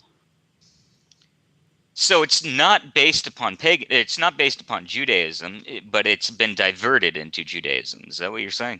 Precisely. I mean, look at all. Okay, so at one point in time, Christianity was not Judaic. It was diverted into It was Judaism. not called Christianity at that time. It was called whatever it was called. It probably didn't have a name because naming a religion is an Abrahamic thing. It was just considered the culture. Like, take a look at the holidays. It's very obvious that all of those have pagan antecedents. Right.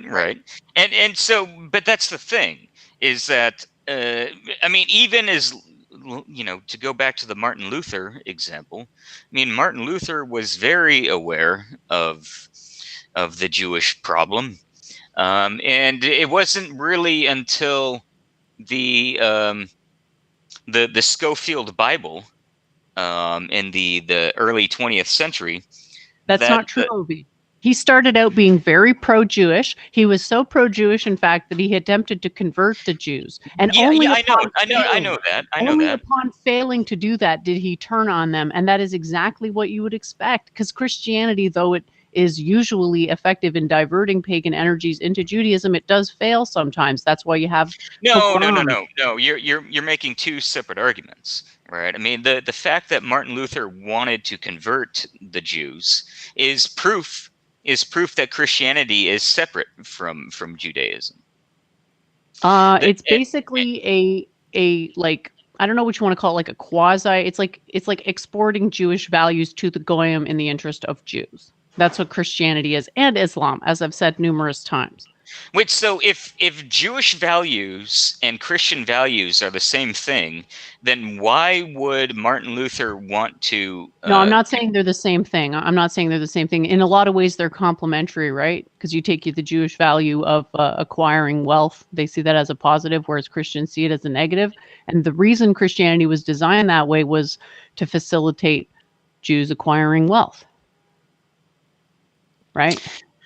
So they're complementary, where they are like, where it's beneficial for Jewry, they're complementary, and where it's beneficial for Jewry, they line up. So there are ways in which there's a timeline to this. There's a timeline to this. In the Middle Ages, they told Jews you can only deal with selling and trading and money lending. Which I always this is a terrible, like, when I learned this in history in Switzerland, I was like, that's not a punishment, that's the most lucrative thing you could do. Like, everybody else has to work their ass off, and you say, oh, you can't do all the things that the other people do, you can only do the things where you can get rich. Like, what? Well, yeah, Christianity gives Jews a monopoly on usury. That's what it was designed for. Well, here's the one example that I love to bring up with Claire when Claire likes to talk about Christianity isn't explicit enough. Only Islam talks about usury, and everyone's familiar with the story of Jesus flipping over the money lender tables in the temple. And he also used the whip. Yeah. The only time that Jesus was violent was against the Jewish moneylenders. And that actually that story is actually derived from Kaiser as well. To go back to the Catholic point, the whole what is it? It's been so long since I've been in church. Trespass not against those who trespass against you. Something it got lost in translation. That's not even one of the fucking 10 Commandments. That's just no. It was in the. Here's what you're doing. You're just repackaging libertarian ethics into Catholicism because libertarians are right and Catholics are wrong. I mean, are you saying that it's impossible to be a libertarian and a Catholic at the same time? Yes, because in order to justify the Abrahamic God, you have to reject logical ethics. Christianity, if you remove the pagan elements from Christianity, you basically have Islam.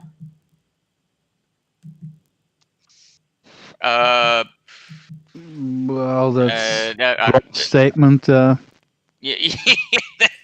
Explain that the further. fundamental Explain that further. axiom of all of the Abrahamic religions is might makes right. We have this Abrahamic God. He has this might. Might makes right. That's it.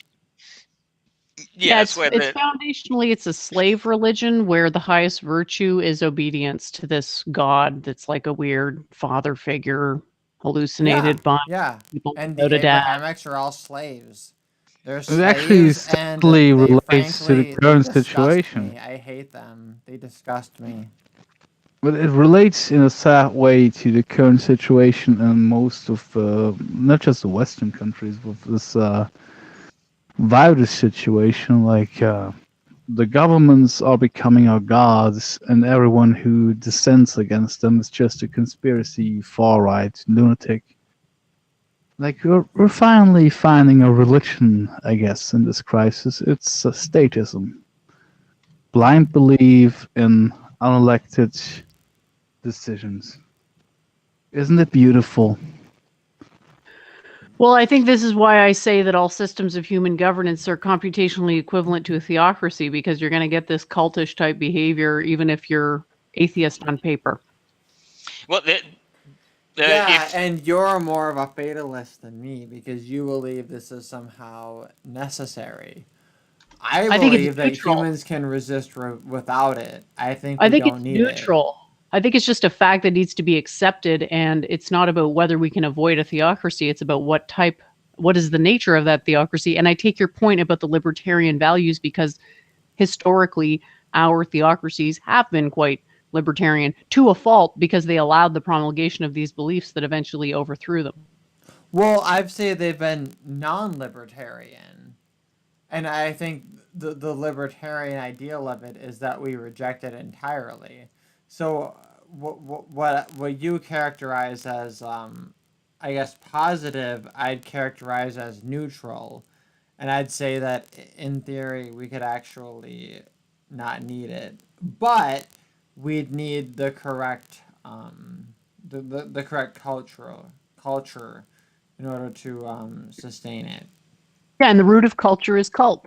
So again, it all comes back to it all comes back to what is a theocracy. It is a distributed information processing system where there's an elite that basically tells everybody how to think and gives them their social cues and allows them to vie for social status. And the idea is that there are ways that can be productive and good for civilization, and there are ways that can be quite destructive to civilization.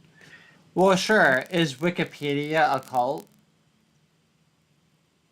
I wouldn't classify Wikipedia as a cult. I would call a cult as any type of collectivized ideology that has exponents. So we would need like cult leaders within Wikipedia, and I'm not aware of any such cult leaders. There are some. We kind of The have them, though, feminists. right? The We have feminists are mods on doing that. Wikipedia. We have mods on Wikipedia, right? And it's in theory, I guess, at least in name, decentralized. And the idea is that we could have these same structures, but they could be decentralized. And if they They can be actually have, decentralized, we can build these same status structures without the need for, the authoritarian kind of mandate, I guess. I guess the current Wikipedia is different than the original Wikipedia because they have given mod status to certain feminists that do editathons, as they call them, like where they rewrite Wikipedia articles to give more female feminist aspects to it. Like it's a fallen In practice, system. Wikipedia is a bad example. That's fair enough. But in theory, it could be there. And that's all I need. I don't need it to work in practice. I need it to work in theory. Because I'm not necessarily working No, with if it current works in theory, humans. it's a good Because start. current If it works in humans are a theory, bunch it's a of good start. gynocentric cucks current Communism humans, works in theory, but no, Does it? communism does not work in theory. I don't even oh, think it it doesn't. works Communism does in not theory. work Doesn't in even work. theory. All right, Fuck good, you. good. Oh, All hey, right. Ashley, you're back. You're The wrong. Welcome back, Ashley. Communism fails in theory every fucking time. Oh, okay. Well, 100% of the Once time. you formulate communism in theory to the details, it fails without even having been applied. I mean, The I won't. I axiom- won't try to argue with you guys. The axiom that there's a conflict of interest between elites and laity, that's a false axiom. That's why communism fails. Elites and what? The idea, this is an axiom of communism, that there's a conflict of interest between the ruling class and the laity, that is Oh, okay. not correct. In order for civilization to function, the elites and the laity must basically support each other. There shouldn't be a conflict of interest. It's more of a delegation of duty, distributed dictatorship. So since we're kind of getting onto this kind of libertarian kind of a topic, Spacepan, you said that my take on libertarian is shit. Do you want to? I mean, what is my take on libertarianism, and why is it shit? Do you want to go there right now? Oh god, it was like weeks ago that I saw you on a stream with Claire or whatever, and it upset me so much. So forgive me if I don't recreate it well, but basically, But wouldn't the better thing for libertarianism- OE Fruck to give his take on libertarianism and then you react to what he says rather than you doing it from memory? right? Yeah, and okay, That's what I'm going into. So basically, with libertarianism, there's two general camps to it. One is the anarcho-capitalist camp, which is that we don't believe in any kind of state. And the state is a terrorist monopoly on the right to dispute resolution. So, if you do not believe that dispute resolution needs a terrorist monopoly, then you fall into the anarcho-capitalist camp. The rest are the minarchist libertarians, and they believe that government is somehow necessary. Government means a terrorist monopoly on dispute resolution, and they think that you need to have this minimal amount of terrorist monopoly on dispute resolution to make society quote unquote work. And which camp would you fall into? ANCAP. Okay. It doesn't to be clear. It doesn't matter which camp you fall into. I just want to know.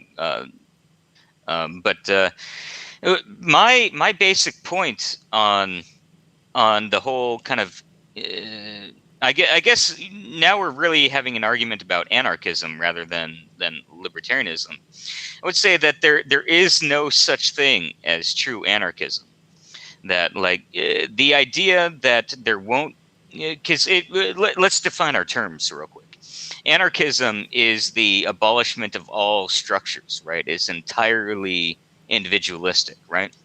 No, I disagree.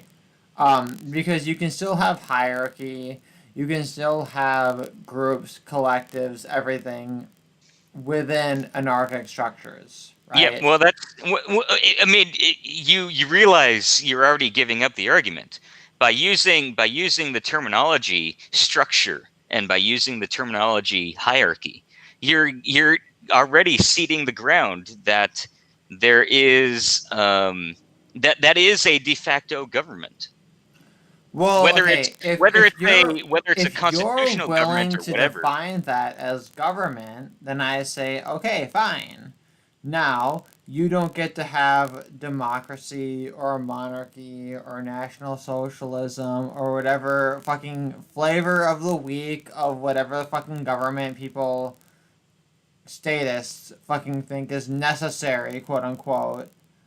So what you're advocating for is might makes right. No, that's what you're advocating for if you're a No, non-anarchist. absolutely not. No. No, I think what he's advocating for is voluntarism. Exactly. Voluntarism is one. Voluntarism is a form of tyranny. I disagree. That's Well, here I'll ridiculous. explain. This is not the first time I've had this argument.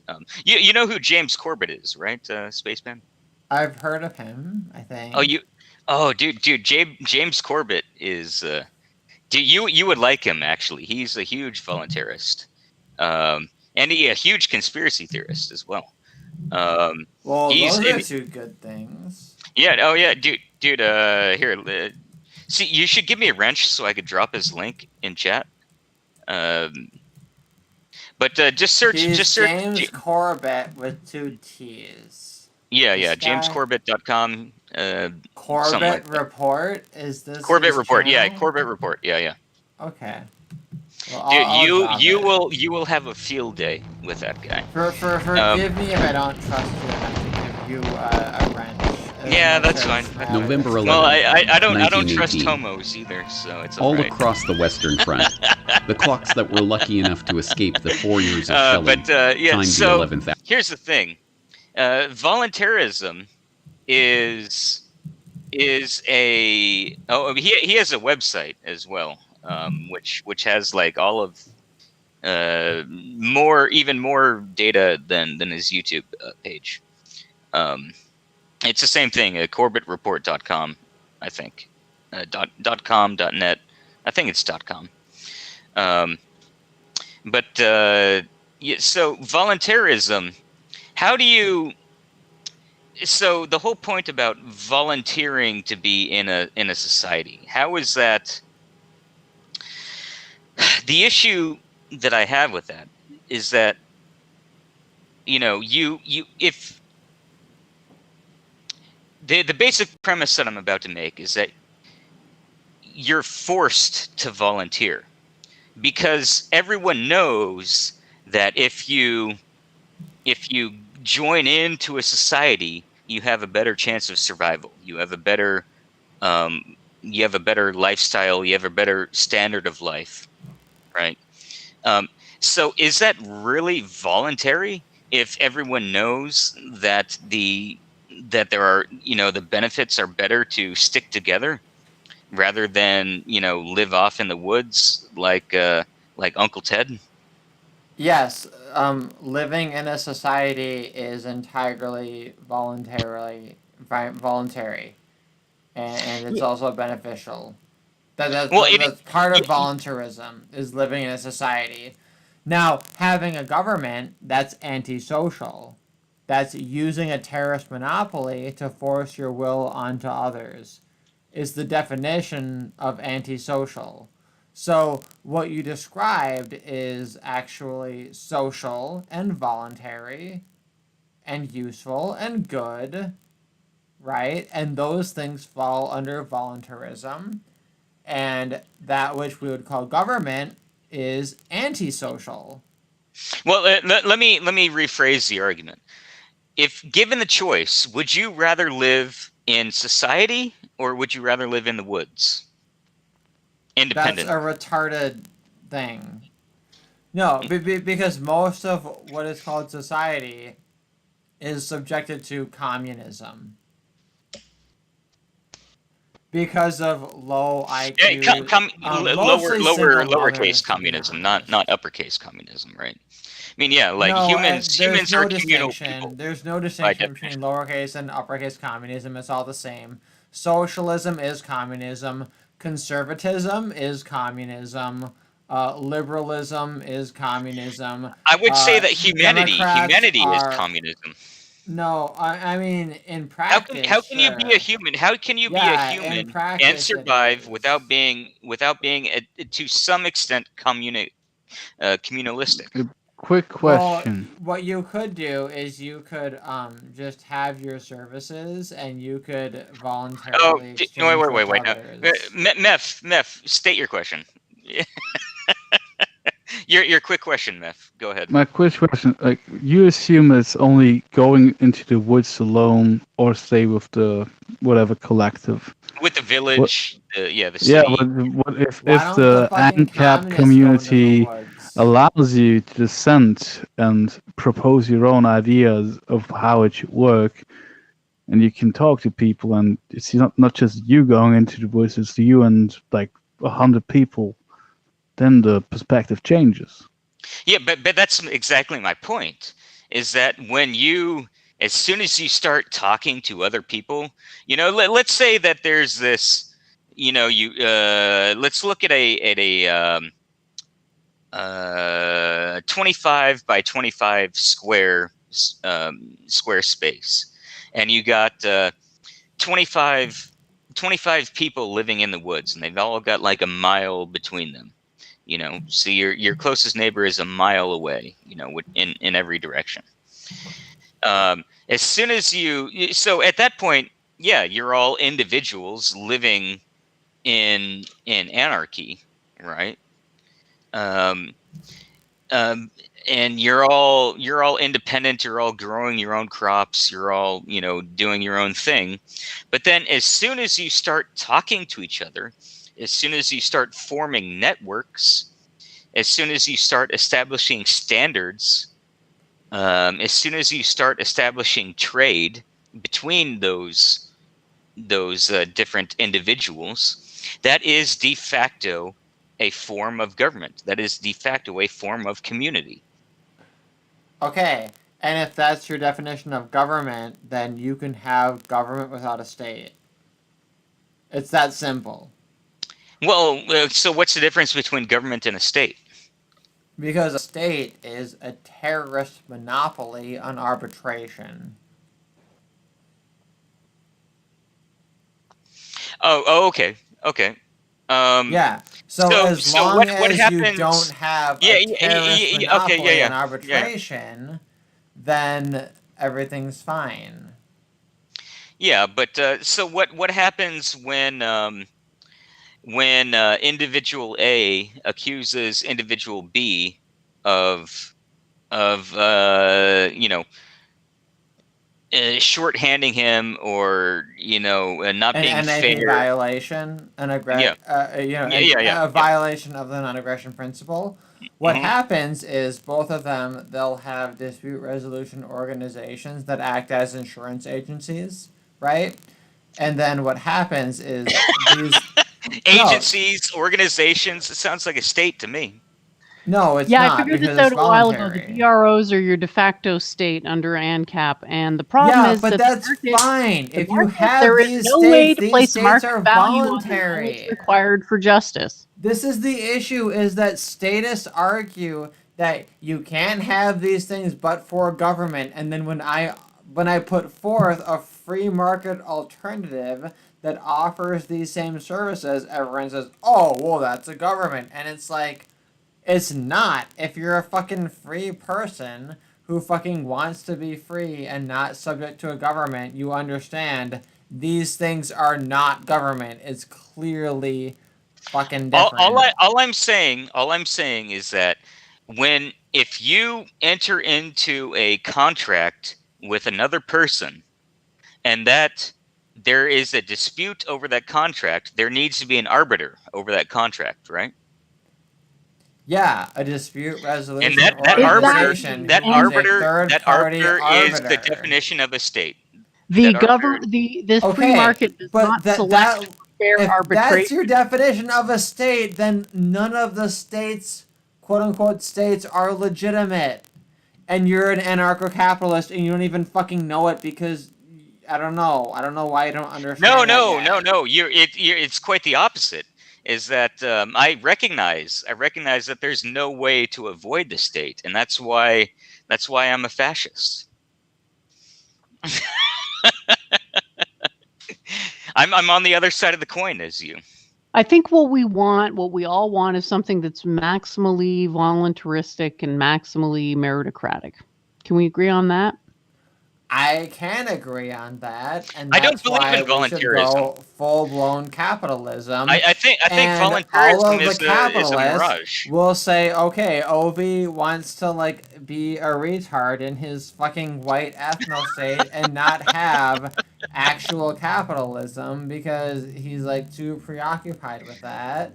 Well, capitalism is Jewish. You're gonna have to pay more to have the same fucking services just because of your retarded fucking racism for no reason. Wait, why is racism retarded? I'm not saying it is necessarily. I'm saying it is when like you could have other options that are like equally profitable in terms of having dispute resolution organizations, but you want to have your fucking white ethno state, and in anarcho-capitalist terms, that's just gonna mean that you pay more money for no fucking reason. You have to stop if you want to claim to be an anarcho-capitalist. You have to stop using these words like organizations. I mean, organizations are No, organizations are not inherently coercive. Oh, yes, they are. Yes, they No, are. they're not. They're absolutely not. They're voluntary. They're voluntary by nature. Yeah, but they're voluntary only to the extent that oh God, how do I put that this? People voluntarily enter into them? Yeah, exactly. Yeah, That's my fucking point. but you're still giving up individual rights by entering into this voluntary contract. Yeah, and if Every you go into contract a fucking that you restaurant, enter you into is giving up voluntarily give up your right individual to rights. fucking push up the fucking table onto the floor and shit. Like that's an obvious consequence of like going into any kind of arrangement. I don't understand the point here. If you are giving up individual rights, then you are no longer an anarcho-capitalist. How? How? No, Because you're if giving I up go into a individual place, rights. I don't have rights to their property. That's like an obvious thing. Well, but by the way, let's even step back one further step. How do you define rights without a way to defend those rights? If might makes right, then there needs to be a might that defines what rights are. Yeah, no one else believes that but you. Well, okay, here, let me rephrase. How are rights enforced? Irrelevant. No, I think it's Consequences? how are rights enforced? No, If you that's believe irrelevant. in the right, if you believe, okay, let's say Spaceman, you and me enter into a contract, and I violate that contract that we got into. It's gonna hurt your credit. Yeah, and Yeah. how is that going to be enforced? Well, for example, if you try to have a contract with someone else, they're gonna see that you are a person who violates contracts, and it's going to either cause you to be denied that contract, or you're gonna have to pay more money. Okay. Well, let's stop there. Okay, so it's going to stop me from entering into a contract with someone else.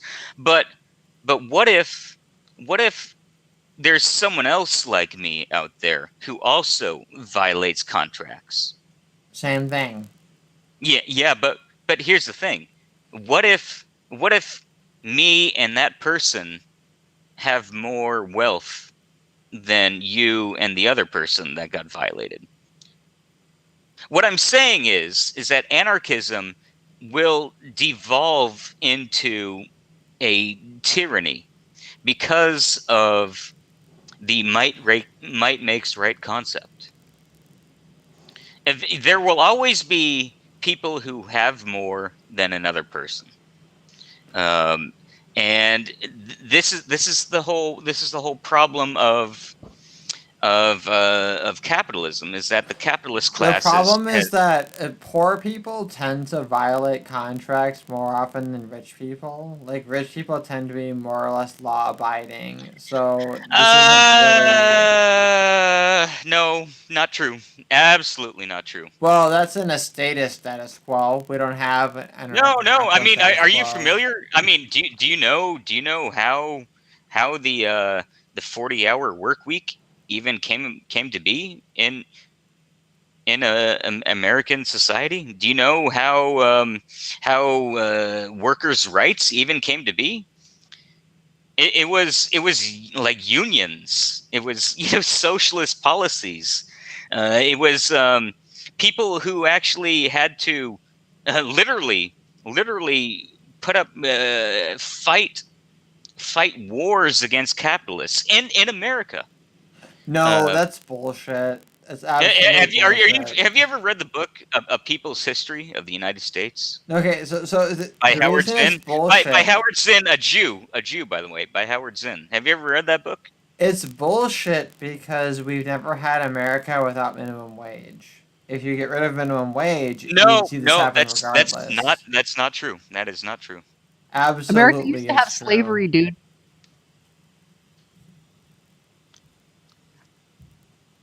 Dude, Spaceman, I don't want to bust your balls too much, man, but you're not actually.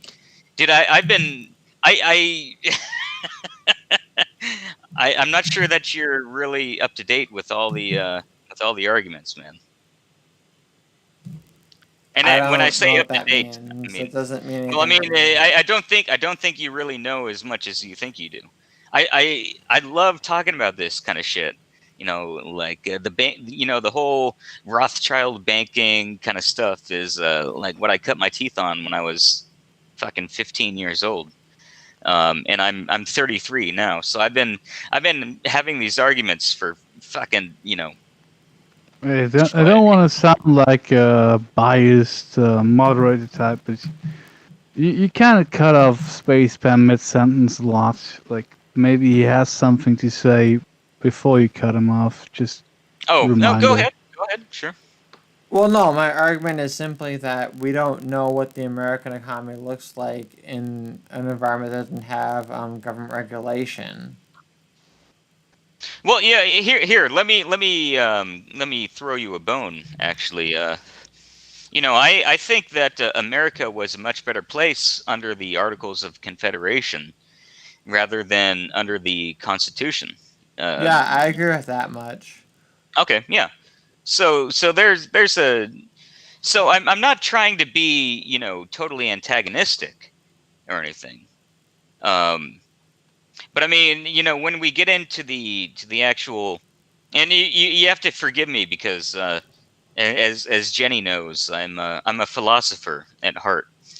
So I'm more making a, you know, a philosophical argument than anything. And I'm just not sure that you really understand the actual philosophy of what you're saying. Well, I have a degree in philosophy, so I have some knowledge of it. But I will say that most of that which is called philosophy is irrelevant to philosophy. Well, yeah, no one cares about Kant and Descartes, you know, and shit like that. No one, you know, Except Spurgowitz. I love Descartes. Descartes is actually one of the only. There's actually a person called Spurgowitz. It's close. It's close. But honestly, okay, the stream's been going on for a few hours, and I'm quite tired. But Ovi, I'll let you make your final point here. Yeah. Okay. I'm not trying to be overly antagonistic or anything. Yes, I do have a. I don't want to say communistic, but I think that you cannot have a. It's not possible to have any. I'm not a communist by any means, by the way. I'm a National Socialist. I'm a Nazi. Blah blah blah. Heil Hitler. That's fine. I don't care. So yeah. So the point being though is that I don't think that it's possible to have humans exist without having a society. You know, a community. And you know, obviously the root word of communism and socialism is social and you know community. So the ideas of individualism, the ideas of anarchy, I think are just completely impossible. So you think it's completely impossible, even if we had humans socially engineered over multiple generations in the future? Yes, yeah. I think it's Okay, just a so you think completely contradiction. humans It, can never achieve a standard where they don't need either socialism or communism? as long as people are interacting with each other, that is de facto a form of socialism or communism. Yes.